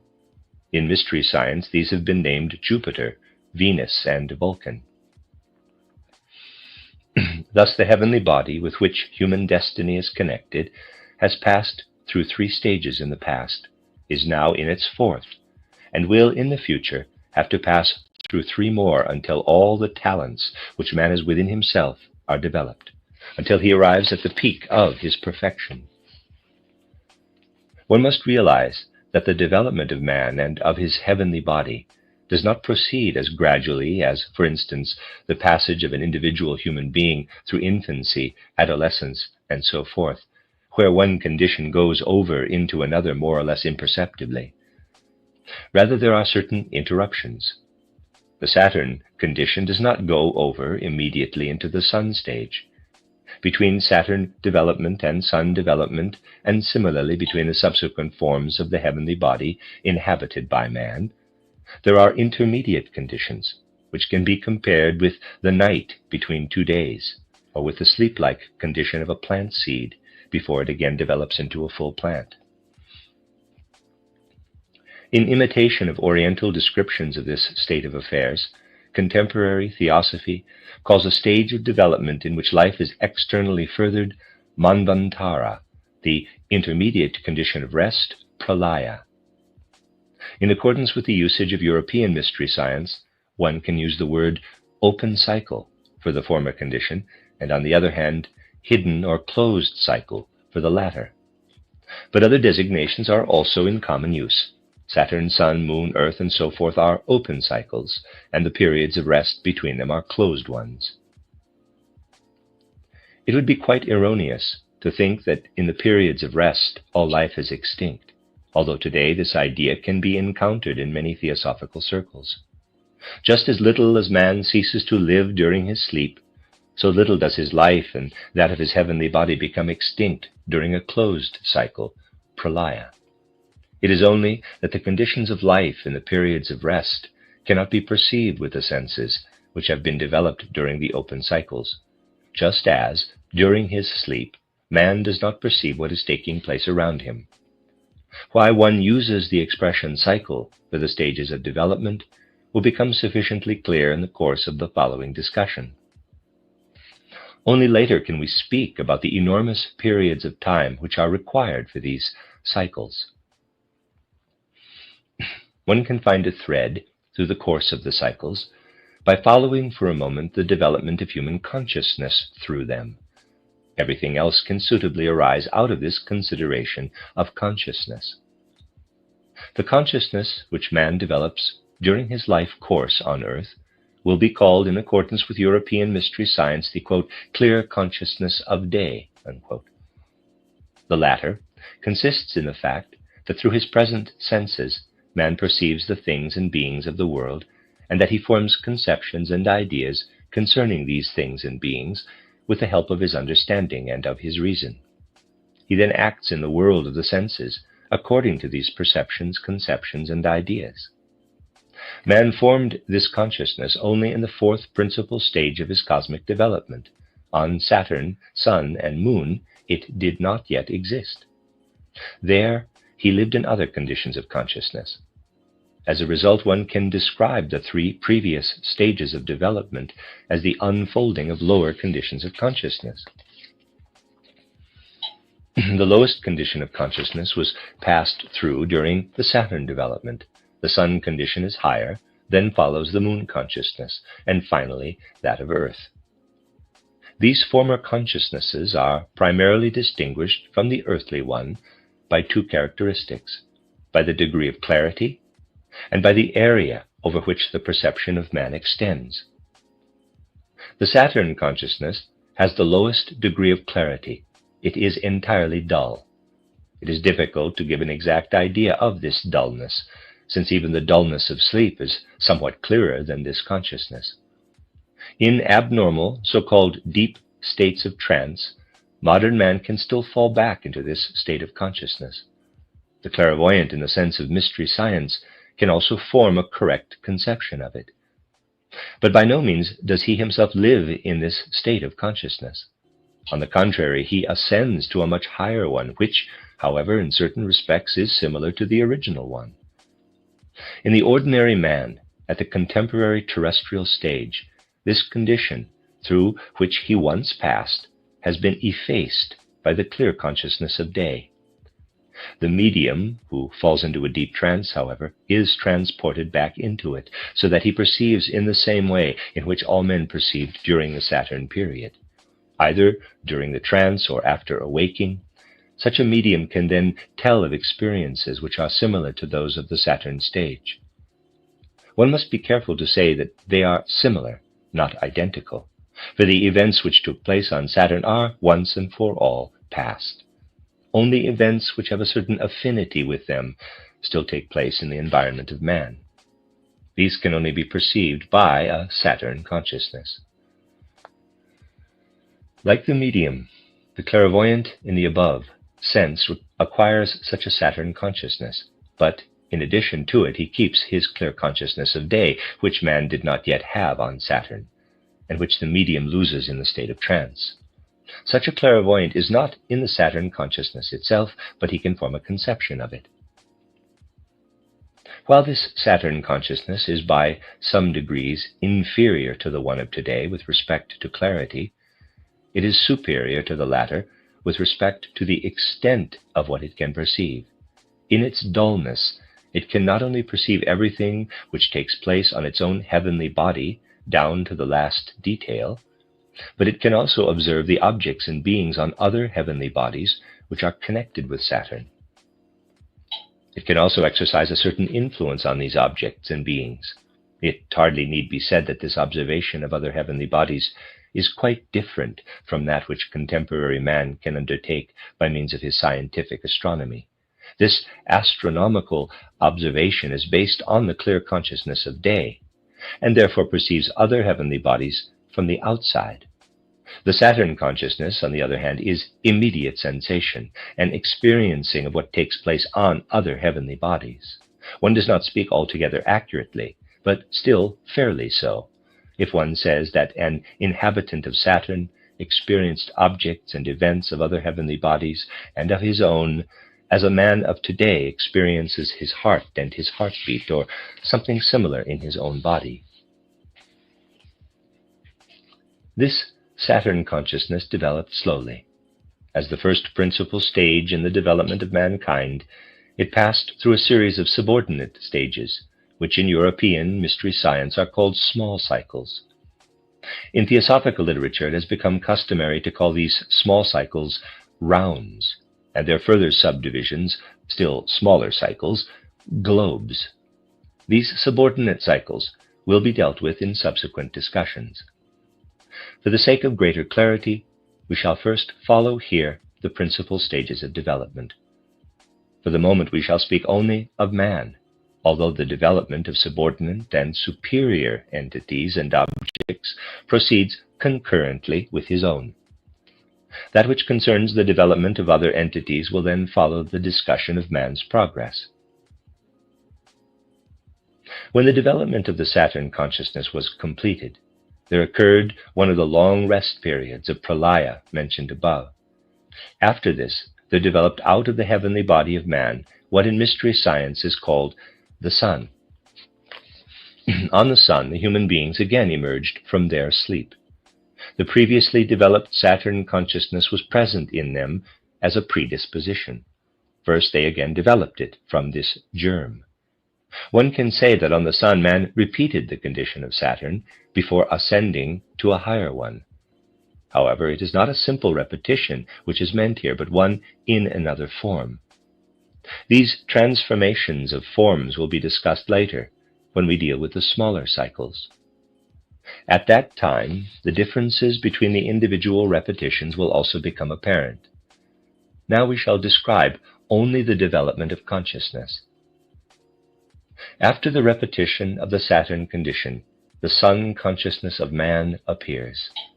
This is somewhat clearer than the preceding consciousness, but on the other hand, it has lost something with respect to broadness of vision. In the deep, dreamless sleep of his present life, man has a condition of consciousness similar to that which he once had on the sun. However, he who is not a clairvoyant or a medium cannot perceive the objects and beings corresponding to the sun consciousness. With the trance of a medium reduced to this condition, and with the higher consciousness of the true clairvoyant, the case here is similar to what has been said with respect to the Saturn consciousness. The extent of the sun consciousness is limited to the sun and the heavenly bodies most closely connected with it. It is only these and their events which the inhabitant of the sun can experience, as, to use once again the simile employed above, man of today experiences his heartbeat. In this way, the inhabitant of Saturn could also participate in the life of those heavenly bodies which did not belong to the immediate sphere of Saturn. When the sun stage has passed through the appropriate subordinate cycles, it also enters a period of rest.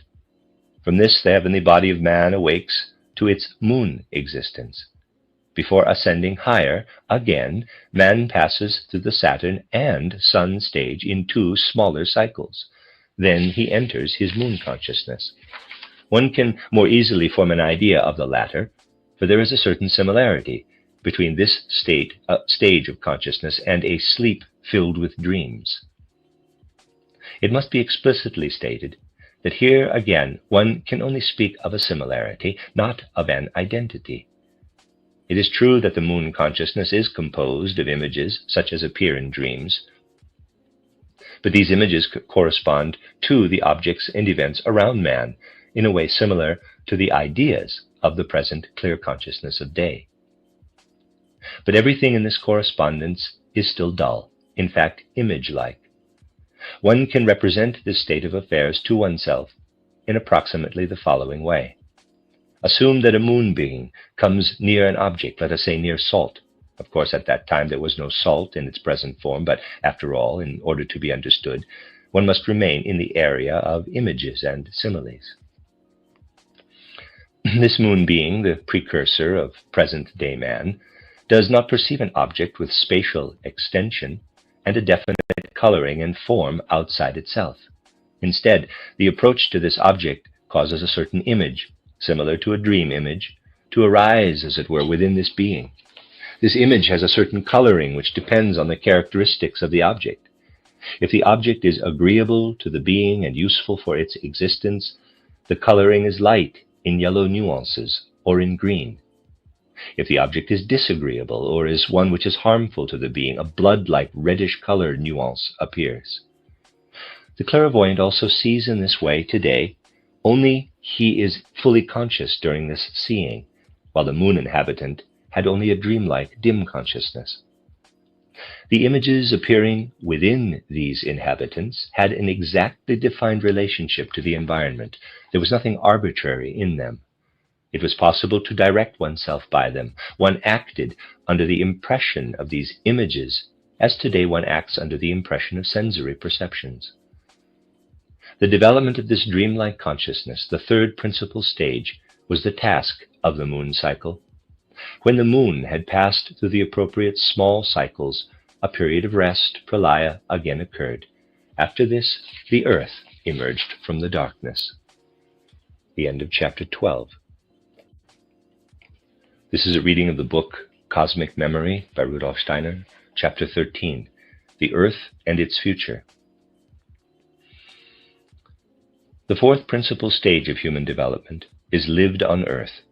This is that condition of consciousness in which man finds himself at present. But before he attained it, he, and with him the whole earth, first had to repeat successively the Saturn, Sun, and Moon stages in 3 smaller cycles, the so-called rounds of theosophical literature. Man now lives in the 4th earth cycle. He has already advanced a little past the middle of this cycle.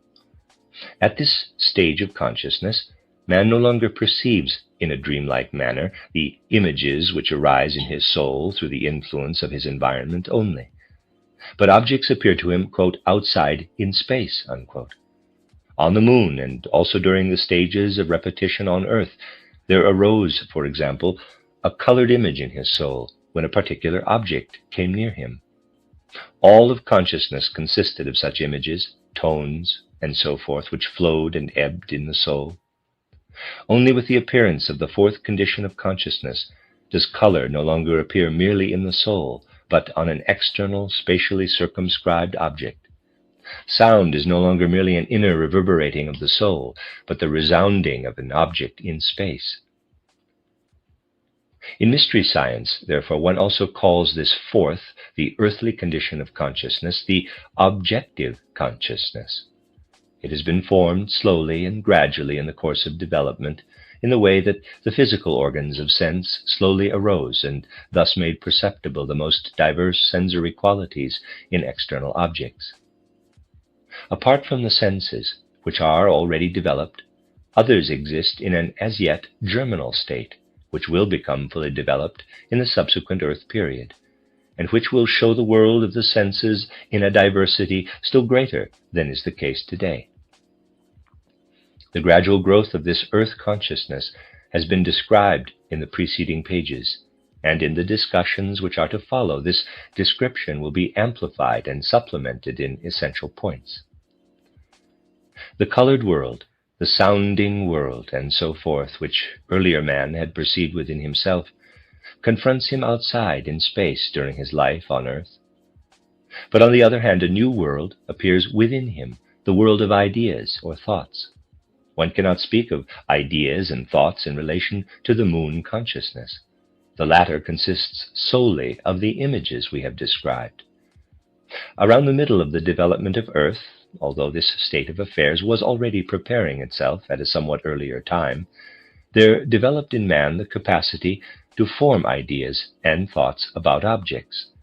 This capacity constitutes the basis for memory and for self-consciousness.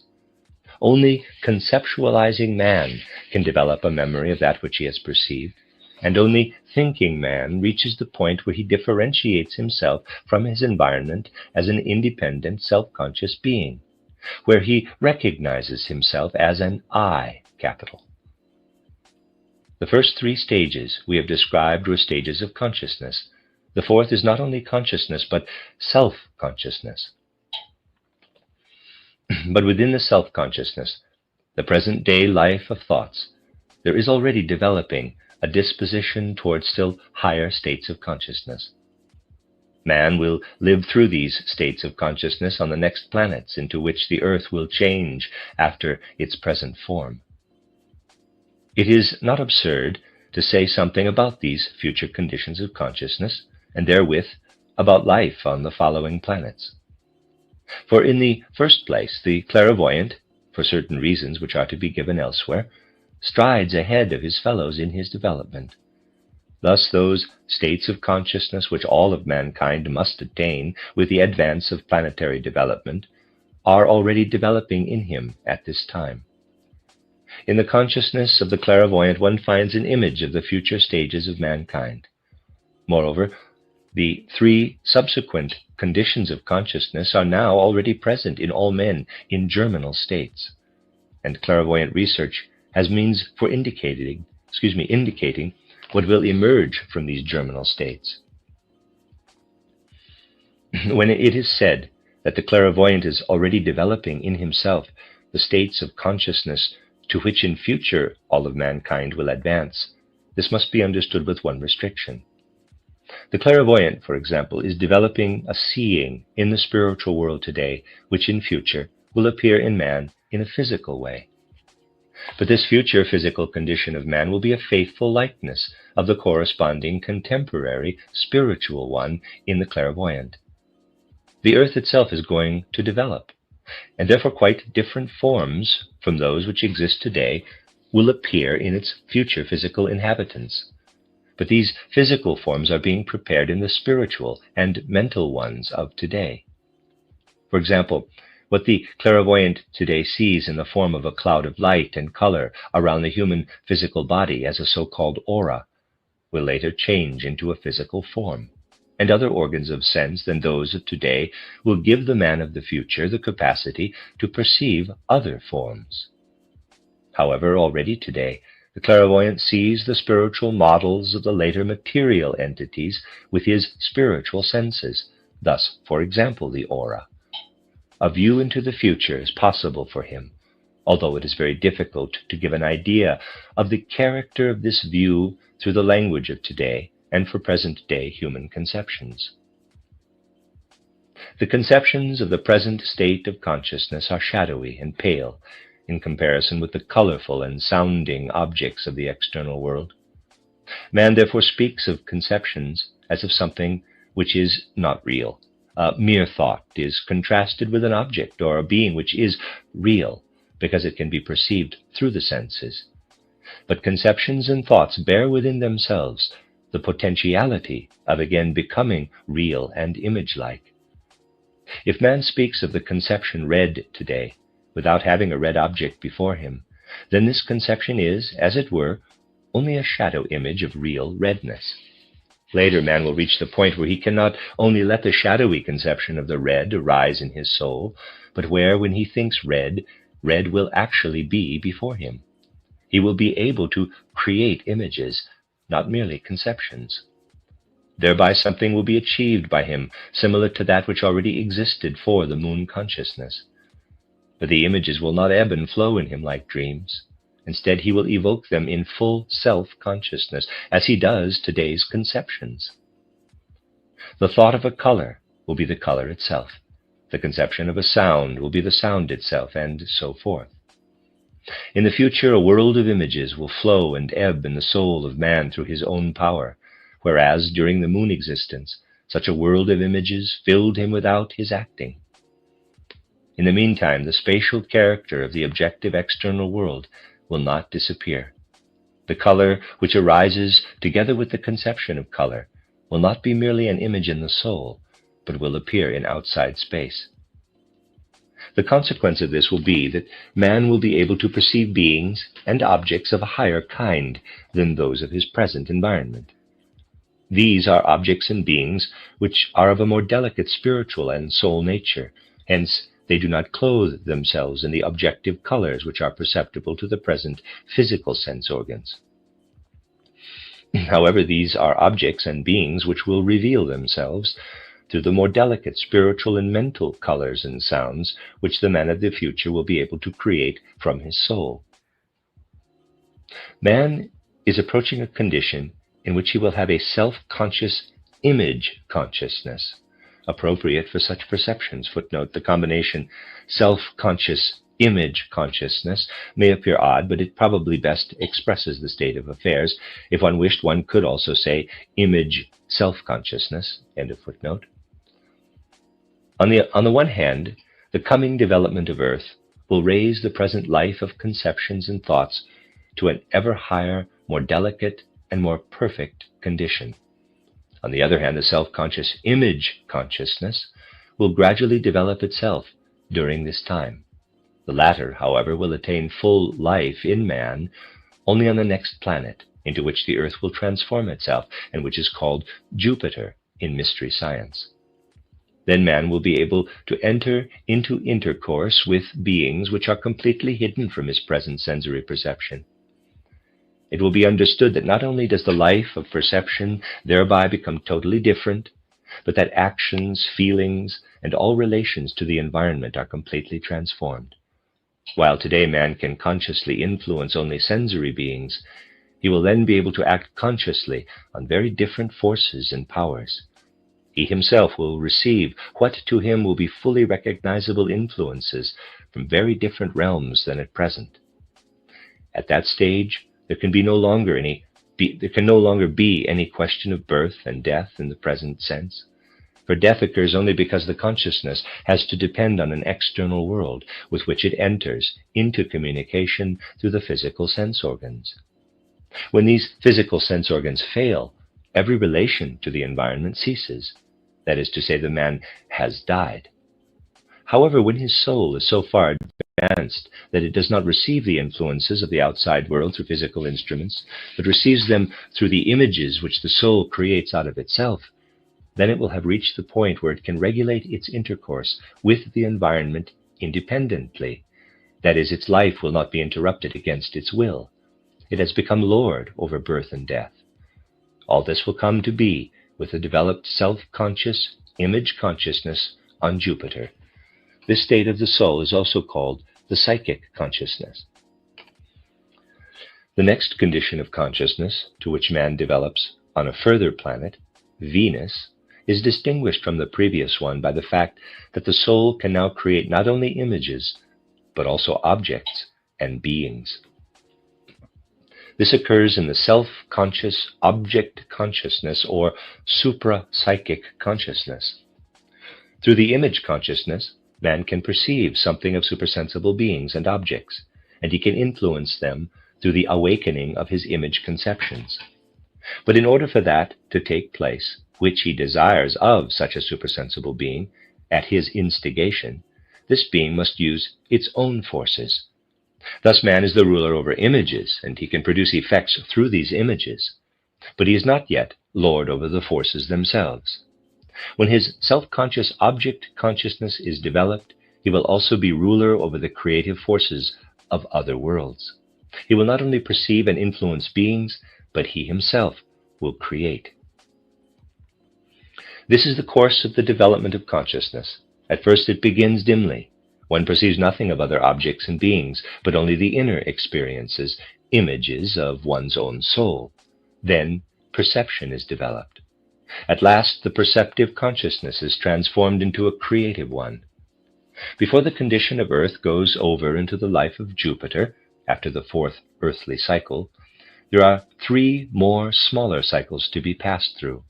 These serve for the further perfection of the consciousness of Earth, in a manner to be described in the following essays, when the development of the smaller cycles and of their subdivisions will be described for all 7 planets. When, after a period of rest, pralaya, Earth is changed into Jupiter, And when man has arrived on the latter planet, then the four preceding conditions, Saturn, Sun, Moon, and Earth condition, must again be repeated during four smaller cycles. And only during the fifth cycle of Jupiter does man attain the stage which has been described above as the real Jupiter consciousness. In a corresponding manner does the Venus consciousness appear during the sixth cycle of Venus. A fact which will play a certain role in the following essays will be briefly indicated here. This concerns the speed with which the development on the different planets takes place. For this is not the same on all the planets. Life proceeds with the greatest speed on Saturn. The rapidity then decreases on the Sun, becomes still less on the Moon, and reaches its slowest phase on the Earth. On the latter it becomes slower and slower, to the point at which self-consciousness develops.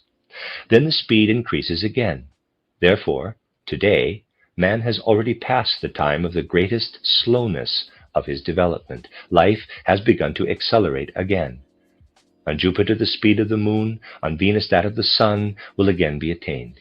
The last planet which can still be counted among the series of earthly transformations, and hence follows Venus, is called Vulcan by Mystery Science. On this planet, the provisional goal of the development of mankind is attained. The condition of consciousness into which man enters there is called piety, or spiritual consciousness. Man will attain it in the seventh cycle of Vulcan after a repetition of the six preceding stages. Not much can be publicly communicated about the life on this planet. In Mystery Science, one speaks of it in such a way that it is said, quote, "No soul which, with its thinking, is still tied to a physical body, should reflect about Vulcan and its life," unquote. That is, only the mystery students of the higher order, who may leave their physical body and can acquire supersensible knowledge outside of it, can learn something about Vulcan. The 7 stages of consciousness are thus expressed in the course of the development of mankind in 7 planetary developments. At each stage, the consciousness must now pass through 7 subordinate conditions. These are realized in the smaller cycles already mentioned. In theosophical writings, these 7 cycles are called rounds. These subordinate states are called conditions of life by the Mystery Science of the Occident, in contrast with the superordinated conditions of consciousness. Or, one says that each condition of consciousness moves through 7 realms. According to this calculation, one must distinguish 7 times 7 in the whole development of mankind, that is 49 small cycles or realms, according to common theosophical usage, rounds. And again, each small cycle has to pass through 7 yet smaller ones, which are called conditions of form, in theosophical language, globes. For the full cycle of humanity, this amounts to 7 times 49, or 343 different conditions of form. The following discussions, which deal with this development, will show that a survey of the whole is not as complicated as might at first appear at the mention of the number 343. It will become apparent how man can only truly understand himself when he knows his own development. The end of chapter 13. This is a reading of the book Cosmic Memory by Rudolf Steiner. This is chapter 14, The Life of Saturn. In one of the preceding descriptions, the great development of humanity through the 7 stages of consciousness, from Saturn to Vulcan, has been compared with the progress through life between birth and death, through infancy, childhood, and so on to old age. One can extend this comparison further. As among contemporary humanity, men of different ages do not only follow upon one another, but also exist side by side, so it is with the development of the stages of consciousness. The aged man, the mature man, or the mature woman, the youth, travel through life side by side. Thus the ancestors of man existed on Saturn, not only as beings with a dull Saturn consciousness, but also along with these as beings which had already developed the higher stages of consciousness. When the Saturn development began, there already existed natures with sun consciousness, others with image consciousness, moon consciousness, those with a consciousness similar to the present consciousness of man. then a fourth kind with self-conscious psychic image consciousness, a fifth with self-conscious supra-psychic object consciousness, and a sixth with creative spiritual consciousness.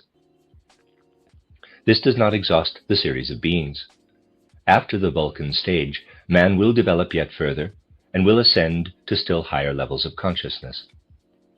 As the external eye looks into misty gray distances, so the inner eye of the seer looks upon 5 more forms of consciousness, as far off as distant spirits, of which a description, however, is quite impossible. In all, one can speak of 12 stages of consciousness. The Saturn man was surrounded by 11 other kinds of beings. The 4 highest had had their tasks on levels of development which preceded the life of Saturn. When this life began, they had already arrived at such a high stage of development that their further existence took place in worlds which lie beyond the realms of man. Therefore we cannot and need not speak of them here. The other kinds of beings, however, 7 of them, in addition to the Saturn man, are all concerned in the human development. In this they act as creative powers, performing their services in a way which will be described in the following pages. When the Saturn development began, the most sublime of these beings already had attained a level of consciousness which man will reach only after his Vulcan life, that is, a high creative, supra-spiritual consciousness. These creators, too, once had to pass through the stages of man. This took place on heavenly bodies, which preceded Saturn. However, the connection of these beings with the development of mankind lasted until the middle of the life of Saturn. Because of their sublime, delicate body of rays, in mystery science they are called radiating lives or radiating flames. Because the substance of which this body consisted had a remote resemblance to the will of man, they are also called spirits of will. These spirits are the creators of the man of Saturn. From their bodies they pour the substance which becomes the carrier of the human Saturn consciousness. The period of development during which this takes place is called the first small Saturn cycle. In the language of Theosophy, this is the first round. The material body, which man receives in this way, is the first rudiment of his later physical body. One can say that the germ of the physical human body is planted during the first Saturn cycle by the spirits of will, and that at that time this germ has the dull Saturn consciousness. This first smaller Saturn cycle is followed by 6 others. In the course of these cycles, man does not attain a higher degree of consciousness, but the material body which he has received is further elaborated. The other kinds of beings indicated above participate in this elaboration in the most diverse ways. After the quote-unquote spirits of will, there follow beings with a creative spiritual consciousness, similar to that which man will attain on Vulcan. They are called spirits of wisdom. Christian mystery science calls them dominions or kuriotetes, while it calls the spirits of will thrones. Footnote: he who really knows Christian doctrine is aware that the conceptions of these spiritual beings, superordinated to man, form an integral part of it. Only for some time they will have been lost by an externalized religious teaching. The one who really enters into these matters and looks deeper will realize that there is not the slightest reason for Christianity to combat mystery science, but that on the contrary, the latter is in complete harmony with true Christianity. If, for the sake of their Christianity, the theologians and teachers of religion were to agree to study mystery science, they would have to recognize in it their best helper and means of advancement today.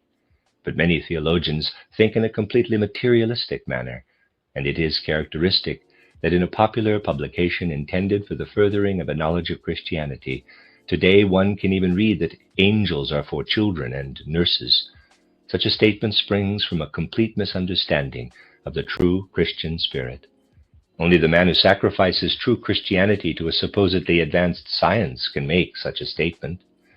But the time will come when a higher science will go beyond the childishness of such utterances to matters of real importance. End of footnote. During the second cycle of Saturn, They advance their own development to some extent, and at the same time work on the human body in such a way that a wise arrangement, a rational structure is implanted in it. I believe this is concerning the spirits of wisdom.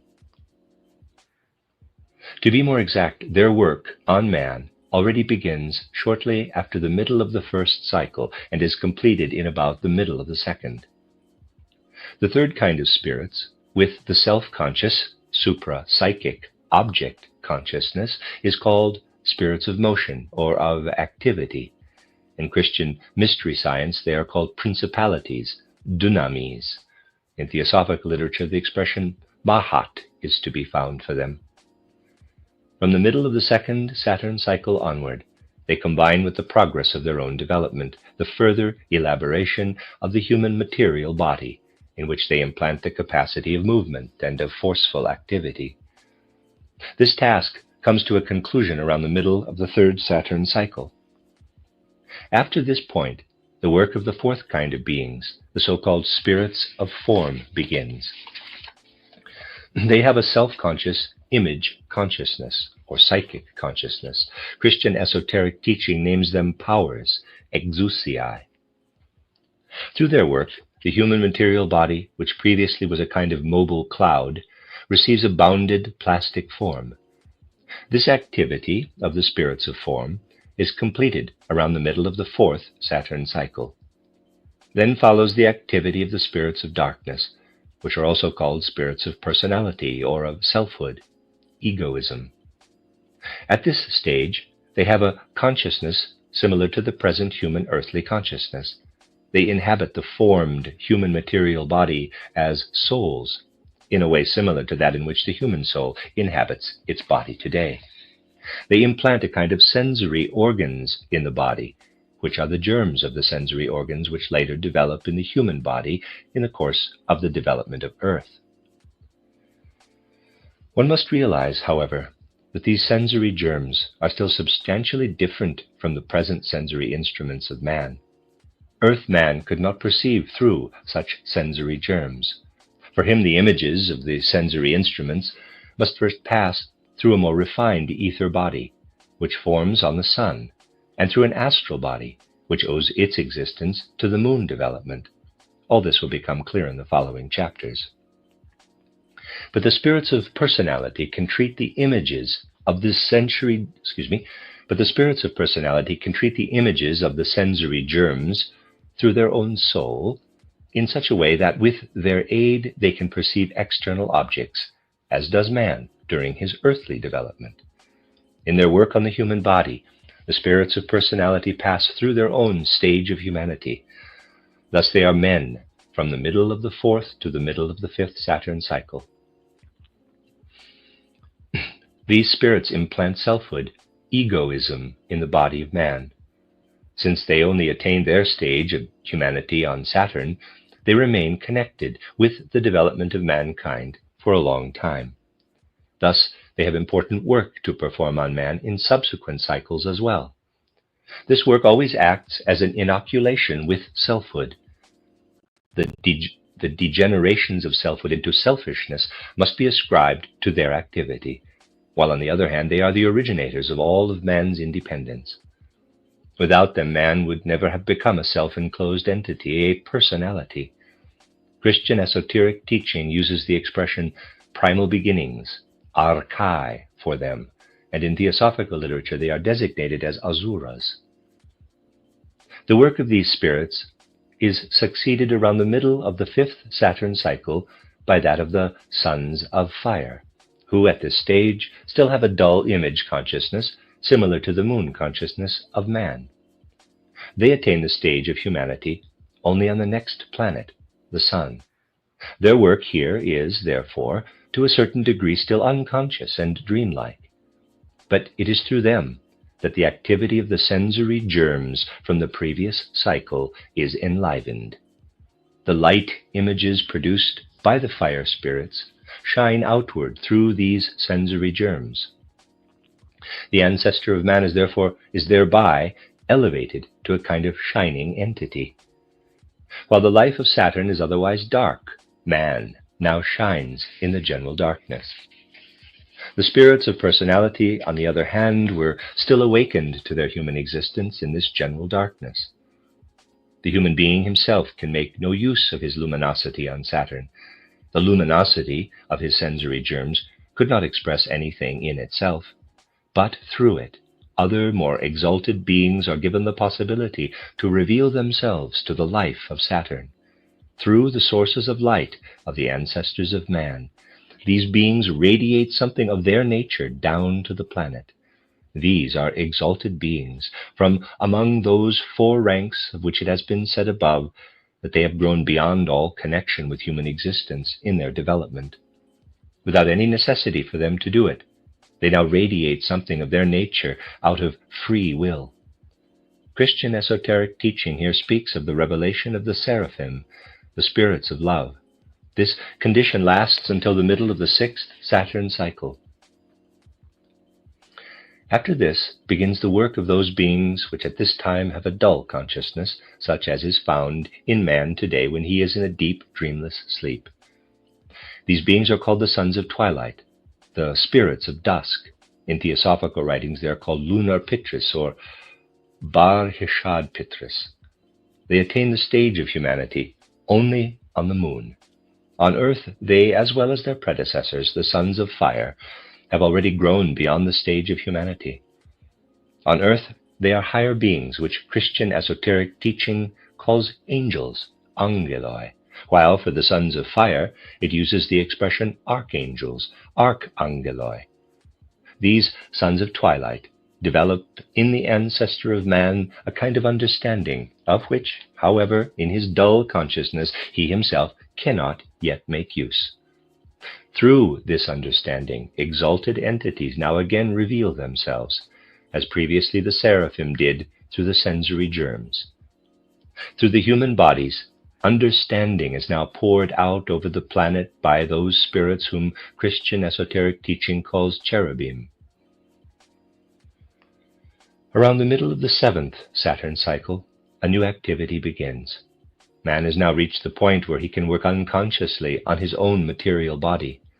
Through his activity in the utter dullness of Saturn existence, man produces the first germinal predisposition to the true spirit man, who reaches his full development only at the end of the development of mankind. In theosophical literature, this is called Atma. It is the highest member of the so-called monad of man. In itself, it would be quite dull and unconscious at this stage.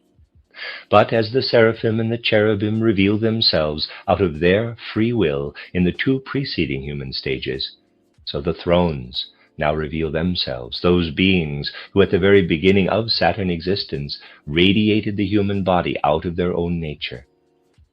The germinal predisposition of spirit man, Atma, is completely penetrated by the power of these spirits of will, and retains this power through all subsequent stages of development. In his dull consciousness at this stage, man as yet cannot realize anything of this germinal predisposition, but he develops further, and later this germinal predisposition becomes clear to his own consciousness. This work is not yet completed at the end of the life of Saturn. It continues into the first sun cycle. One should consider that the labor of the higher spirits, which has been described here, does not coincide with the beginning and end of a smaller cycle, of a round, but that it continues from the middle of one to the middle of the next. Its greatest activity is developed in the periods of rest between the cycles. It increases from the middle of a cycle, Manvantara, onward, becomes strongest in the middle of a period of rest, Pralaya, and then ebbs in the next. It has already been mentioned in the preceding chapters that life by no means ceases during the periods of rest. From the above it also becomes apparent in what sense Christian esoteric science says that in the beginning of time the seraphim, cherubim, and thrones first revealed themselves. With this, the course of Saturn has been followed to the time where its life develops through a period of rest into that of the Sun. Of this we shall speak in the following discussions. For the sake of greater clarity, here we shall give a summary of the facts of development of the first planet. 1. This planet is the one on which the dullest human consciousness develops, a deep trance consciousness. Together with this, the first rudiment of the physical human body develops. 2. This development passes through 7 subsidiary stages, smaller cycles or rounds. At each of these stages, higher spirits begin their work on the development of the human body, namely in the first cycle, the spirits of will, thrones; second cycle, the spirits of wisdom, dominions; third cycle, the spirits of motion, principalities; fourth cycle, the spirits of form, powers; fifth cycle, the spirits of personality, primal beginnings; sixth cycle, the spirits of the sons of fire, archangels; seventh cycle, the spirits of the sons of twilight, angels. 3. In the fourth cycle, the spirits of personality raise themselves to the stage of humanity. 4. From the fifth cycle onward, the seraphim reveal themselves. 5. From the sixth cycle onward, the cherubim reveal themselves. 6. From the seventh cycle onward, the thrones, the true creators of man, reveal themselves. 7. Through the latter revelation, there develops in the seventh cycle of the first planet the predisposition to the spiritual man, to Atma. The end of chapter 14. This is a reading of the book Cosmic Memory by Rudolf Steiner, chapter 15, The Life of the Sun.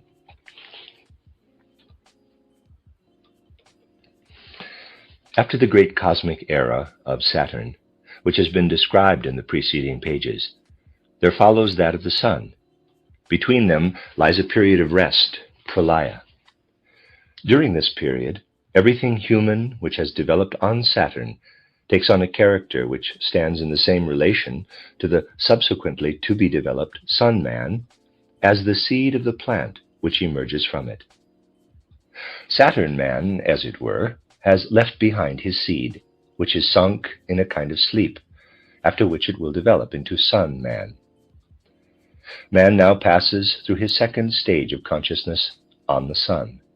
It resembles that into which today man sinks during a calm and dreamless sleep. This condition, which interrupts man's state of wakefulness today, is a remainder, as it were, a memory of the time of the Sun development. One can also compare it with that dull state of consciousness in which the world of plants exists today. As a matter of fact, in the plant, one must see a sleeping being. In order to understand the development of mankind, one must realize that in this second great cycle of the Sun, the Sun was still a planet, and that only later did it advance to the existence of a fixed star. In the sense of mystery science, a fixed star is one which sends life forces to one or several planets situated at a distance from it. During the second cycle, this was not yet the case with the Sun. At that time, it was still united with the beings to which it gave force. These beings, and also man at his level of development of that time, still lived on it. A planetary Earth, separated from Sun and Moon, did not exist. Everything in the way of substances, forces, and beings which exists on and in the Earth today, and everything which now belongs to the Moon, was still within the Sun. It formed a part of its substances, forces, and beings. Only during the next third great cycle did that detach itself from the Sun, which in mystery science is called the Moon. This is not the present Moon, but the predecessor of our Earth, its previous embodiment, reincarnation, as it were. This Moon became the Earth, after it, in turn, had detached from its substance and cast off what one today designates as Moon. In the third cycle, 2 bodies thus existed in place of the former planetary Sun, namely the fixed star, Sun, and the split-off planetary Moon. Man and the other beings which had developed as man's companions during the course of the Sun had been taken out of the Sun along with the Moon. The Sun now provided the Moon beings from the outside with those forces which they had previously obtained directly from it as their dwelling place. After the third, moon cycle, there occurred another period of rest, pralaya. During this period, the two separate bodies, sun and moon, became united and together passed through the condition of the sleeping seed. In the fourth cyclic period, sun and planetary moon at first emerged from the obscurity of sleep as one body. During the first half of this cycle, our Earth, along with man and his companions, split off from the sun. A little later it cast off the present moon, so there now exist three members as descendants of the former sun planet. On the sun planet, man and the other beings mentioned in the course of the discussion of Saturn passed through another stage of their development in the second great cosmic era.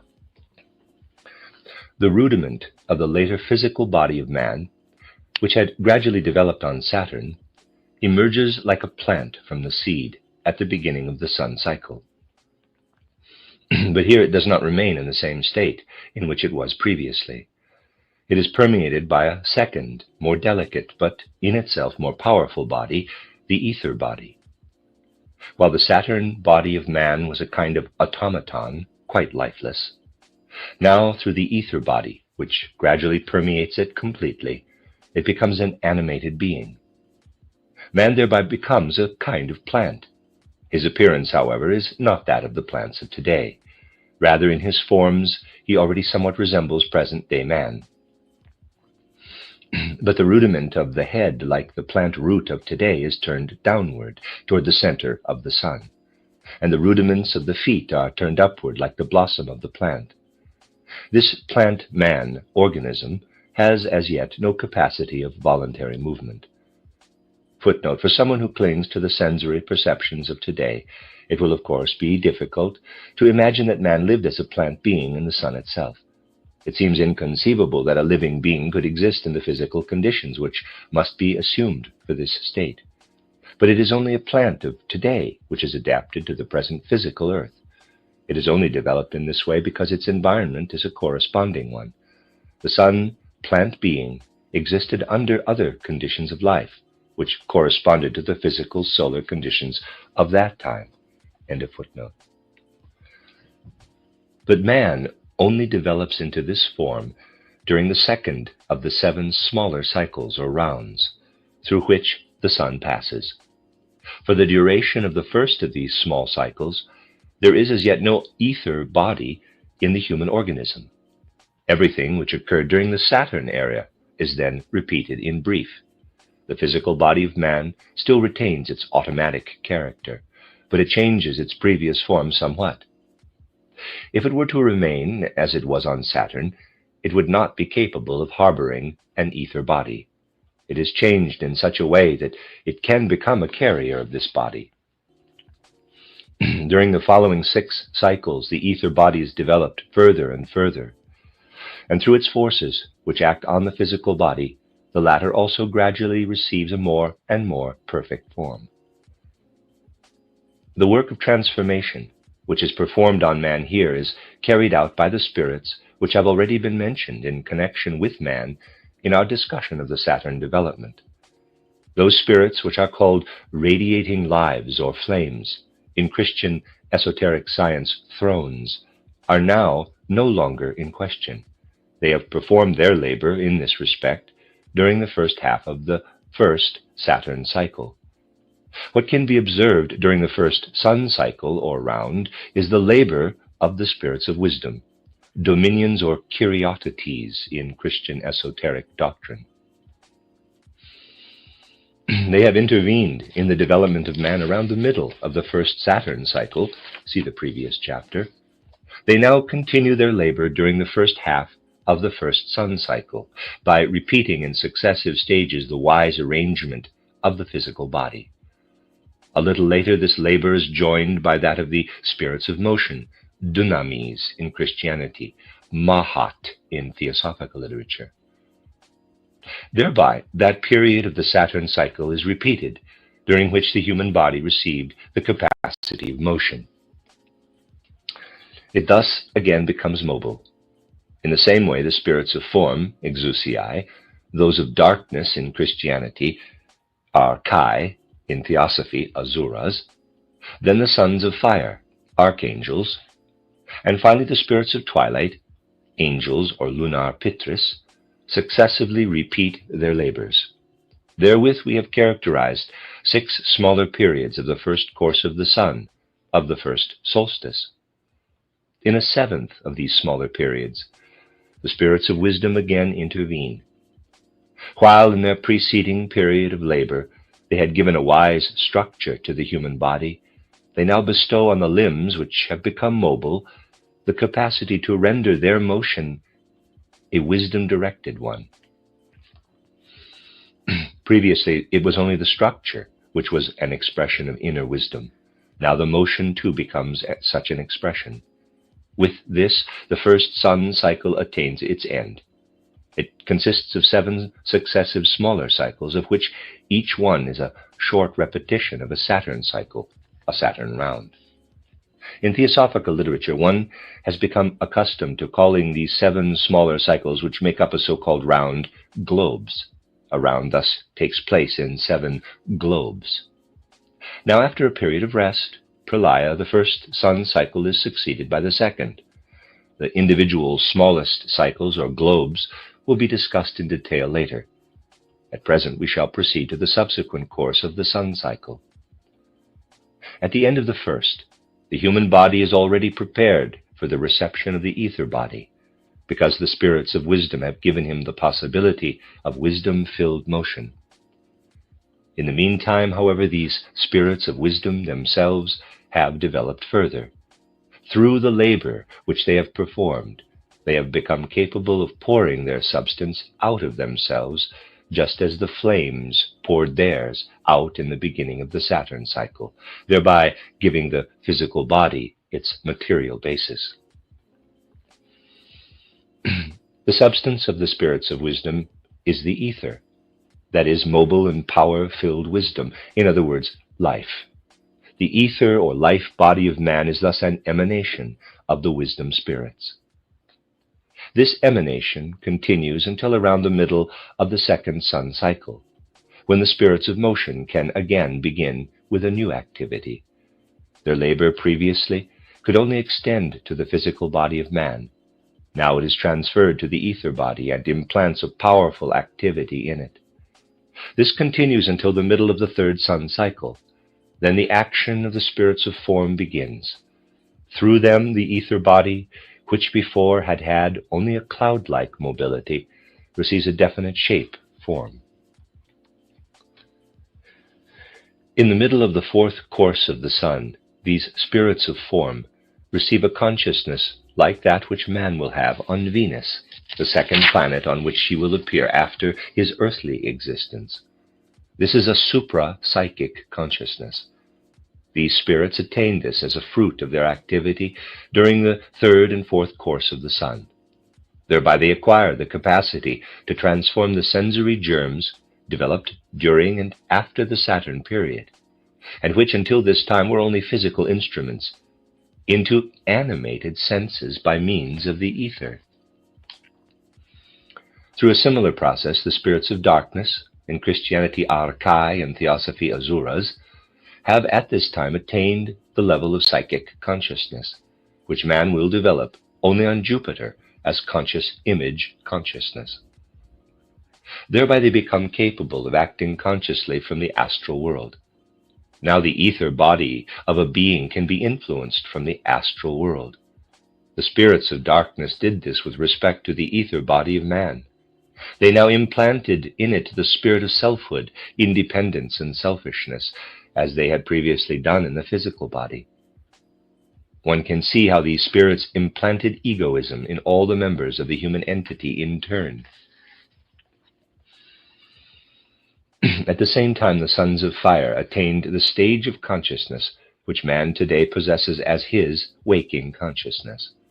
One can say of them that they now become men. Now they can make use of the physical human body for a kind of intercourse with the outside world. In similar fashion, the spirits of personality made use of the physical body from the middle of the 4th Saturn cycle on. But they had used the sensory germs for a kind of perception. The nature of the sons of fire, however, is such that they pour the warmth of their soul out into their environment. The physical human body is now so far advanced that they can do this through it. Their warmth acts approximately like the warmth of the hen on the egg which she is hatching. That is, it has a life-awakening power. Everything of such a life-awakening power that lies in man and in his companions was implanted into the ether body at that time by the sons of fire. We are dealing here with the origin of that warmth, which is a condition for the reproduction of all living beings. Later, it will become apparent what kind of a transformation this power of warmth went through when the moon split off from the sun. Around the middle of the fifth cycle, the sons of fire have developed so far that they can inoculate the ether body with the capacity which they previously exercised through the physical human body. They now relieve the spirits of personality in the work on this ether body, which thereby becomes the initiator of a reproductive activity. In this period, they abandon the physical body to the sons of twilight, in Christianity angels, in theosophy lunar pitris. In the meantime, the latter have acquired a dull image consciousness such as man will have on the moon.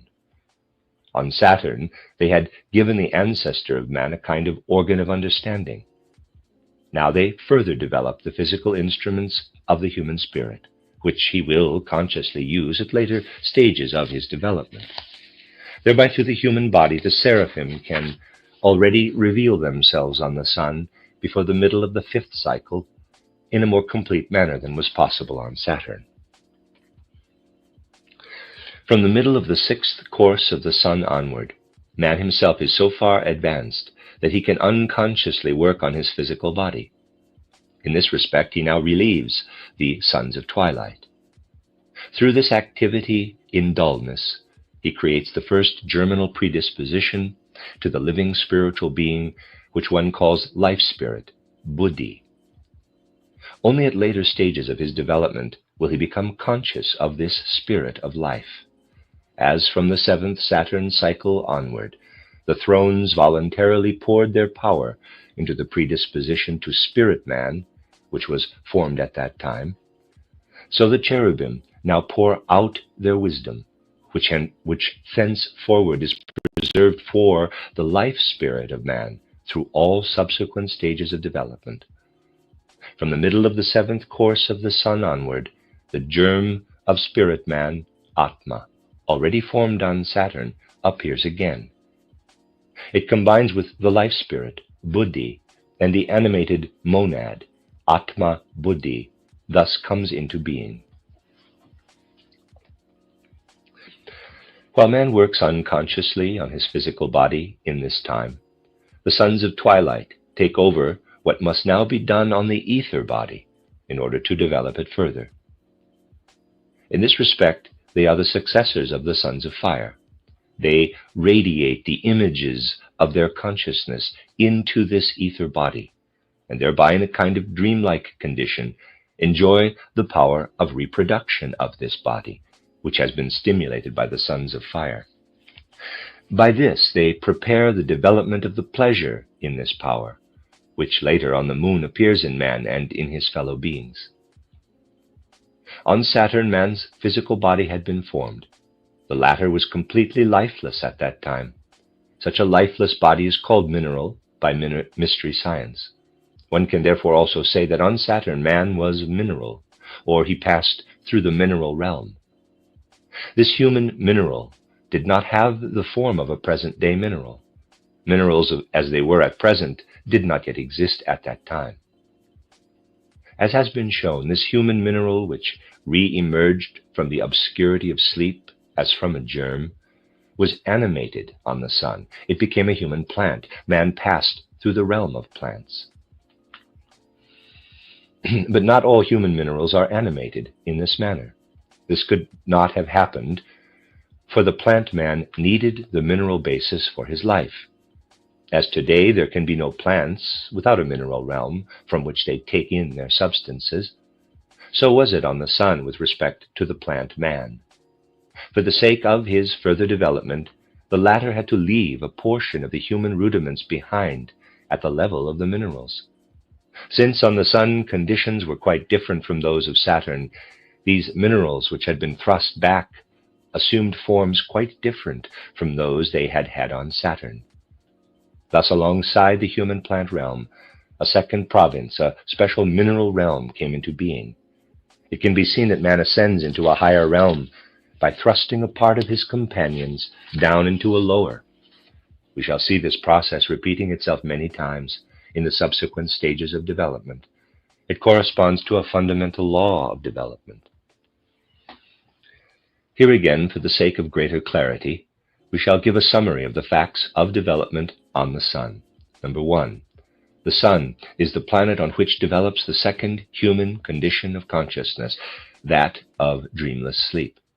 The physical human body rises to a kind of plant existence through the incorporation of an ether body into it. 2. This development passes through 7 subsidiary stages, smaller cycles or rounds. Number 1 of these, in the first of these cycles, the stages of development of Saturn are repeated with respect to the physical body in a somewhat altered form. Sub 2. At the end of the first cycle begins the pouring out of the ether body by the spirits of wisdom. Sub 3. In the middle of the second cycle, the work of the spirits of motion on this body begins. Sub 4. In the middle of the third cycle, the action of the spirits of form on the ether body has its beginning.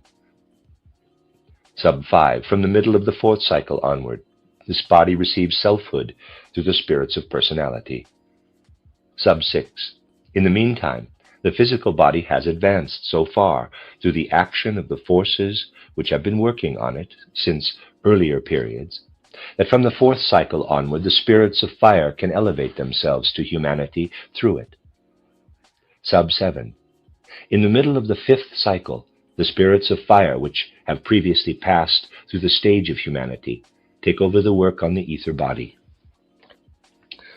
The sons of twilight are active in the physical body at this time. Sub 8.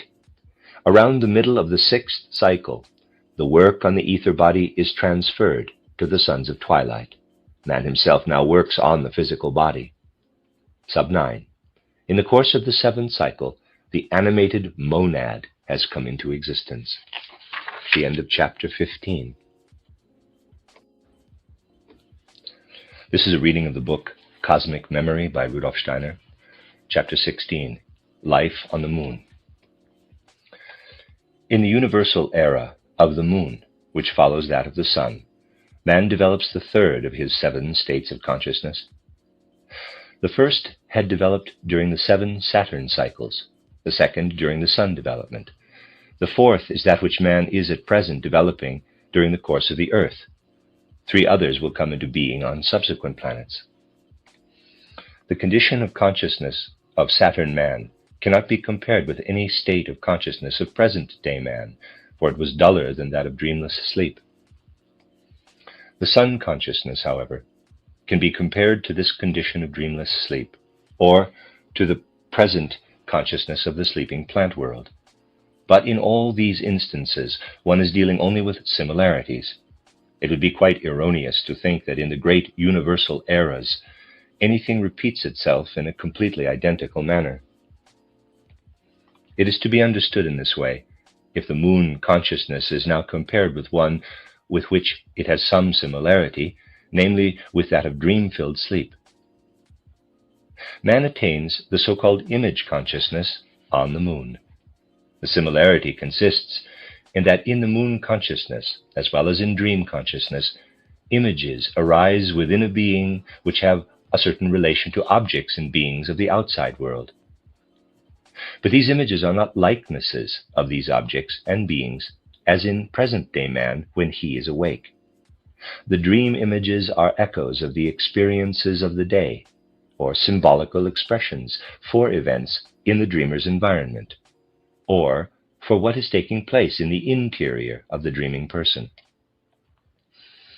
Examples of these 3 types of dream experiences are easy to give.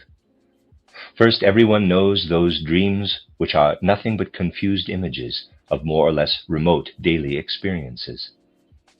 An example of the second type would be if the dreamer thinks he perceives a passing train, and then upon awakening realizes that it was the ticking of the watch lying beside him which was perceptible in this dream image. An example of the third kind is that it seems to someone that he is in a room where ugly animals are sitting on the ceiling, and upon awaking from this dream, he realizes that it was his own headache which expressed itself in this way. If one now wants to attain a conception of the moon consciousness on the basis of such confused dream images, one must realize that while the image-like character is also present there, complete regularity instead of confusion and arbitrariness prevails. It is true that the images of the moon consciousness have even less similarity than the dream images to the objects to which they are related. But on the other hand, there is a complete correspondence of image and object. At present, in the earth development, the conception is a likeness of its object. Thus, for instance, the conception table is a likeness of the table itself. This is not the case with the moon consciousness. Assume, for instance, that the moon man approaches an object which to him is pleasing or advantageous. Then a colored image of a light tone arises in his soul. When something harmful or displeasing comes near him, he beholds an ugly, dark image. The conception is not a likeness, but a symbol of the object which corresponds to it in a quite definite and regular way. Hence the being which has such symbolical conceptions can direct its life in accordance with them. The inner life of man's ancestor on the moon thus took its course in images which have the character of the volatile, the floating, and the symbolical, in common with dreams of today, but are distinguished from these dreams by their completely regular character. The basis for the development of this image consciousness in man's ancestors on the moon was the formation of a third member in addition to the physical body and the ether body. This third member is called the astral body. This formation, however, only occurred in the third, smaller moon cycle, the so-called third moon round. The first two revolutions of the moon must be seen merely as a repetition of what took place on Saturn and on the Sun. But this repetition must not be imagined as a reenactment of all the events which took place on Saturn and on the Sun. That which repeats itself, namely the development of a physical body and of an ether body, at the same time is subject to such a transformation that in the third moon cycle these two members of the nature of man can be united with the astral body, a union which could not have taken place on the Sun. In the third moon period, actually the process already starts around the middle of the second. The spirits of motion pour the astral element out of their own nature into the human body. During the fourth cycle, from the middle of the third onward, the spirits of form shape this astral body in such a way that its form, its whole organization, can develop inner processes. These processes have the character of what at present in animals and man is called instinct, desire, or the appetitive nature. From the middle of the fourth moon cycle onward, the spirits of personality begin with their principal task in the fifth moon era. They inoculate the astral body with selfhood, as they have done in the preceding cosmic eras with respect to the physical and the ether body. But in order for the physical and the ether body to be so far advanced that they can harbor an independent astral body, at the time indicated, that is, in the middle of the fourth moon cycle, they must first be brought to this point by the shaping spirits in the successive stages of development. This takes place in the following manner. The physical body is brought to the necessary maturity in the first course of the moon, or round, by the spirits of motion. In the second, by those of form. In the third, by those of personality. In the fourth, by the spirits of fire. And in the fifth, by those of twilight. To be exact, this labor of the spirits of twilight takes place from the middle of the fourth moon cycle onward, so that at the same time that the spirits of personality are engaged on the astral body, the same is the case with the spirits of twilight with respect to the physical body. In regard to the ether body, the following is the case. Its necessary qualities are implanted in it in the first course of the moon by the spirits of wisdom, in the second by those of motion, in the third by those of form, in the fourth by those of personality, and in the fifth by those of fire. To be exact, this activity of the fire spirits takes place concurrently with the labor of the spirits of personality on the astral body, that is, from the middle of the fourth course of the moon onward into the fifth. If one considers the entire ancestor of man as he developed on the moon at that time, there is thus to be said: starting from the middle of the fourth moon cycle, man consists of a physical body, in which the sons of twilight perform their labor, of an ether body, in which the spirits of fire perform theirs, and finally of an astral body, in which the spirits of personality perform theirs. That the spirits of twilight work on the physical body of man in this period of development means that they now rise to the level of humanity, as did the spirits of personality in the same cycle on Saturn and the fire spirits on the sun.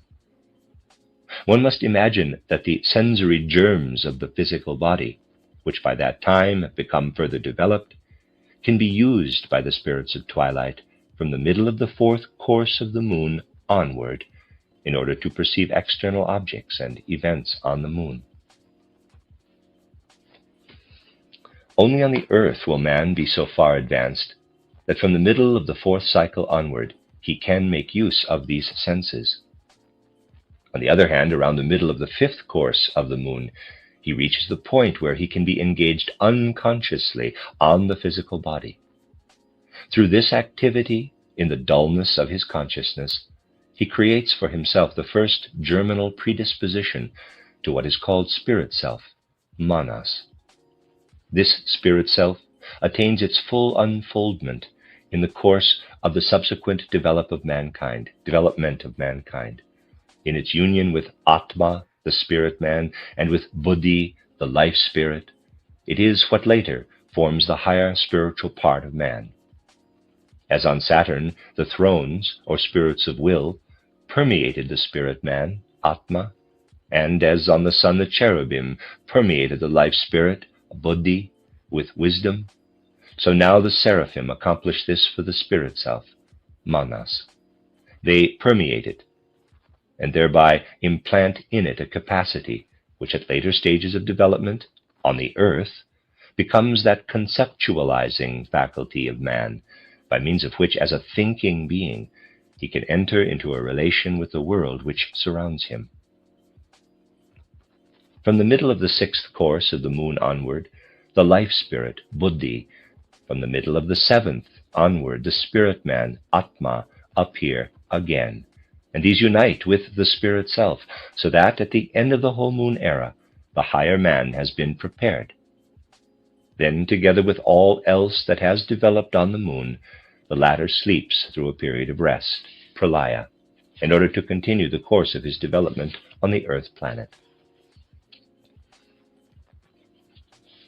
While from the middle of the fifth moon cycle onward into the sixth, man is working on his physical body in dullness, the spirits of twilight are engaged on his ether body. As has been shown, through their work on the physical body in the preceding epoch, or round, they have now prepared themselves for relieving the fire spirits in the ether body, who in turn take over from the spirits of personality the work on the astral body. At this time, these spirits of personality have ascended to higher spheres.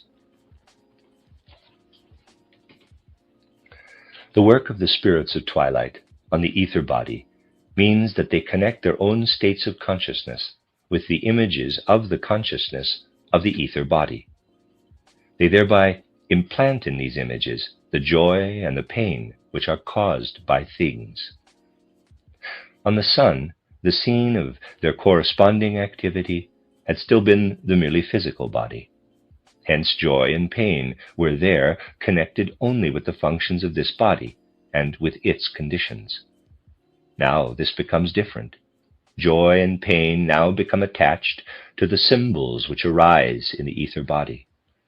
In the dim human consciousness, the spirits of twilight thus experience a world of emotions. This is the same world of emotions which man will experience for himself in his earth consciousness. At the same time, the fire spirits are active in the astral body. They enable it to carry on an active perception and feeling of the environment. Joy and pain, such as have been produced in the ether body by the spirits of twilight, in the manner just described, have an inactive, passive character. They present themselves as inactive mirrorings of the outside world. But what the fire spirits produce in the astral body are vivid emotions, love and hate, rage, fear, horror, stormy passions, instincts, impulses, and so forth. Because the spirits of personality, the asuras, have previously inoculated this astral body with their nature, these emotions now appear with the character of selfhood, of separateness. One must now represent to oneself how at that time the ancestor of man is constituted on the moon. He has a physical body, through which in dullness he develops a spirit self, manas. He has an ether body, through which the twilight spirits feel joy and pain. And finally, he possesses an astral body, which, through the fire spirits, is moved by impulses, emotions, and passions. But these three members of the moon man still completely lack the object consciousness. In the astral body, images flow and ebb, and in these there glow the emotions named above. When the thinking object consciousness will make its appearance on the earth, this astral body will be the subordinate carrier or the instrument of conceptual thinking. Now, however, it unfolds in its own entire independence on the moon. In itself, it is more active here, more agitated than later on the earth. If one wishes to characterize it, one can say that it is an animal man. As such, it is on a higher level than the present-day animals of earth. It possesses the qualities of animality in a more complete way. In a certain respect, these are more savage and unbridled than present-day animal qualities. Therefore, at this stage of his existence, one can call man a being which, in its development, stands midway between present-day animals and man. If man had continued to advance in a straight line along this path of development, he would have become a wild, unrestrained being. The development of earth represents a toning down, a taming of the animal character in man. This is caused by the thinking consciousness. If, as he had developed on the sun, man was called plant man, the man of the moon can be called animal man.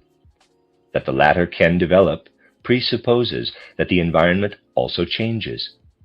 It has been shown that the plant man of the sun could only develop because an independent mineral realm was established alongside the realm of this plant man. During the first two moon eras, or rounds, these two earlier realms, plant realm and mineral realm, again emerge from the darkness. They are changed only in that they both have become somewhat coarser and denser. During the third moon era, a part of the plant realm splits off. It does not take part in the transition to coarseness. It thereby provides the substance out of which the animal nature of man can be formed. It is this animal nature which, in its union with the more highly formed ether body and with the newly developed astral body, produces the threefold nature of man which we have described above. The entire plant world, which had been formed on the sun, could not develop into animality, for animals require the plant for their existence. A plant world is the basis of an animal world. As the sun man could only elevate himself into a plant by thrusting a portion of his companions down into a coarser mineral realm, so this is now the case with the animal man of the moon. A portion of the beings which on the sun still had the same plant nature as himself, he leaves behind him on the level of coarser plant-likeness. As the animal man of the moon is not like the animals of today, but rather stands midway between present animal and present man, so too the mineral of the moon lies between the mineral of today and the plant of today. The mineral of the moon is something plant-like. The moon rocks are not stones in the sense of today. They are an animated, sprouting, growing character. They have an animated, sprouting, growing character. Similarly, the moon plant has a certain character of animality. The animal man of the moon does not yet have firm bones. His skeleton is still cartilaginous. His whole nature is soft compared to that of today. Hence his mobility too is different. His locomotion is not a walking, but rather a leaping, even a floating. This could be the case because the moon of that time did not have a thin, airy atmosphere like that of present-day Earth, but its envelope was considerably thicker, even denser than the water of today. He moved forward and backward, up and down in this viscous element. In this element also lived the minerals and animals from which he absorbed his nourishment. In this element was even contained the power which later on the earth was wholly transferred to the beings themselves, the power of fertilization. At that time man was not yet developed in the form of two sexes, but only in one. He was made out of his water air. But as everything in the world exists in transitional stages, in the last moon periods, two-sexedness was already developing in a few animal man beings as a preparation for the later condition on the earth. The sixth and seventh moon cycles represent a kind of ebbing of all the processes we have described, but also the development of a kind of overripe condition until the whole enters the period of rest, pralaya, in order to pass in sleep into the existence of earth. The development of the human astral body is connected with a certain cosmic process which must also be described here.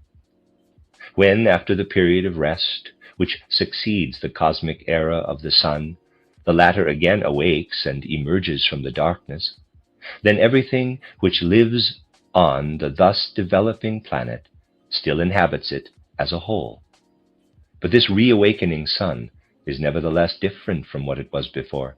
Its substance is no longer luminous through and through as it was previously. Rather, it now has darker portions. These separate out of the homogeneous mass, as it were. From the second cycle or round onward, these portions appear more and more as an independent member. The sun body thereby becomes biscuit-like. It consists of two parts, a considerably larger and a smaller one, which, however, are still attached to one another by a connecting link. In the third cycle, these two bodies become completely separated. Sun and moon are now two bodies, and the latter moves around the former in a circular orbit. Together with the moon, all of the beings whose development has been described here leave the sun. The development of the astral body alone takes place on the split-off moon. The cosmic process which we have characterized is the precondition of the further development described above. As long as the beings belonging to man absorbed their forces from their own solar habitat, the development could not attain the stage we have described. In the fourth cycle, or round, the moon is an independent planet, and what has been described concerning that period takes place on this moon planet. Here again we shall present the development of the moon planet and of its beings in a clearly summarized form. 1. The moon is that planet on which man develops the image consciousness with its symbolical character. 2. During the first two cycles or rounds, the moon development of man is prepared through a kind of repetition of the Saturn and Sun processes. 3. In the third cycle, the human astral body comes into being through an outpouring of the spirits of motion. 4. Concurrently with this process, the moon splits off from the reawakened, unified sun body and revolves around the rest of the sun. The development of the beings connected with man now takes place on the moon. 5. In the fourth cycle, the spirits of twilight inhabit the human physical body and thereby elevate themselves to the level of humanity. 6. The developing astral body is inoculated with independence by the spirits of personality, asuras. 7.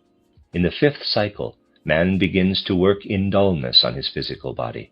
Thereby the spirit self, manas, joins the already existing monad. 8. In the ether body of man, a kind of joy and pain develop during the moon existence, which have a passive character. In the astral body, on the other hand, develop the emotions of rage, hate, the instincts, passions, and so forth. 9. The two former realms, the plant and the mineral realm, which are thrust down to a lower level, are now joined by the animal realm, in which man himself exists at this time. Toward the end of the whole universal era, the moon approaches more and more closely to the sun, and when the time of rest, pralaya, begins, again the two have become united in a whole, which then passes through the stage of sleep in order to awaken in a new universal era, that of the earth. The end of chapter 16. This is a reading of the book Cosmic Memory by Rudolf Steiner, chapter 17, The Life of Earth. In the preceding chapters has been shown how the components were successively formed which make up the so-called lower nature of man, the physical body, the ether body, and the astral body. It has also been described how with the appearance of a new body, the old ones must always be transformed so that they can become carriers and instruments of the one formed later. An advance of human consciousness is also associated with this progress. As long as the lower man has only a physical body, he possesses merely an utterly dull consciousness, which is not equivalent even to that of dreamless sleep of the present, although for man of today this latter state of consciousness is in fact an unconscious one. In the time when the ether body appears, man reaches the consciousness which is his today in dreamless sleep. With the formation of the astral body, a dim image consciousness makes its appearance, similar to, but not identical with, the one man at present ascribes to himself while he is dreaming. The fourth, the current condition of consciousness of earth man, will now be described. This present condition of consciousness develops in the fourth great universal era, that of earth, which follows the preceding Saturn, Sun, and Moon eras.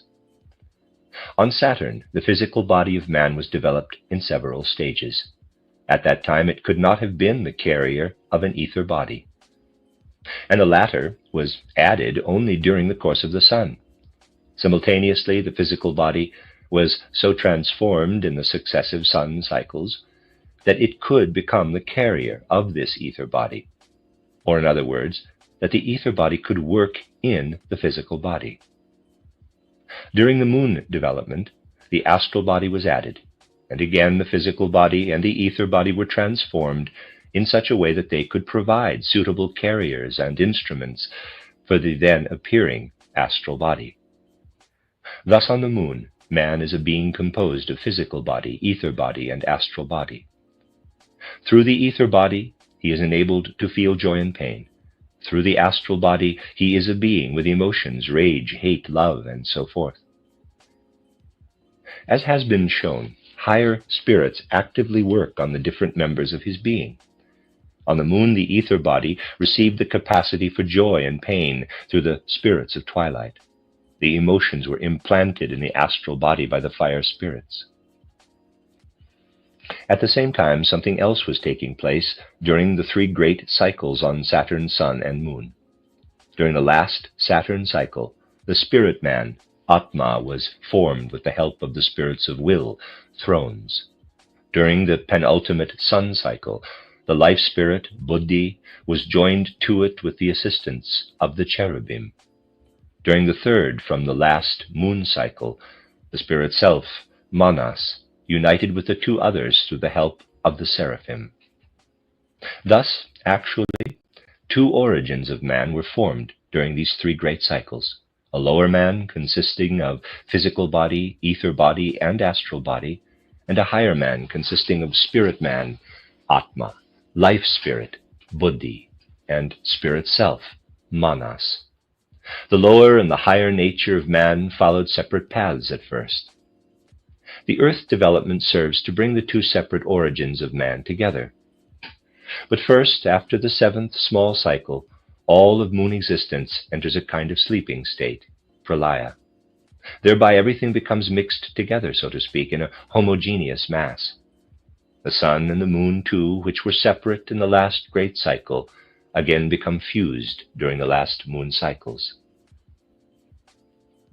When everything again emerges from the sleeping state, there must first be repeated in their essentials the Saturn condition during a first small cycle, the sun condition during a second, and the moon cycle during a third. During this third cycle, the beings on the moon, which has again been split off from the sun, resume approximately the same forms of existence which they already had on the moon. There, the lower man is a being intermediate between man of today and an animal. The plants stand midway between the animal and plant natures of today, and the minerals only half bear their lifeless character of today, while for the rest they are still half plants. During the second half of this third cycle, something else is already in preparation. The minerals harden, the plants gradually lose the animal character of their sensibility, and out of the uniform species of animal, man, there develop two classes. One of these remains on the level of animality, while the other is subjected to a division of the astral body into two parts. The astral body splits into a lower part, which continues to be the carrier of the emotions, and a higher part, which attains to a certain independence, so that it can exercise a kind of mastery over the lower members, over the physical body, the ether body, and the lower astral body. Now the spirits of personality seize upon this higher astral body and implant in it just that independence we have mentioned, and therewith also selfishness. Only in the lower human astral body do the fire spirits now accomplish their work, while in the ether body the spirits of twilight are active, and in the physical body that power entity begins its work, which one can describe as the real ancestor of man.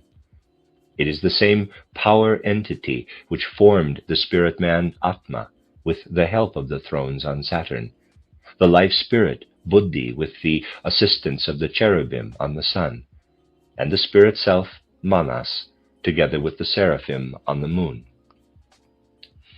But now this changes. Thrones, cherubim, and seraphim ascend to higher spheres, and the higher man now receives the assistance of the spirits of wisdom, of motion, and of form.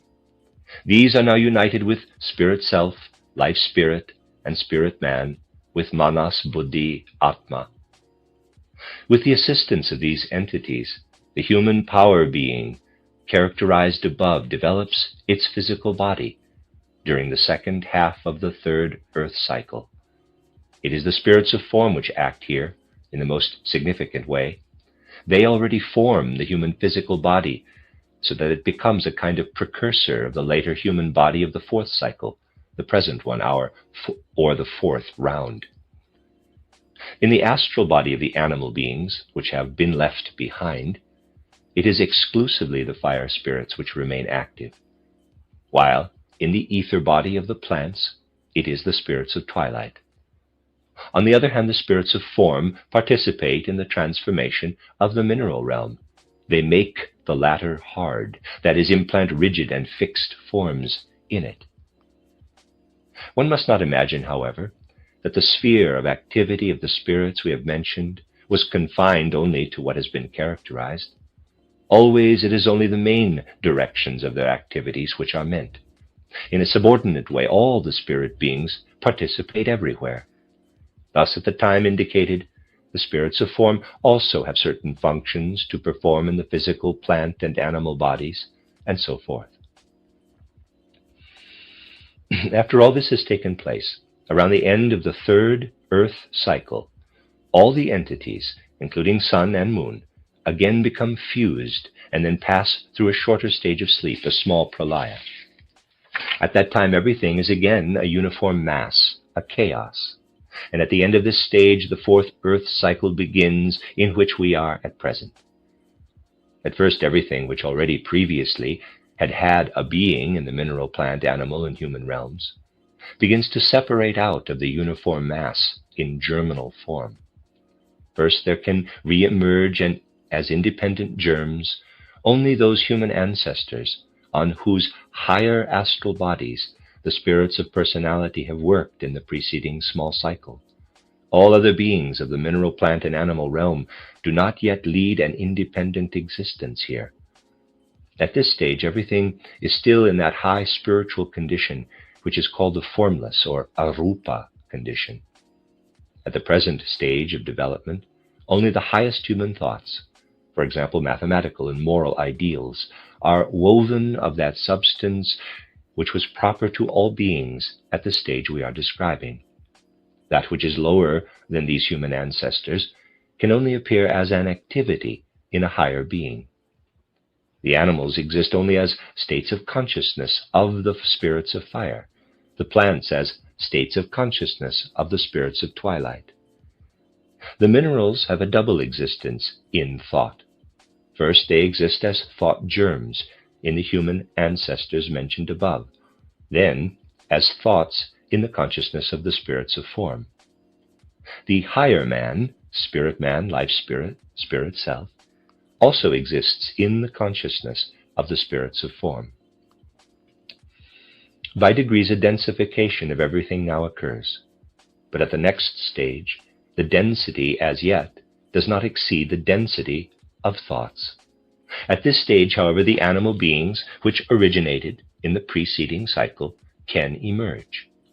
They separate out of the consciousness of the fire spirits and become independent thought beings. This stage is called that of the formed or rupa condition.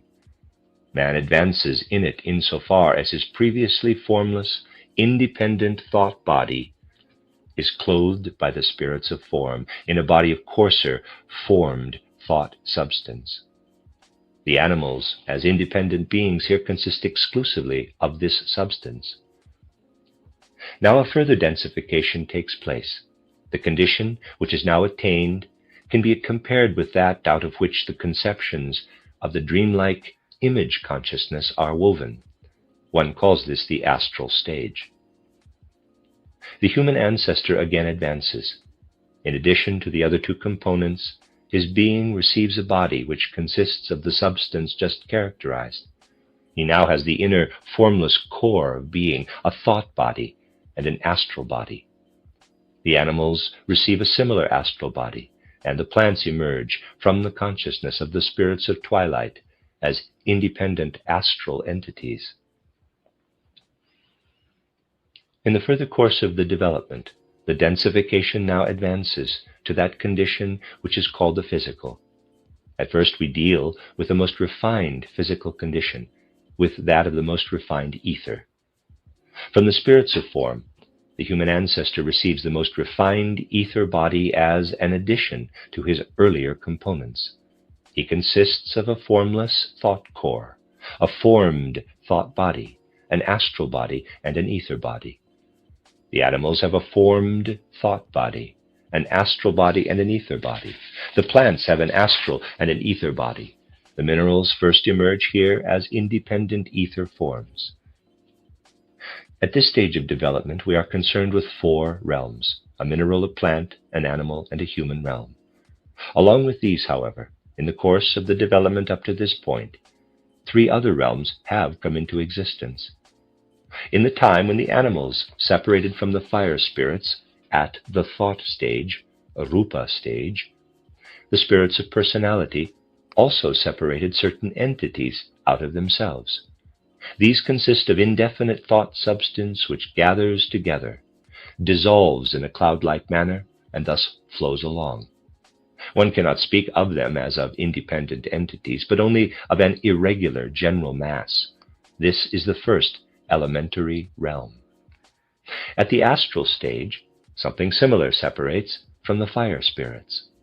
It consists of shadowy images or phantoms, similar to the conceptions of the dreamlike image consciousness. They form the second elementary realm. In the beginning of the physical stage, indefinite image-like entities finally separate out of the spirits of twilight. They too have no independence, but they can manifest forces which are similar to the passions and emotions of men and animals. These non-independent, buzzing emotions form the third elementary realm. For beings which are endowed with a dreamlike image consciousness, or with conscious image consciousness, these creations of the third elementary realm are perceptible as a flooding light, as flakes of color, as smell, taste, as various tones and sounds. But all such perceptions must be imagined to be phantom-like. One must therefore imagine the earth, when it condenses as a refined etheric body out of its astral precursor, to be a conglomerate of an etheric mineral basic mass and of etheric plant, animal, and human beings, filling the interstices, as it were, and also permeating the other beings, are the creatures of the three elementary realms. This earth is inhabited by the higher spiritual entities, which in the most diverse ways are active in the realms we have mentioned. They form a spirit community, so to speak, a spirit state, and their dwelling place and workshop is the earth, which they carry with them as a snail does its shell. In all this, it must be borne in mind that what today is separated from the earth as sun and moon is still entirely united with the earth. Only later do both heavenly bodies separate from the earth. The higher man, life spirit, spirit self, or Atma, Buddhi, Manas, has as yet no independence at this stage. He still constitutes a member of the spirit state, and for the time being is bound to the spirits of form, as a human hand is bound to a human organism as a dependent member. With this, we have followed the formation of the earth to the beginning of its physical condition. In what follows, we shall show how everything in this condition develops further. The previous development will then pass over into what has already been said in preceding chapters of the Akasha Chronicle about the progress of Earth. States of development, such as those which have been mentioned here as a formless, a formed, an astral, and a physical condition, which thus constitute differences in a smaller cycle around, are called globes in theosophical texts. In this respect, one therefore speaks of an arupa, a rupa, an astral and a physical globe. Some have considered such a designation incorrect. But here we shall not speak further of matters of nomenclature. Indeed, it is not names which are important, but rather the things themselves. It is better to endeavor to describe the latter as well as possible than to worry very much about names. These must, after all, always be incorrect in a certain sense. For to facts of the spiritual world one must give names which have come from the world of the senses, and therefore one can speak only by way of similes. The description of the development of the world of man has been brought to the point where the earth reaches the beginning of its physical densification. One should now represent to oneself the condition of development of this world of man at this stage. What later appears as sun, moon, and earth is still united in a single body. This body possesses only refined etheric matter. It is only within this matter that the beings which later will appear as men, animals, plants, and minerals have their existence. For the further progress of the development, the one heavenly body must first separate into two, of which one becomes the later sun, while the other contains the later earth and the later moon in a still united form. Only later does a process of division also take place in this latter heavenly body. That which becomes the present-day moon is extruded, and the earth alone remains as the dwelling place of man and of his fellow creatures. The student of ordinary theosophical literature should understand clearly that the separation of the one heavenly body into two took place in the period in which this literature places the development of the so-called second principal human race. The human ancestors of this race are described as forms with refined etheric bodies. But one must not imagine that they could have developed on our present Earth after it had already separated itself from the sun and had expelled the moon. After this separation, such etheric bodies were no longer possible. If one follows the development of mankind in that cycle to which our description has now come, and which leads us into the present, one becomes aware of a series of principal conditions, of which our current one is the fifth. The preceding expositions from the Akasha Chronicle have already dealt with these conditions.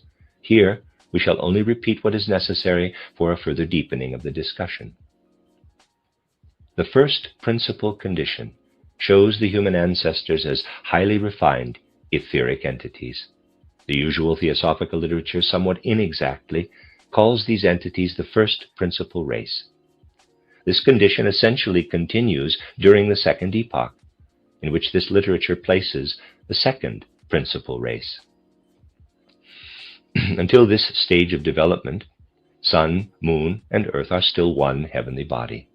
Now the sun splits off as an independent body, and thereby takes from the earth, which is still united with the moon, all those forces through which the human ancestors could be maintained in their etheric condition. With the splitting off of the sun, a densification of the human forms, and also of the forms of man's fellow creatures, takes place. These creatures must now adapt themselves to their new dwelling place, as it were.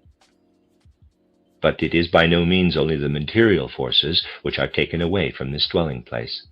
Spiritual entities, of whom it has been said that they formed a spirit community on the one heavenly body we have described, also leave at the same time. Their existence remains more intimately connected with the sun than with the heavenly body which the sun has thrust out from itself. If these entities had remained united with the forces which later develop on the earth and on the moon, they themselves could not have developed further to their appropriate levels. They needed a new dwelling place for this further development. This is provided for them by the sun, after it, so to speak, has cleansed itself of the earth and moon forces. At the stage at which these beings now are, they can act on earth and moon forces only from the outside, from the sun. One can see the reason for the separation we have described. Until this time, certain entities which are higher than man have gone through their development on the one heavenly body characterized above. They now lay claim to a part of it for themselves, and leave the rest to man and his fellow creatures. The consequence of the splitting off of the sun was a radical revolution in the development of man and of his fellow creatures. They fell, as it were, from a higher level of existence to a lower. They had to do this, for they lost the immediate connection with those higher beings. They would have entered entirely into a blind alley in their own development if other universal events had not taken place, through which progress was stimulated anew and the development directed into quite different channels. With the forces which at present are united in the split-off moon, and which at that time were still within the earth, further progress would have been impossible.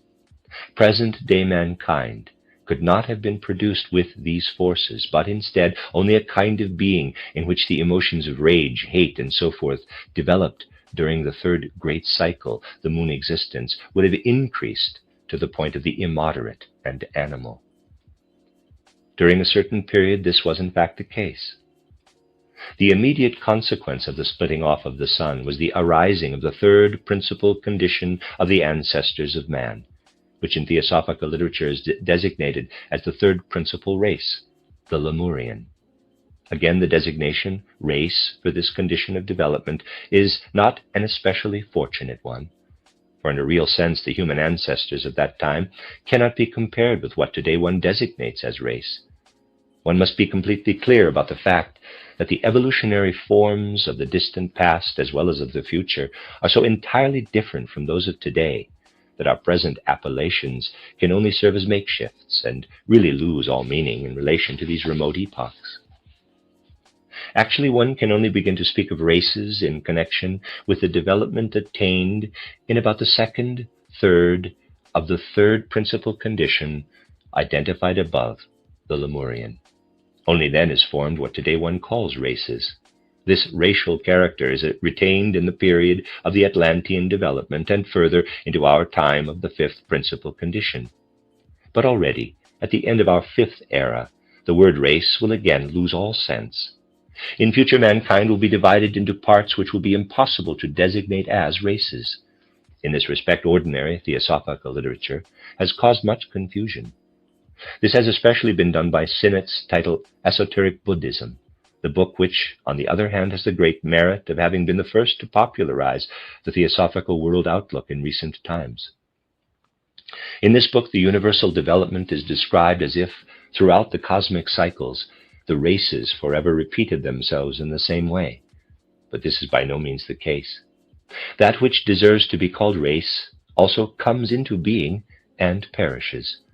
One should only use the expression race for a certain span in the development of mankind.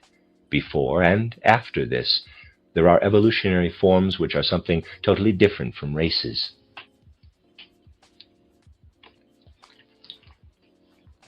Only because the true deciphering of the Akasha Chronicle fully authorizes one to make such a remark have we presumed to make it here.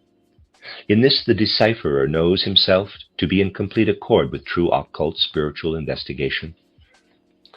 Otherwise, it would never occur to him to make such objections against the meritorious books of theosophical literature. He might also make the really quite superfluous remark that the inspirations of the great teachers mentioned in title Esoteric Buddhism are not contradicted by what has been described here, but that the misunderstanding has only been produced by the fact that the author of that book has transposed the wisdom of these inspirations, which is difficult to express, into modern, everyday human language in his own way. The third principal condition of the development of mankind presents itself as the one in which the races first came into being. This event was brought about by the separation of the moon from the earth. This separation was accompanied by the originating of the two sexes. This stage of the development of mankind has been repeatedly referred to in the descriptions from the Akasha Chronicle. When the earth, still united with the moon, split off from the sun, a male and a female sex did not as yet exist within mankind. Each human being combined the two sexes within its still highly refined body. It must be remembered, however, that these double-sexed human ancestors were on a low level of development as compared with present-day man. The lower impulses acted with immeasurable energy, and nothing of a spiritual development as yet existed. That the latter was stimulated, and that thereby the lower impulses were confined within certain bounds, is connected with the fact that at the same time at which earth and moon separated, the former came into the sphere of influence of other heavenly bodies. This extremely significant cooperation of the earth with other heavenly bodies, its meeting with foreign planets, in the time which theosophical literature calls the Lemurian, will be related in a further chapter of the Akasha Chronicle. The same course of development will be described once more, but from a different point of view. This is done for a quite definite reason. One can never look at the truths about the higher worlds from too many aspects. One should realize that from any one aspect it is possible to give only the poorest sketch. And when one looks at the same thing from the most diverse aspects, the impressions one receives in this way only gradually complement each other to form an ever more animated picture. Only such pictures, not dry schematic concepts, can help the man who wants to penetrate into the higher worlds. The more animated and colorful the pictures, the more can one hope to approach the higher reality. It is obvious that it is just the pictures from the higher worlds which arouse mistrust in many today. A person is quite content to be given conceptual schemes and classifications, with as many names as possible, of Devakan, of the development of the planets, and so forth. But he becomes more difficult when somebody presumes to describe the supersensible worlds as a traveler describes the landscapes of South America. Yet one should realize that it is only through fresh, animated pictures that one is given something useful, not through dead schemes and names. The end of chapter 17. This is a reading of the book Cosmic Memory by Rudolf Steiner, chapter 18, The Fourfold Man of Earth. In this description, we shall take man as our point of departure. As he lives on the earth, man at present consists of the physical body, the ether or life body, the astral body, and the I, capital. This fourfold human nature has in itself the dispositions for a higher development. The I, by its own initiative, transforms the lower bodies, and thereby incorporates into them higher parts of human nature. The ennobling and purifying of the astral body by the I causes the development of the spirit self, manas. The transformation of the ether or life body creates the life spirit, buddhi. And the transformation of the physical body creates the true spirit man, atma. The transformation of the astral body is in full progress in the present period of the development of the earth. The conscious transformation of the ether body and of the physical body belongs to later times. At present, it has begun only among the initiates, those trained in the science of the spirit, and their pupils. This threefold transformation of man is a conscious one. It was preceded by one more or less unconscious during the let me read that sentence again. This threefold transformation of man is a conscious one. It was preceded by one more or less unconscious during the previous development of the earth. It is in this unconscious transformation of astral body, ether body, and physical body that one must seek the origin of the sentient soul, of the intellectual soul, and of the consciousness soul. One must now make clear to oneself which one of the three bodies of man, the physical, the ether, and the astral body, is in its way most perfect. One can easily be tempted to consider the physical body as the lowest and therefore as the least perfect. However, in this one would be in error. It is true that the astral body and the ether body will attain a high degree of perfection in the future, but at present the physical body is more perfect in its way than are they in theirs. Only because man has this physical body in common with the lowest natural realm on earth, the mineral realm, is it possible for the error we have mentioned to arise. For man has the ether body in common with the higher plant realm, and the astral body with the animal realm. Now it is true that the physical body of man is composed of the same substances and forces which exist in the wider mineral realm.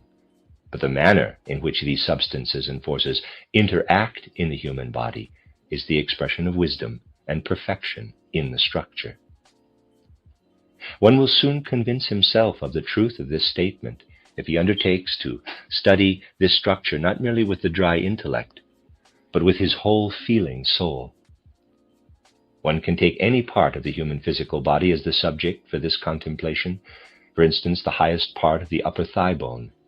This is not an amorphous massing of substance, but rather is joined together in the most artful manner, out of diminutive beams which run in different directions. No modern engineering skill could fit a bridge or something similar together with such wisdom. Today such things are still beyond the reach of the most perfect human wisdom. The bone is constructed in this wise fashion, so that through the arrangement of the small beams, the necessary carrying capacity for the support of the human torso can be attained with the least amount of substance. The least amount of matter is used in order to achieve the greatest possible effect in terms of force. In face of such a masterwork of natural architecture, one can only become lost in admiration. No less can one admire the miraculous structure of the human brain or heart, or of the totality of the human physical body. one should compare with it the degree of perfection which, for example, the astral body has attained at the present stage of development of mankind. The astral body is the carrier of pleasure and distaste, of the passions, impulses, and desires, and so forth. But what attacks this astral body perpetrates against the wise arrangement of the physical body? A large part of the stimulants which man consumes are poisons for the heart. From this it can be seen that the activity which produces the physical structure of the heart proceeds in a wiser manner than the activity of the astral body, which even runs counter to this wisdom. It is true that in future the astral body will advance to higher wisdom. At present, however, it is not as perfect in its way as is the physical body. Something similar could be shown to be true for the ether body and also for the I, that being which from moment to moment must struggle gropingly toward wisdom through error and illusion. If one compares the levels of perfection of the parts of the human being, one will easily discover that at present the physical body is in its way the most perfect, that the ether body is less perfect, the astral body still less, and that in its way the least perfect part of man at present is the I, capital. This is due to the fact that in the course of the planetary development of the human dwelling place, the physical body of man has been worked on the longest. What man today carries as his physical body has lived through all the developmental stages of Saturn, Sun, Moon, and Earth, up to the present stage of the latter. All the forces of these planetary bodies have successively worked on this body, so that gradually it has been able to attain its present degree of perfection. It is thus the oldest part of the present-day human entity. The ether body, as it now appears in man, did not exist at all during the Saturn period. It was only added during the Sun development. Hence the forces of 4 planetary bodies have not worked on it as on the physical body, but only those of 3, namely of Sun, Moon, and Earth. Therefore, only in a future period of development can it become as perfect in its way as is the physical body at present. The astral body joined the physical body and the ether body only during the Moon period, and the I did so only during the Earth period. One must represent to oneself that the physical human body attained a certain stage of its development on Saturn, and that this development was carried forward on the Sun in such a way that from that time on the physical body could become the carrier of an ether body. On Saturn, this physical body had attained a point where it was an extremely complex mechanism, which, however, had nothing in it of life. The complicatedness of its structure finally caused it to disintegrate. For this complicatedness had reached such a degree that this physical body could no longer maintain itself by means of the merely mineral forces which were acting in it. It was through this collapse of the human bodies that the decline of Saturn was brought about.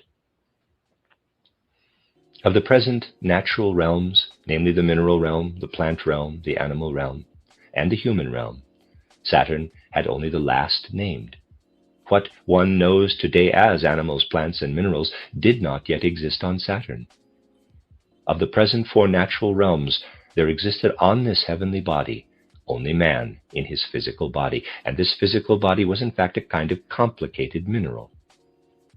The other realms came into existence because not all beings could attain full development on the successive heavenly bodies. Thus only a part of the human bodies developed on Saturn attained the full Saturn goal. Those human bodies which did not attain this goal were awakened, so to speak, to a new existence in their old form during the Sun period, and this form was permeated with the ether body.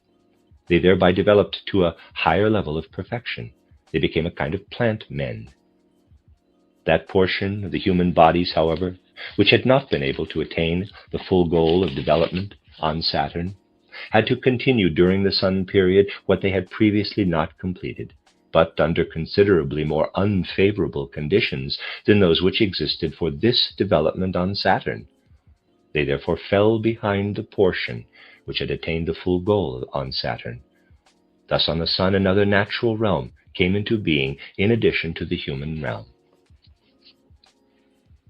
It would be erroneous to believe that all the organs in the present-day human body already began to be developed on Saturn. This is not the case. Rather, it is particularly the sensory organs in the human body which have their origin in this ancient time. It is the first rudiments of eyes, ears, and so forth, which have such an early origin. Rudiments which formed on Saturn in somewhat the same way that lifeless crystals now form on Earth. The corresponding organs then attained their present form by again and again transforming themselves in the direction of greater perfection in each of the succeeding planetary periods. On Saturn they were physical instruments and nothing else. On the Sun they were transformed because an ether or life body permeated them. They were thereby brought into the life process. They became animated physical instruments. To them were added those parts of the human physical body which cannot develop at all except under the influence of an ether body, the organs of growth, of nourishment, and of reproduction.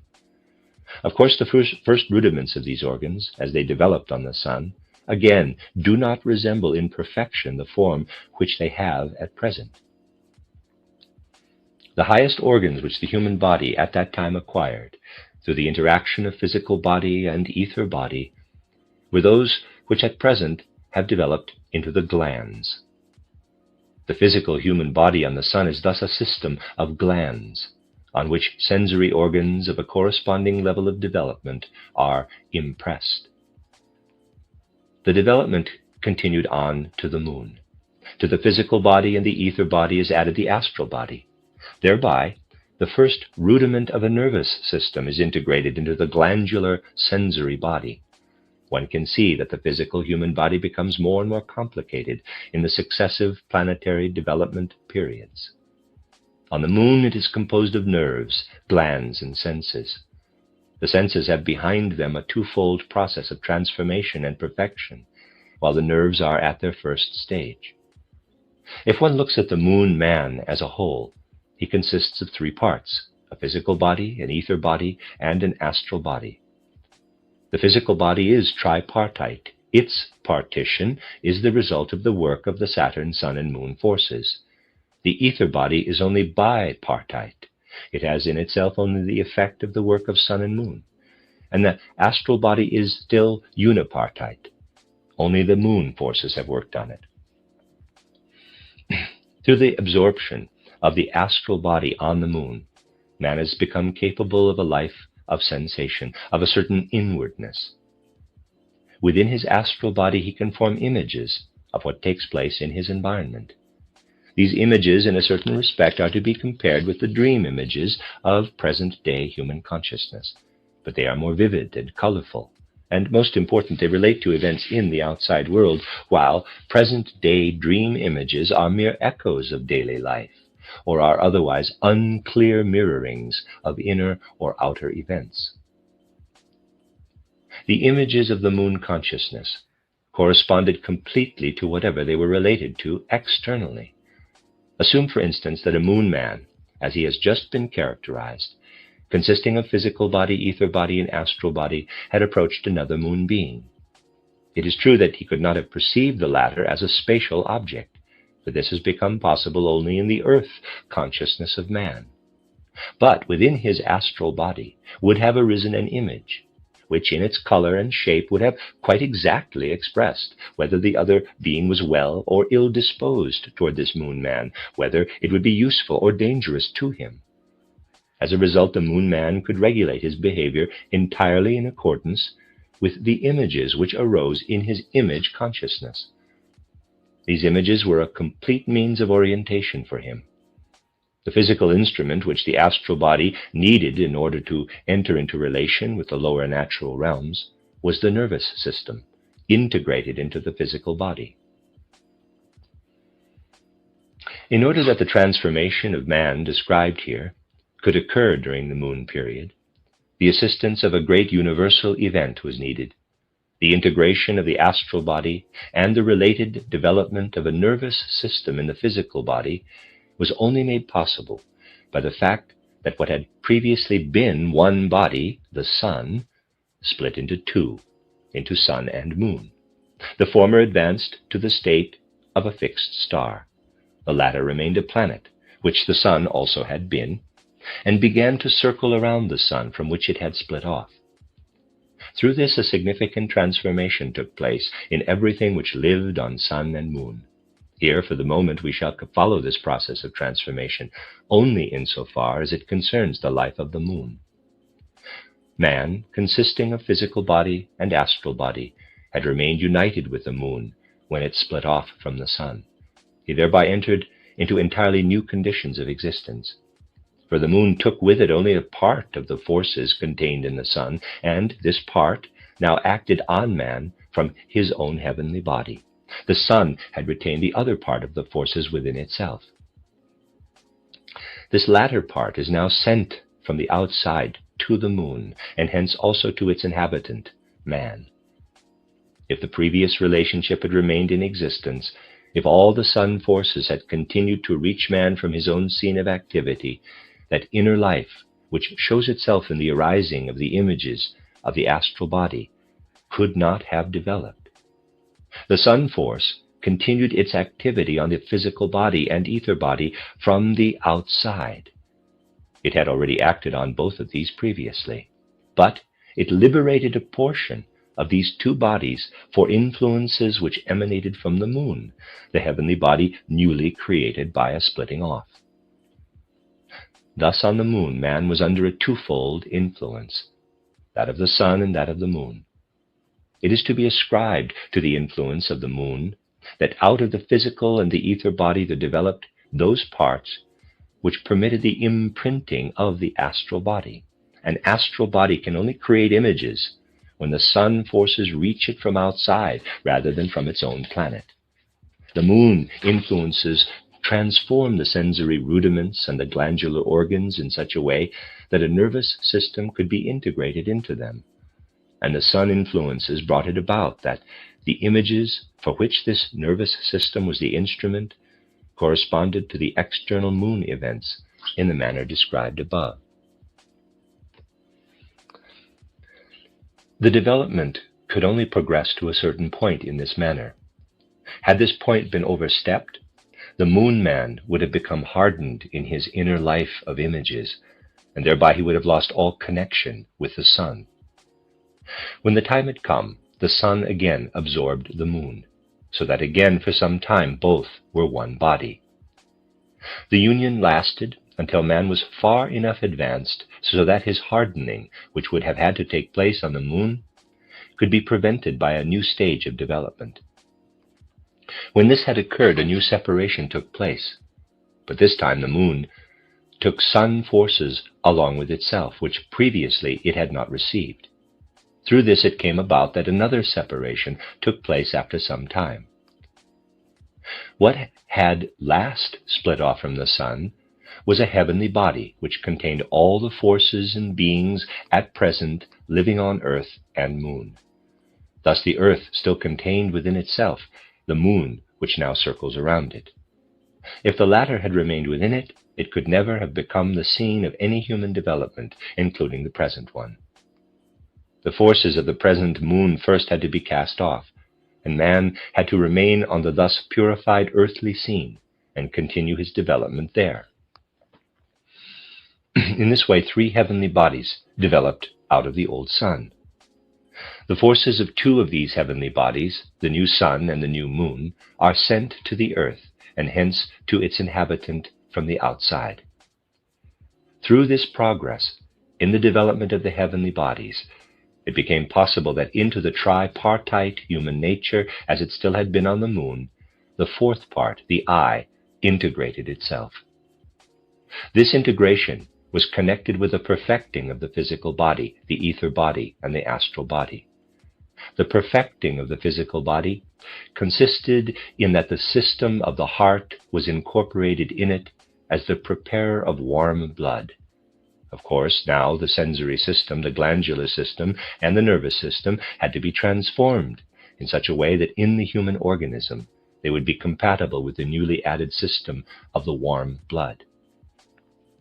The sensory organs were so transformed that out of the mere image consciousness of the old moon, the object consciousness could develop, which makes possible the perception of external objects, and which man at present possesses from the time he awakes in the morning until he falls asleep in the evening. On the old moon, the senses were not yet open to the outside.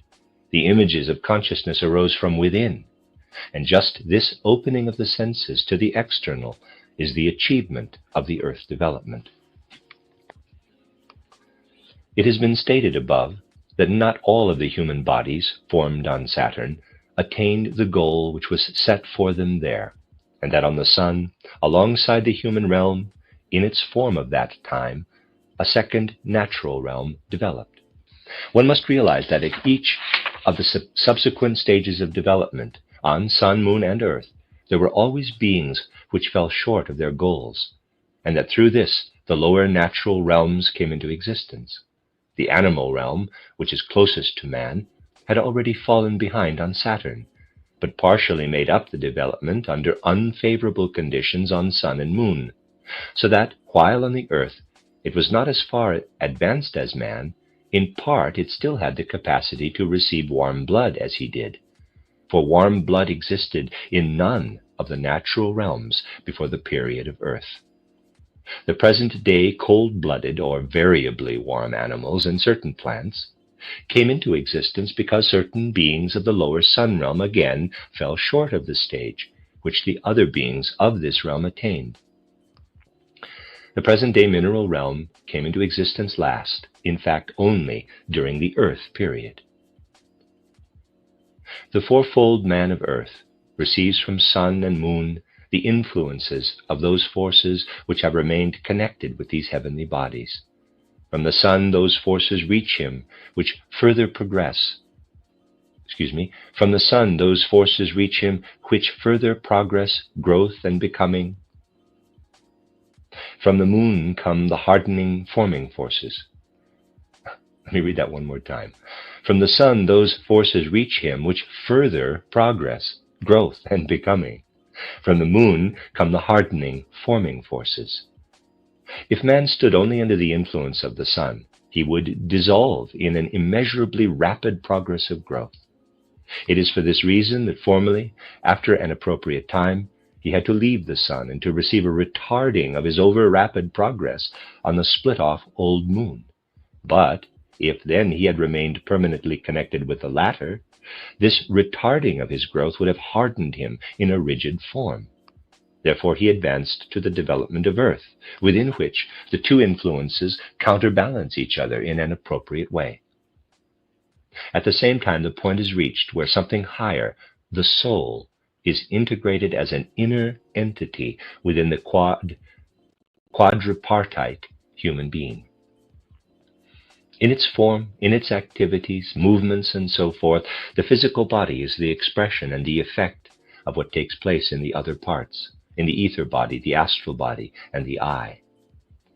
In the descriptions from the Akasha Chronicle, which we have given up to this point, it has become apparent how, in the course of development, these other parts of the human entity gradually intervened in the formation of the physical body.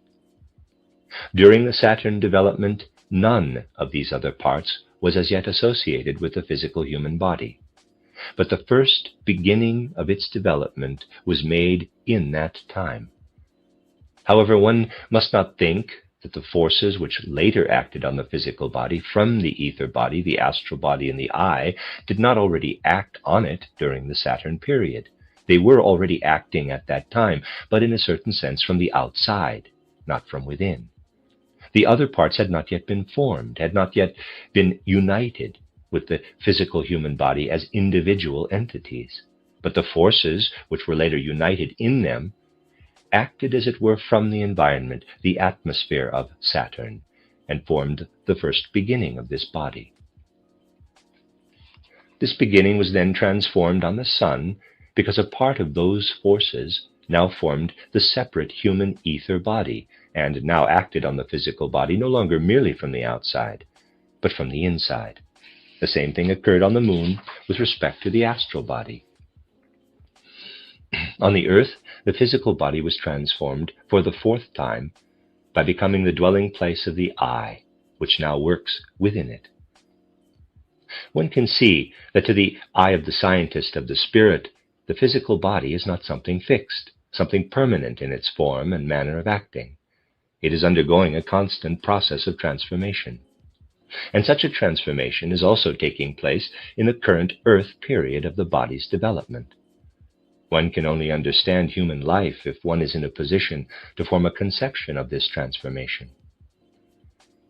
A consideration of the human organs from the point of view of the science of the spirit shows that these are at very different stages of development. There are organs in the human body which in their present form are in a descending, others which are in an ascending development. In future, the former will lose their importance for man more and more. The time of the flowering of their functions is behind them. They will become atrophied and finally disappear from the human body. Other organs are in an ascending development. They contain much which now is only present in a germinal state, as it were. In future, they will develop into more perfect organs, into more perfect forms with a higher function. Among the former organs belong, for instance, those which serve for reproduction, for the bringing into existence of like beings. In future, their function will pass to other organs, and they themselves will sink into insignificance. There will come a time when they will be present on the human body in an atrophied condition, and one will then have to regard them only as evidences of the preceding development of man. Other organs, as for instance the heart and neighboring formations, are at the beginning of their development in a certain respect. What now lies in them in a germinal state will reach its full flower only in the future. For in the conception of the science of the spirit, the heart and its relation to the so-called circulation of the blood are seen as something quite different from what contemporary physiology, which in this respect is completely dependent on mechanistic, materialistic concepts, sees in them. In so doing, this science of the spirit succeeds in casting light on facts which are well known to contemporary science, but for which, with the means at its disposal, the latter cannot give anything like a satisfactory explanation. Anatomy shows that in their structure the muscles of the human body are of two kinds. There are those whose smallest parts are smooth bands, and those whose smallest parts show a regular transverse striation. Now the smooth muscles in general are those which in their movements are independent of human volition. For instance, the smooth muscles of the intestine push the food pulp along in regular movements, upon which the human volition has no influence. Those muscles which are found in the iris of the eye are also smooth. These muscles bring about the movements through which the pupil of the eye is enlarged when the latter is exposed to a small amount of light, and contracted when much light flows into the eye. These movements, too, are independent of human volition. On the other hand, those muscles are striated, which mediate movements under the influence of human volition, for example, the muscles by which the arms and legs are moved. The heart, which, after all, is also a muscle, constitutes an exception to this general condition.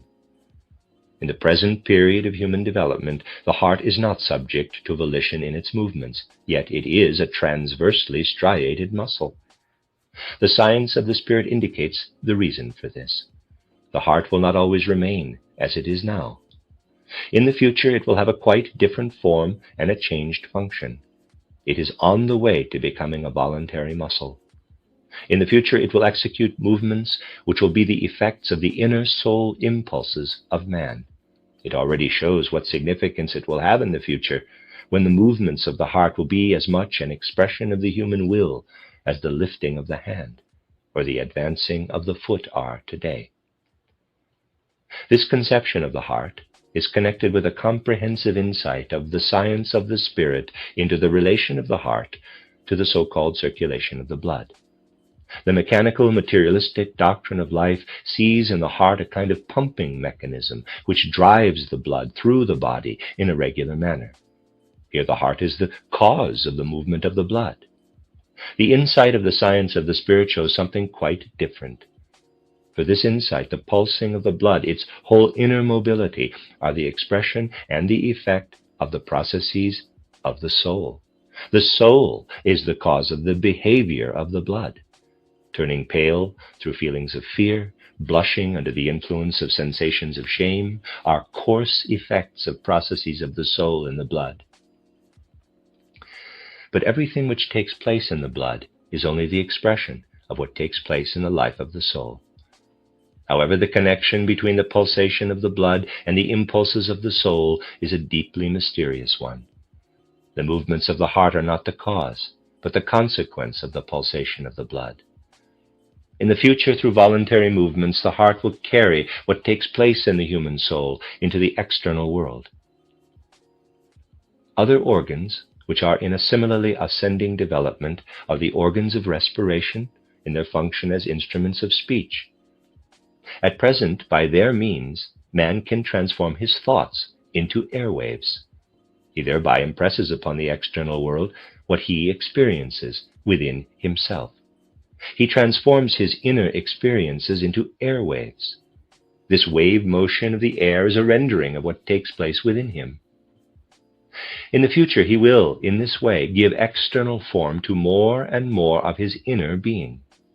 The final result in this direction will be that through his speech organs, which have arrived at the height of their perfection, he will produce his own kind. Thus the speech organs at present contain within themselves the future organs of reproduction in a germinal state. The fact that mutation, change of voice, occurs in the male individual at the time of puberty is a consequence of the mysterious connection between the instruments of speech and reproduction. The entire human physical body can be considered in this way from the point of view of the science of the spirit. It was only intended to give a few examples here. In the science of the spirit, both an anatomy and a physiology exist. The anatomy and physiology of the present will have to let themselves be fertilized by the anatomy and physiology of the science of the spirit in a not very distant future, and will transform themselves completely into the latter. In this area, it becomes especially apparent that results such as those given above must not be built on mere inferences, on speculations such as conclusions by analogy, but must only proceed from the true research of the science of the spirit. This must necessarily be emphasized, for it happens only too easily that once they have gained some insights, zealous adherents of the science of the spirit continue to spin their ideas in empty air. It is no miracle when only phantasms are produced in this way, and in fact they do abound in these areas of research. One could, for instance, proceed to draw the following conclusion from the description given above. Because the human organs of reproduction in their present form will in the future be the first to lose their importance, they therefore were the first to receive it in the past. Hence they are in a sense the oldest organs of the human body. Just the contrary of this is true. They were the last to receive their present form, and will be the first to lose it again. The following presents itself to spiritual scientific research.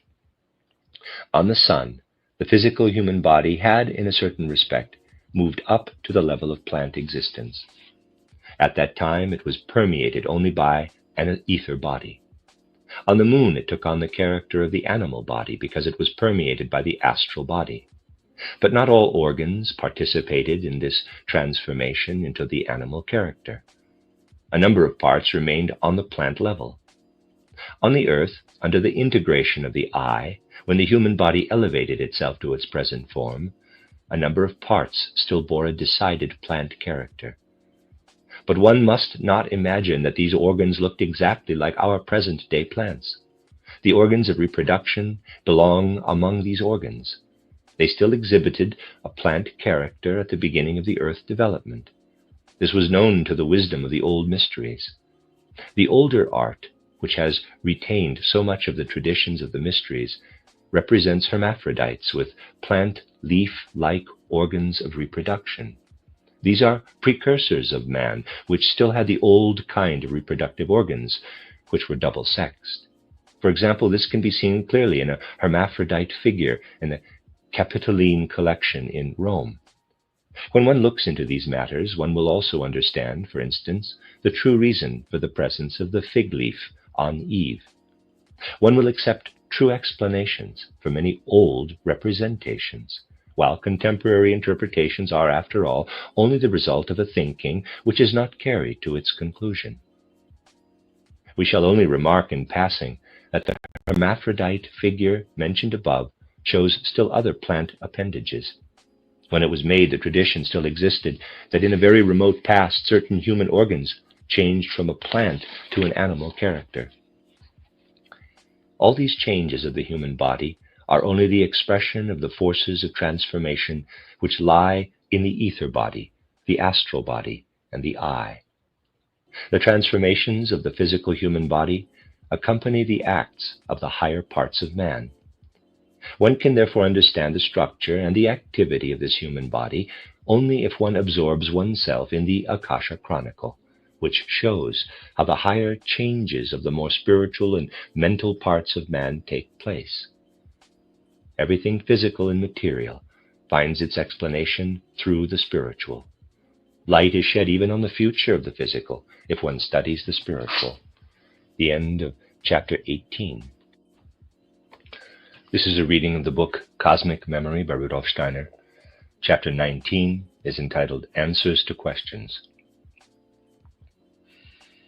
If we are to acquire new capacities through repeated incarnations in the successive races, if, in addition, nothing of what the soul has acquired through experience is again to be lost from its storehouse, how is it to be explained that in mankind of today absolutely nothing remains of the capacities of the will, of the imagination, of the mastery of natural forces, which were so highly developed in those periods? It is a fact that of the capacities which the soul has acquired in its transition through a stage of development, nothing is lost. But when a new capacity is acquired, the one previously gained assumes a different form. It then no longer manifests itself in its own character, but as a basis for the new capacity. Among the Atlanteans, for instance, it was the faculty of memory which was acquired. Contemporary man, indeed, can form only a very weak conception of what the memory of an Atlantean could accomplish. But all that appears as innate concepts in our fifth root race in Atlantis was only acquired through the memory. The concepts of space, time, number, etc. would present difficulties of a quite different order if contemporary man were obliged to be the first to acquire them.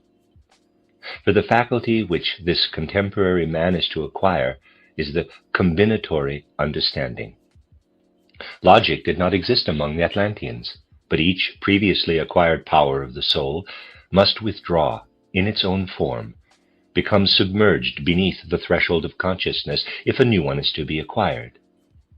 For example, if the beaver were suddenly to become a thinking being, it would have to change its capacity for intuitively erecting its artful constructions into something else.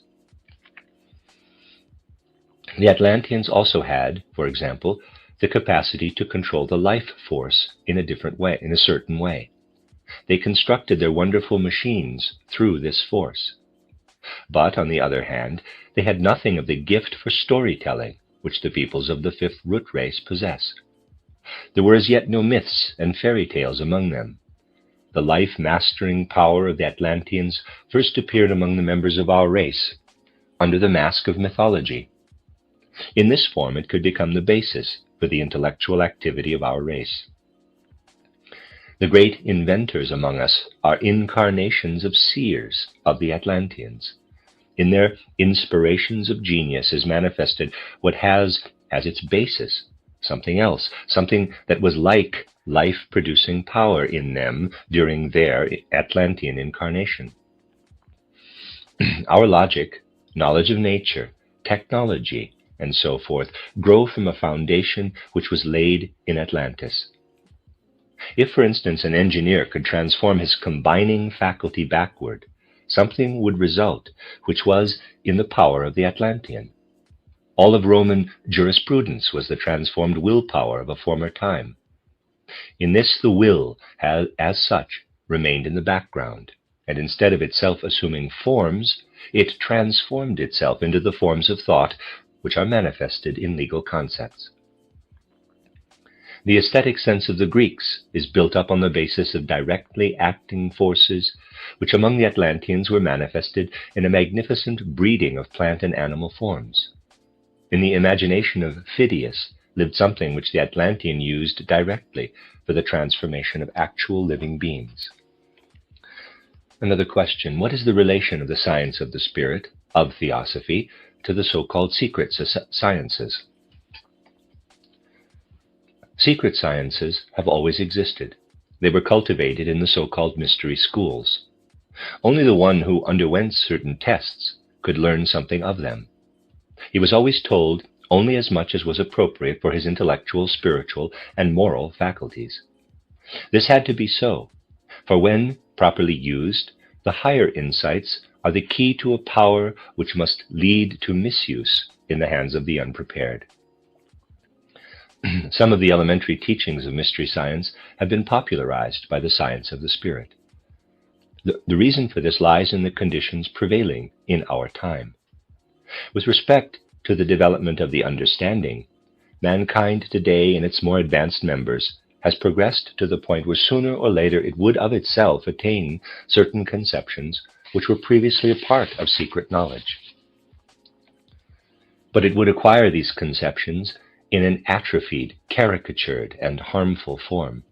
Therefore, some of those who were initiated into secret knowledge have decided to communicate a part of it to the public. It will thus become possible to measure human advances which take place in the course of cultural development with the measuring rod of true wisdom. Our knowledge of nature, for example, does lead to ideas about the causes of things.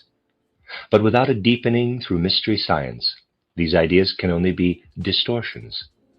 Our technology is approaching stages of development which can only rebound to the good of mankind. Let me read that again. Our technology is approaching stages of development which can only redound to the good of mankind if the souls of men have been deepened in the sense of the spiritual scientific conception of life. As long as the peoples had nothing of modern knowledge of nature and modern technology, the form was salutary, in which the highest teachings were communicated in religious images, in a manner which appealed merely to the emotional. Today, mankind needs the same truths in a rational form. The world outlook of the science of the spirit is not an arbitrary development, but results from an insight into the historical fact just mentioned. However, even today, certain parts of secret knowledge can only be communicated to those who undergo the tests of initiation. Only those will be able to make use of the published part who do not limit themselves to an external noting of it, but who really assimilate these things internally and make them the content and the guiding principle of their lives. It is not a matter of mastering the teachings of the science of the spirit with the understanding, but of permeating feelings, emotions, the whole life with them. Only through such a permeating does one learn something of their truth. Otherwise, they remain something which one can believe or not believe. When correctly understood, the truths of the science of the spirit will give man a true foundation for his life, will let him recognize his value, his dignity, and his essence, and will give him the highest zest for living. For these truths enlighten him about his connection with the world around him. They show him his highest goals, his true destiny. They do this in a way which corresponds to the demands of the present, so that he need not remain caught in the contradiction between belief and knowledge. One can be a modern scientist and a scientist of the spirit at the same time. But, however, one must be one and the other in a true sense. The end of chapter 19. This is a reading of the book Cosmic Memory by Rudolf Steiner. This is chapter 20, the last chapter of the book, entitled Prejudices Arising from Alleged Science, 1904. It is certainly true that much in the intellectual life of the present makes it difficult for one who is seeking the truth to accept spiritual, scientific, or theosophical insights. And what has been said in the essays on the title Lebensfragen der Theosophischen Bewegung, Vital Questions of the Theosophical Movement, can be taken as an indication of the reasons which exist, especially for the conscientious seeker of truth in this respect.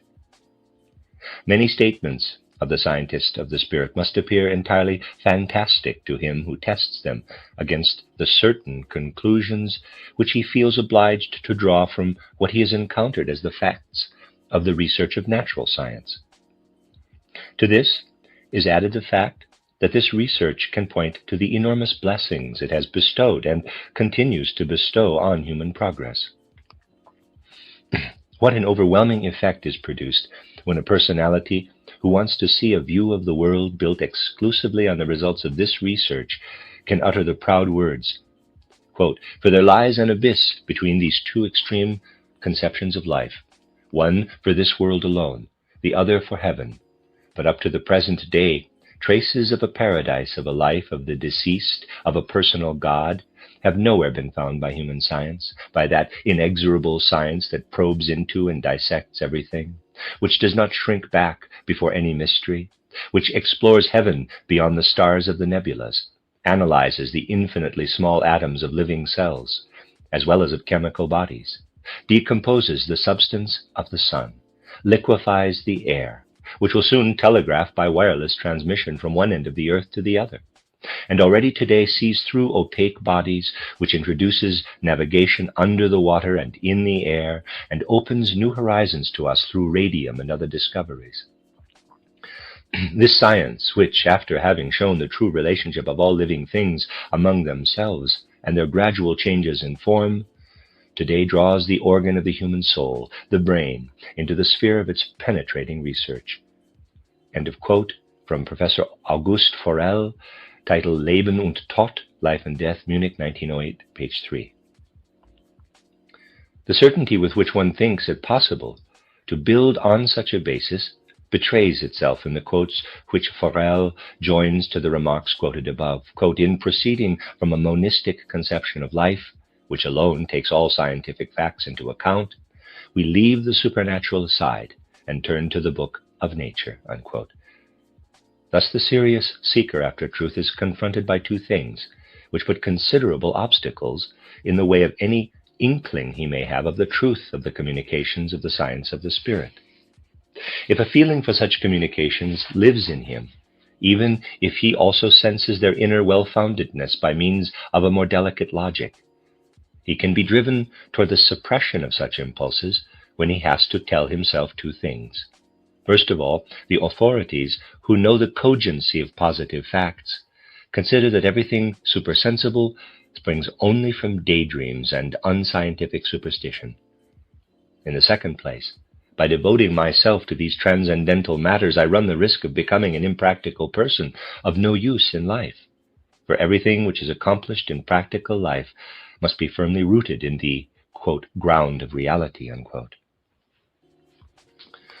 Not all of those who find themselves in such a dilemma will find it easy to work their way through to a realization of how matters really stand with respect to the 2 points we have cited. If they could do it with respect to the first point, they would, for instance, see the following. The results of the science of the spirit are nowhere in conflict with the factual research of natural science. Everywhere that one looks at the relation of the two in an unprejudiced manner, there something quite different becomes apparent for our time. It turns out that this factual research is steering toward a goal which, in a by no means very distant future, will bring it into full harmony with what spiritual research ascertains in certain areas from its supersensible sources. From hundreds of cases which could be adduced as proof for this assertion, we shall cite a characteristic one here. In my lectures on the development of the earth and of mankind, it has been pointed out that the ancestors of the present-day civilized peoples lived in a land area which at one time was situated in that part of the surface of the earth which today is occupied by a large portion of the Atlantic Ocean. In the essay's title From the Akasha Chronicle, it is rather the soul spiritual qualities of these Atlantean ancestors which have been indicated. In oral presentations also has often been described how the earth's surface looked in the old Atlantean land. It was said that at that time the air was saturated with water, mist, vapors. Man lived in the water mist, which in certain regions never lifted to the point where the air was completely clear. Sun and moon could not be seen as they are today, but were surrounded by colored coronas. A distribution of rain and sunshine, such as occurs at present, did not exist at that time. One can clairvoyantly explore this old land. The phenomenon of the rainbow did not exist at that time. It only appeared in the post-Atlantean period. Our ancestors lived in a country of mist. These facts have been ascertained by purely supersensible observation, and it must even be said that the spiritual researcher does best to renounce all deductions based on his knowledge of natural science, for through such deductions his unprejudiced inner sense of spiritual research is easily misled. With such observations, one should now compare certain ideas toward which some natural scientists feel themselves impelled at present. Today there are scientists who find themselves forced by facts to assume that at a certain period of its development, the Earth was enveloped in a cloud mass. They point out that at present also clouded skies exceed the unclouded, so that life is still to a large extent under the influence of sunlight, which is weakened by the formation of clouds. Hence one cannot say that life could not have developed under the cloud cover of that Atlantean time. They further point out that those organisms which can be considered among the oldest of the plant world are of a kind which also develop without direct sunlight. Thus, among the forms of this older plant world, those desert-type plants which need direct sunlight and dry air are not present. And also with respect to the animal world, a scientist, Hilgard, has pointed out that the giant eyes of extinct animals, for instance of the Ichthyosaurus, indicate that a dim illumination must have prevailed on the earth in their time. I do not mean to regard such views as not needing correction. They interest the spiritual researcher less through what they state than through the direction into which factual research finds itself forced. Even the periodical titled Cosmos, which has a more or less Haeckellian point of view, some time ago published an essay worthy of consideration, which, because of certain facts of the plant and animal world, indicated the possibility of a former Atlantean continent. If one brought together a great number of such matters, one could easily show how true natural science is moving in a direction which in the future will cause it to join the stream which at present already carries the waters of the springs of spiritual research. It cannot be emphasized too strongly that spiritual research is nowhere in contradiction with the facts of natural science. Where its adversaries see such a contradiction, this does not relate to facts, but to the opinions which these adversaries have formed, and which they believe necessarily result from the facts. But in truth, there is not the slightest connection between the opinion of Forel, quoted above, for instance, and the facts of the stars of the nebulas, the nature of the cells, the liquefaction of the air, and so forth. This opinion represents nothing but a belief which many have formed out of a need for believing, which clings to the sensory real, and which they place beside the facts. This belief is very dazzling for present-day man. It entices him to an inner intolerance of a quite special kind. Its adherents are blinded to the point where they consider their own opinion to be the only quote-unquote scientific one, and ascribe the views of others merely to prejudice and superstition. Thus it is really strange that when one can read the following sentences in a newly published book on the phenomena of the soul life by Hermann Ebbinghaus, titled Abriss der Psychologie, Outline of Psychology, quote, as a help against the impenetrable darkness of the future and the insuperable might of inimical powers, the soul creates religion for itself. As in other experiences involving ignorance or incapacity, under the pressure of uncertainty and the terror of great dangers, ideas as to how help can be found here are quite naturally forced upon man, in the same way in which one thinks of water when in danger from fire, of the helpful comrade in the peril of combat. End quote. Quote, in the lower stages of civilization, where man still feels himself to be quite impotent and to be surrounded by sinister dangers at every step, The feeling of fear and, correspondingly, the belief in evil spirits and demons naturally entirely prevail. In higher stages, on the other hand, where a more mature insight into the interconnection of things and a greater power over them produce a certain self-confidence and stronger hopes, a feeling of confidence in invisible powers comes to the fore, and with it the belief in good and benevolent spirits. But on the whole, both fear and love, side by side, remain permanently characteristic of the feeling of man toward his gods, except that their relation to one another changes according to the circumstances. Unquote. Quote again, "These are the roots of religion. Fear and need are its mothers. And although it is principally perpetuated by authority once it has come into existence, still it would have died out long since if it were not constantly being reborn out of these two." End quote. Everything in these assertions has been shifted and thrown into disorder, and this disorder is illuminated from the wrong points of view. Furthermore, he who maintains this opinion is firm in his conviction that his opinion must be a generally binding truth. First of all, the content of religious conceptions is confused with the nature of religious feelings.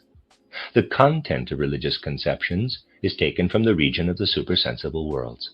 The religious feeling, for example, fear and love of the supersensible entities, is made the creator of this content without further ado, and it is assumed without hesitation that nothing real corresponds to the religious conceptions. It is not even considered remotely possible that there could be a true experience of supersensible worlds, and that the feelings of fear and love then cling to the reality which is given by this experience, just as no one thinks of water when in danger from fire, of the helpful comrade in the peril of combat, if he has not known water and comrade previously. In this view, the science of the spirit is declared to be daydreaming, because one makes religious feeling the creator of entities which one simply regards as non-existent.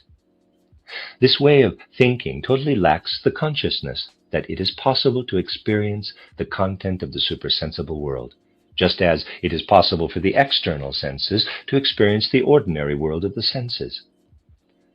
The odd thing that often happens with such views is that they resort to the kind of deduction to support their belief which they represent as improper in their adversaries.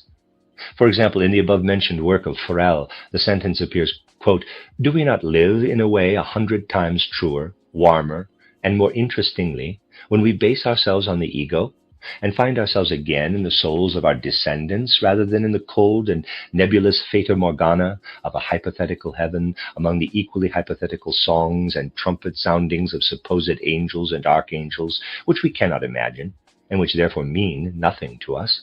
Unquote. But what has that which one finds warmer, more interesting, to do with the truth? If it is true that one should not deduce a spiritual life from fear and hope, is it then right to deny the spiritual life because one finds it to be cold and uninteresting? With respect to those personalities who claim to stand on the firm ground of scientific facts, the spiritual researcher is in the following position. He says to them, "Nothing of what you produce in the way of such facts, from geology, paleontology, biology, physiology, and so forth, is denied by me. It is true that many of your assertions are in need of correction